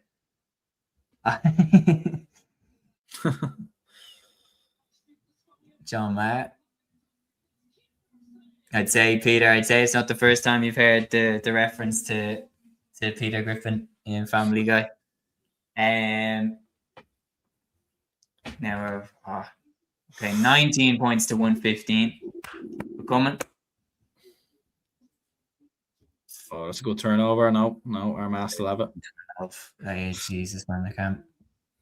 Just on this point, Shane, what I was meaning is, I think that there's players in Dublin and Kerry, both because they're the biggest and most successful counties. I think players get villainized in the press and then glorified in the press in equal measure. I think it's like a double-edged sword type thing. We've seen it with Kerry players like Paul Galvin got an awful time from the media up until he retired, and then he was on all the media shows in his initial year of retirement.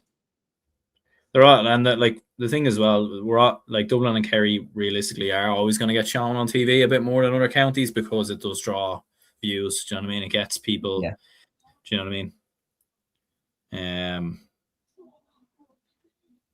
Good point there. Was it from Paddy Small? I'd missed it, I think, but 14-12. 14-12, yeah.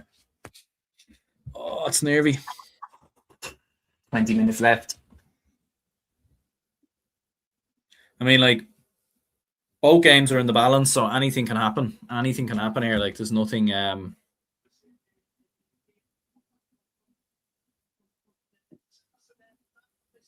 Would you say that Dublin have defended quite well in the game? I know we gave away the penalty, and look, yeah, what happened, we probably should have gave away another one, but Galway have been brilliant in terms of scoring goals, and I think we've done quite well.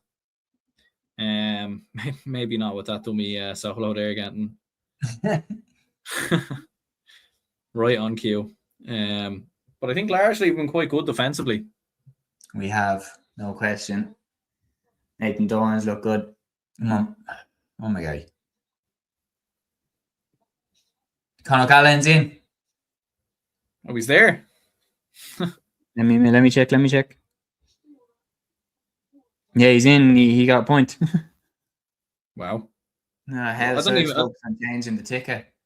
I don't even think he was named in the programme. Coming the hour, coming the man.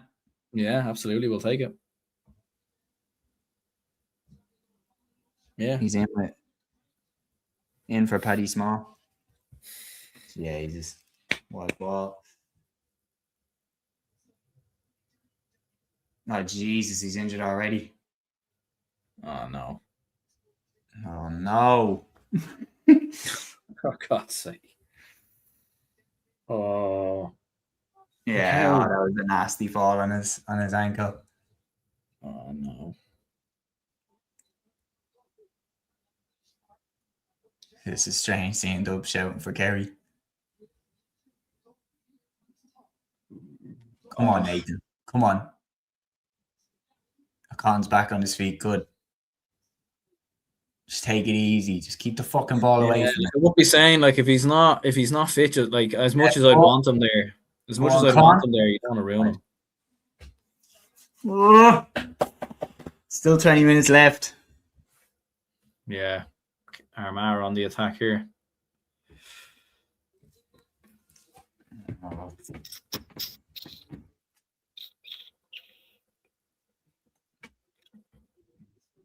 I think, to be honest with you, I think we are probably going to need Kerry to win this. I don't know if we'll do it by 4. I know Flaherty and for Shane McGrath. Flaherty is pace, man. Sean talking as well about the Dublin need to be split in 2 era. That feels like a long time ago now. Yeah. I remember as well, there was one podcast, I think it was like 2020 when Dublin hammered Meath, and it was Colin Parkinson and Keane Ward, and they were talking about the Leinster Championship basically needing to be dissolved. Yeah, it was a crazy. Which at the time a lot of people were saying. And it's crazy how things can change now. That a lot of people would have Louth and Meath ahead of Dublin and Leinster now. Yeah, it's great. It's crazy how quickly it's just changed. Yeah. Personally, I think people are going a little bit too far though in terms of writing us off. I wouldn't be surprised if we win Leinster again this year. I'd still probably put Meath favourites, but then I'd put us second. I'd put us ahead of Louth. Yeah, Armagh just got a point there, so it's a level. Shit. I think with a draw we'd be okay provided we win.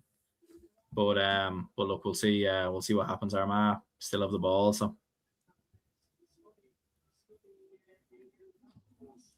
Charlie O'Burns.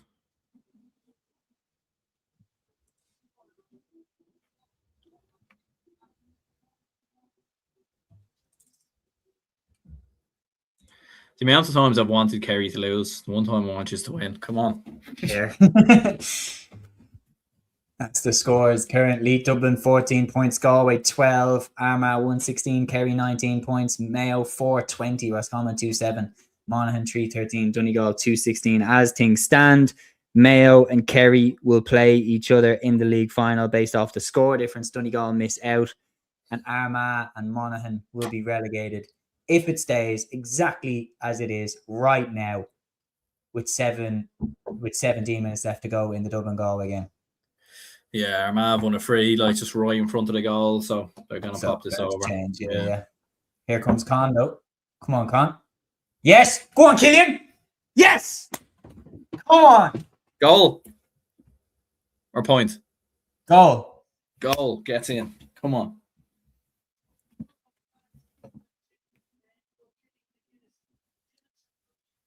Galway were so open there. Great finish. Did we get a man sent off as well? Did I miss that? What's that? Oh, yeah, it's a lovely goal. Who the fuck? Lovely guy. So we got a man sent off. Was it Cuffick Byrne? I seen him go off. Yeah, Cúilín Byrne. Must have been Yellow the second. card with his black card that he got at the start, yeah. Well, thank God we got that goal. Thank God we got the goal. But now down to 14. So I think yeah, we're not out the woods. we're not out of it. Yeah, it's like you think you have it. Oh no. Okay, 14 to 13 points. Now we're exactly 4 points ahead of them. Yeah, here come Kerry. Donegal got the third goal.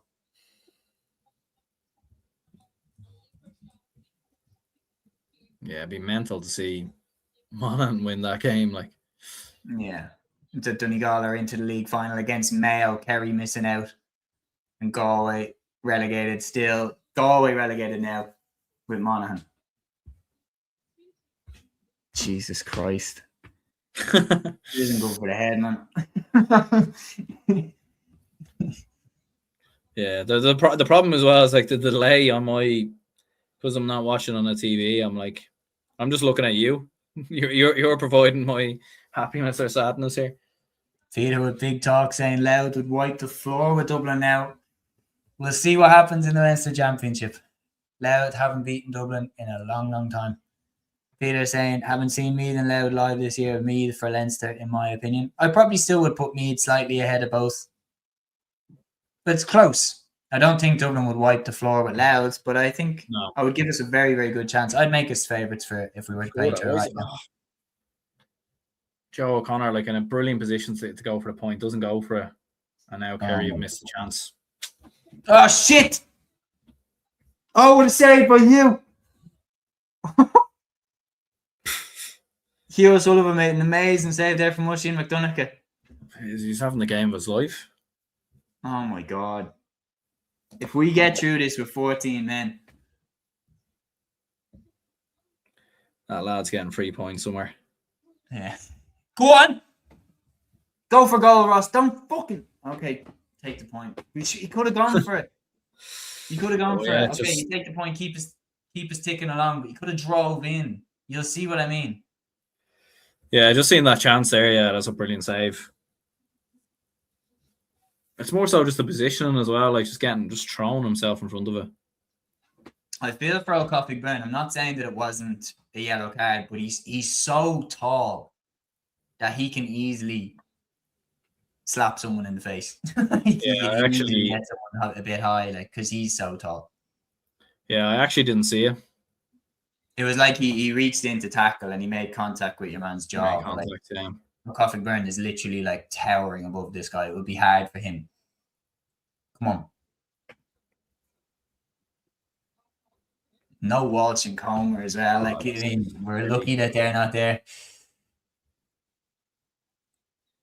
No, don't let him have a crack at it. Don't get out to him.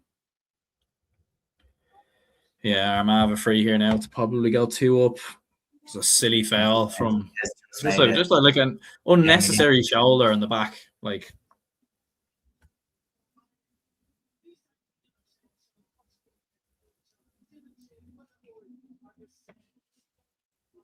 so yeah, we might need a 4-point win. So Armagh back in front. Yeah, they're a point up and they have a free here now to, I don't know if it's 118 to 19. It could be 117. Yeah, but I don't know if this one's inside the arc or outside. Mayo are absolutely annihilating Roscommon. Like, this is out. This is outside the arc as well. So if Armagh scored, they'll go 3 up.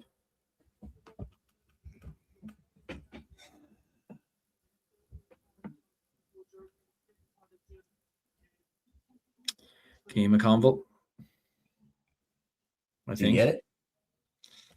Oh wait, maybe it's inside. He kind of ran inside. He's got it. I don't know if it's 1. It's 1 point. Okay. So 118 to 19. Yeah. Okay. That's the scores right now, folks. Just approaching the final 10 minutes. Galway 14 points, Dublin 115, Armagh 118, Kerry 19 points, Mayo 423, Roscommon 28, Donegal beating Monaghan then 317 to 313. So as things stand, Donegal and Mayo will play each other in the league final Dublin are relegated as things stand right now. Yeah. Come on, lads. Shit. Nemo Canela, yeah. 3-point game. This is like a kind of one of those old Champions League games where, like, you know, the second leg, like, you can lose and still win. Yeah, it kind of is a bit, isn't The it? win, it always stay up, like. Yeah. It's like the aggregate score or whatever, yeah.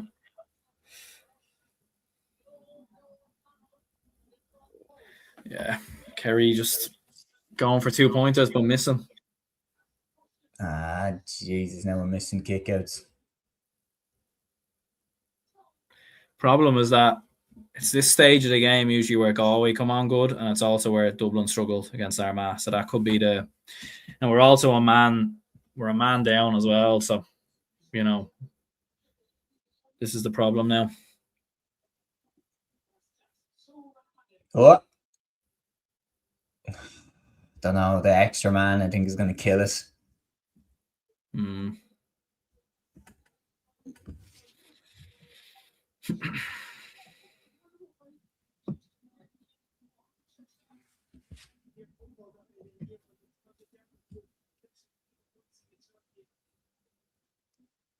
Cian Hernan has just belted over a score. 2-point game. Shit. Yeah. Kerry have had possession for a good while here, but haven't really. Sean O'Shea's on the ball. There we go. A bit of space opened up. Oh, he's got it, is he? Yeah, I think he's got it. Is that a 2? That's a 2, yeah. 2-pointer for Kerry. 2-pointer So for Kerry. Yeah, back level, Joe O'Connor. Come on. Come on, the kingdom. It's a brilliant 2-pointer as well, to be fair. Problem is that, like, Galway are closing in on us here, so we still need to do our part as well. Yeah, I know. We still need to win. Like, Sean McMahon just bursting As forward. things stand, we're still relegated. I need to. Oh, we just keep giving the ball away, silly now. Jesus. Yeah, as things stand, we're Out of the relegation zone and Armagh in it. And Rob Here comes Finnerty's David got Clifford. We're only Scored, winning by yeah. 1. Jesus, mate. No. What? I was saying Kerry are in front, but you're saying Galway are winning now? Galway are 1 point behind us. Oh, 1 point behind. So still as things stand, Armagh are relegated. We just need Kerry to win and us to win. I think, Yeah. like, that's the most simple version of things. It gets messy then if one of those doesn't happen.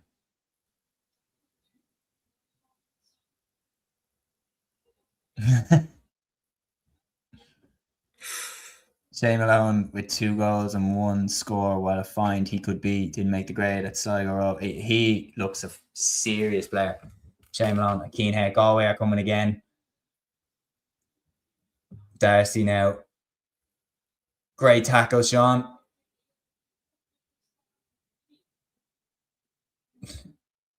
I don't really know now how that wasn't given as a 45.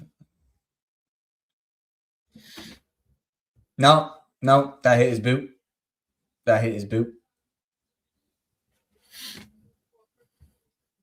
Mate, whoever made up the symbol for the 45, the symbol for the 45 needs to be changed.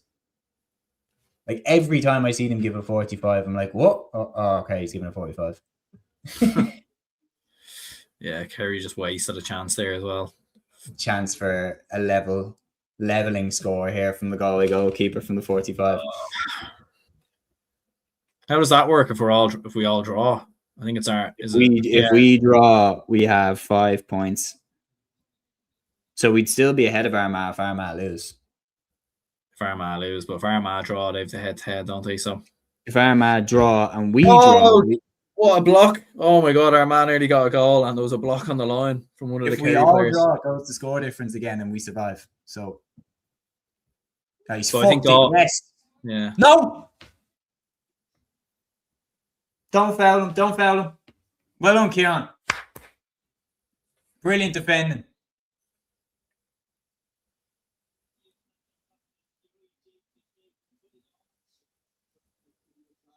Oh my god. Yeah. Oh my god, I'm seeing it now. Oh, blocked on the line. Holy shit. Yeah. Kerry again. Yeah. Oh my god. Armagh going down as it stands. If we all draw, we survive based off score difference, I think. No, because I think Galway No. move up one. No, Yeah. yeah, saying Galway, yeah. Sorry. Ah.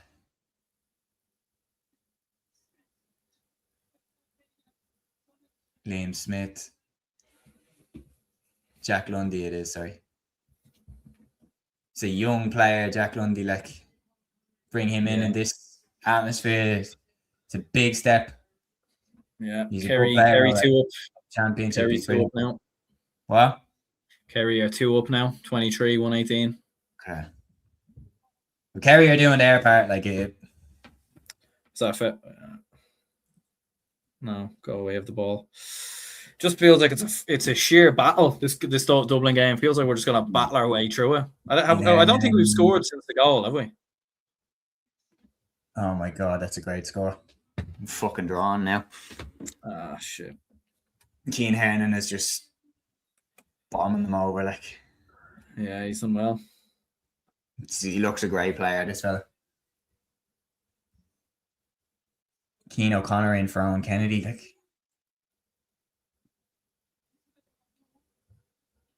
Seems like we're, I don't know, it seems like we're bringing in kind of random players now, like. Yeah, I think it's just the fresh legs. I think it's just to try add something. Yeah. We're gonna need something here, though. We're gonna need a couple of points just because we haven't scored. And, yeah. Hey, that's a foul. What the? Come on.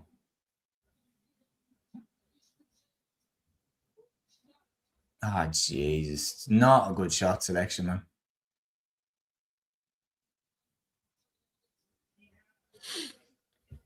Yes. Oh, it would hurt, man. It would hurt if we got relegated because, like, they've made us believe that they could stay up. I know we've been leading for like the whole game. Yeah. I don't know, man. It feels like, oh, you're gonna get a late push. Yeah. As it stands at the moment with the draw and where Armagh losing, we are okay, but you'd imagine there's going to be more that will happen.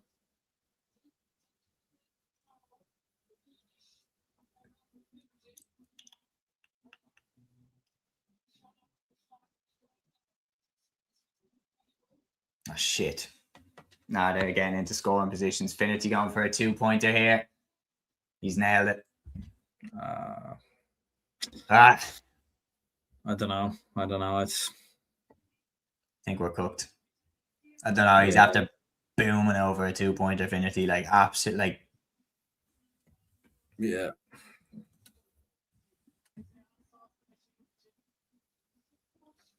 Yeah, it's a great point. Oh, here we go. Another scrap. So I think I heard Durn, which means box. And Joyce is out in the technical area now.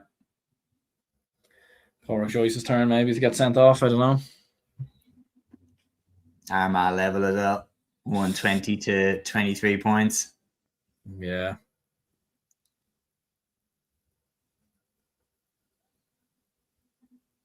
Again, not really see much in it. Like,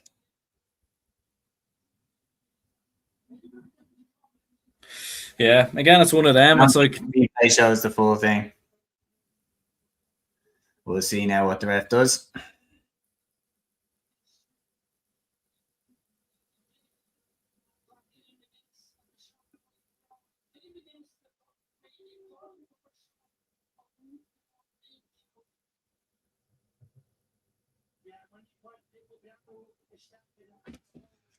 Ah.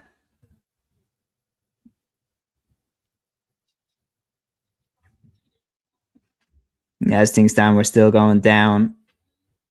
Yeah, Head to head Armagh with winning Armagh now. on 5 points.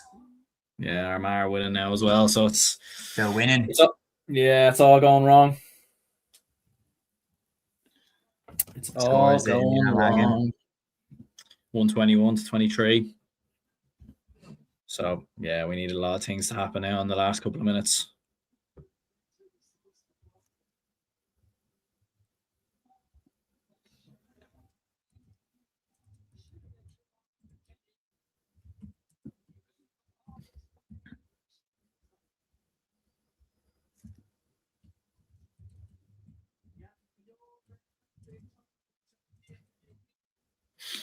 It's actually hard to keep up with like everything that's going on. Yeah. Come on, lads. Come on.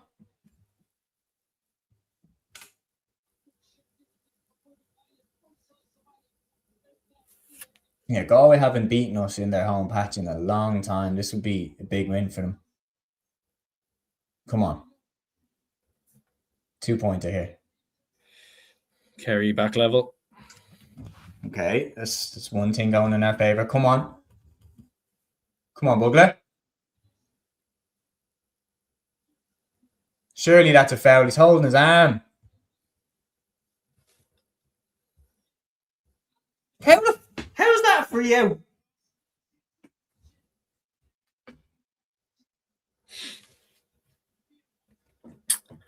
I don't know. When it's just not going your way, it's just not going your way. Armagh up by 1, says Aidan. I think that maybe that was when Armagh were up by 1. It's level now. Still level, Aaron? Still level, yeah. What is he giving it for over carrying?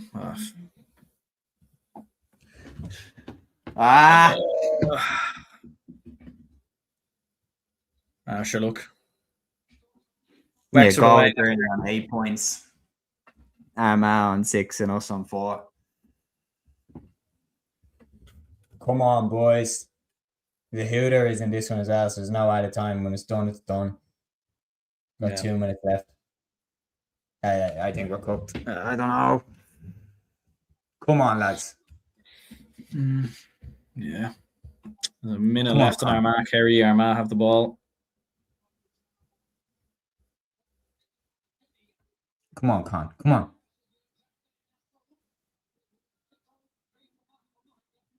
Con doesn't look 100%. He can't. He doesn't look like he can drive at the players. Like back outside the 2-pointer line, lads. Come on.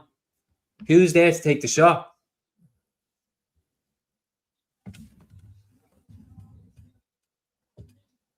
Donegal and Kerry in the final as it stands. Dublin and Monaghan relegated as it stands. Yeah, lads, why? We're literally holding on to the ball. We need to take the shot now. We're going to run out of time. We've 1.5 minutes and we're hand passing the ball around the arc. We're doing Galway's job for them. Oh, what are we doing? Hoover's gone. No, Hoover's not gone. Armagh, Kerry. We're still playing, apparently. What the fuck? Like, why are we hand passing it around? It's wide. We've literally ran the clock down. And we're I think losing. Armagh. Yeah, I don't know what we're doing, yeah. I think Armagh, Kerry's over. I think it's finished as a draw. Come on. No, missed. We took 2 minutes to take that shot.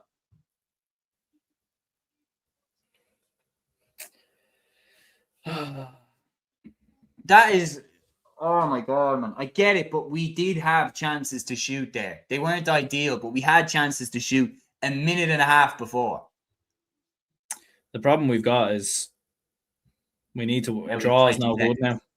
We need a win. We need a win. Yeah, but a 2-pointer, like. I know, yeah, it gives us yeah. No, I think it's done. Yeah, that's it. Done.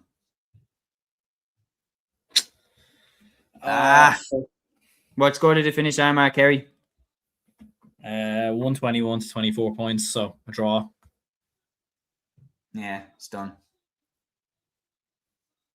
Galway won. Well. 121 to 24 points in.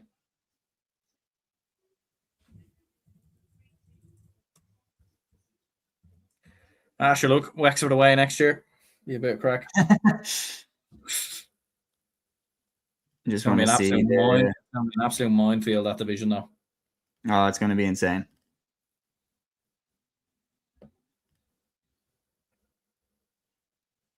Yeah. Ultimately, again, it's the final. I think it's the final 10, 15 minutes again that have cost us. Yeah. Again, it's just the same problems as the Armagh game. Big lead, and then, just threw it away. I do hear saying absolutely useless. We become Mayo bottlers. I think it was a good performance. I'm not. Yeah, I think there's elements of it that's good. Look, it's important to remember going away to Galway. I think, unfortunately, like losing to Armagh last week, was a big one. But yeah, I don't know. I think it's more now the confidence. Is Ger Brennan going to be there for the opening couple of games in Leinster? Like that's the problem now as well. Do you know what I mean? So there's bit. Well, what? It's Kerry Donegal won, did they? Donegal won. Yeah. So yeah, that would be mad. Ross beat Galway in Pearse, but not Dublin. Look, like Roscommon have been good this year as well. I wouldn't knock Roscommon or Galway or Dublin. GA math doesn't always add up. When was the last time you were in Division 2? A couple of years ago. 2023 is the last time we were in. 2023 was the last time we were in. We won the All-Ireland that season, but I doubt the same is going to happen this time. I couldn't believe what I was watching there. I mean, you've seen it down the stream. I couldn't believe what I was watching there at the end. Us hand passing the ball around for a minute and a half before taking the shot. I know that you have to line it up, but like there were opportunities to take the shot earlier, and we did Galway's job for them in terms of running down the clock there. Yeah, but I'm proud of the performance, especially in the first half, and our lads got stuck in. I think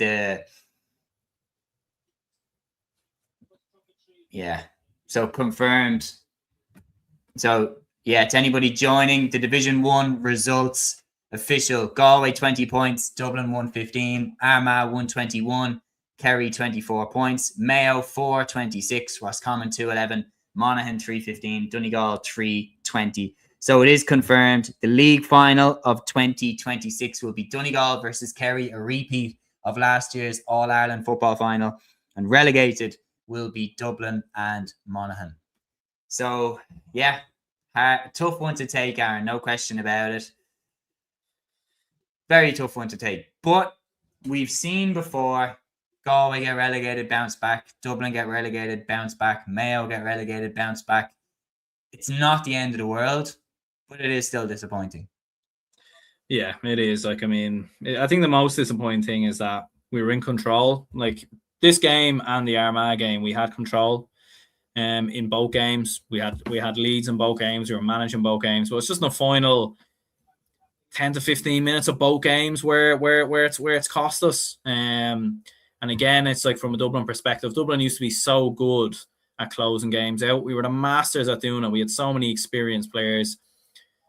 I think it is a learning curve for the younger players that have come in, and it's been tough for them. And look, today's game was a difficult one, going down to 14 men against a very, very good Galway side.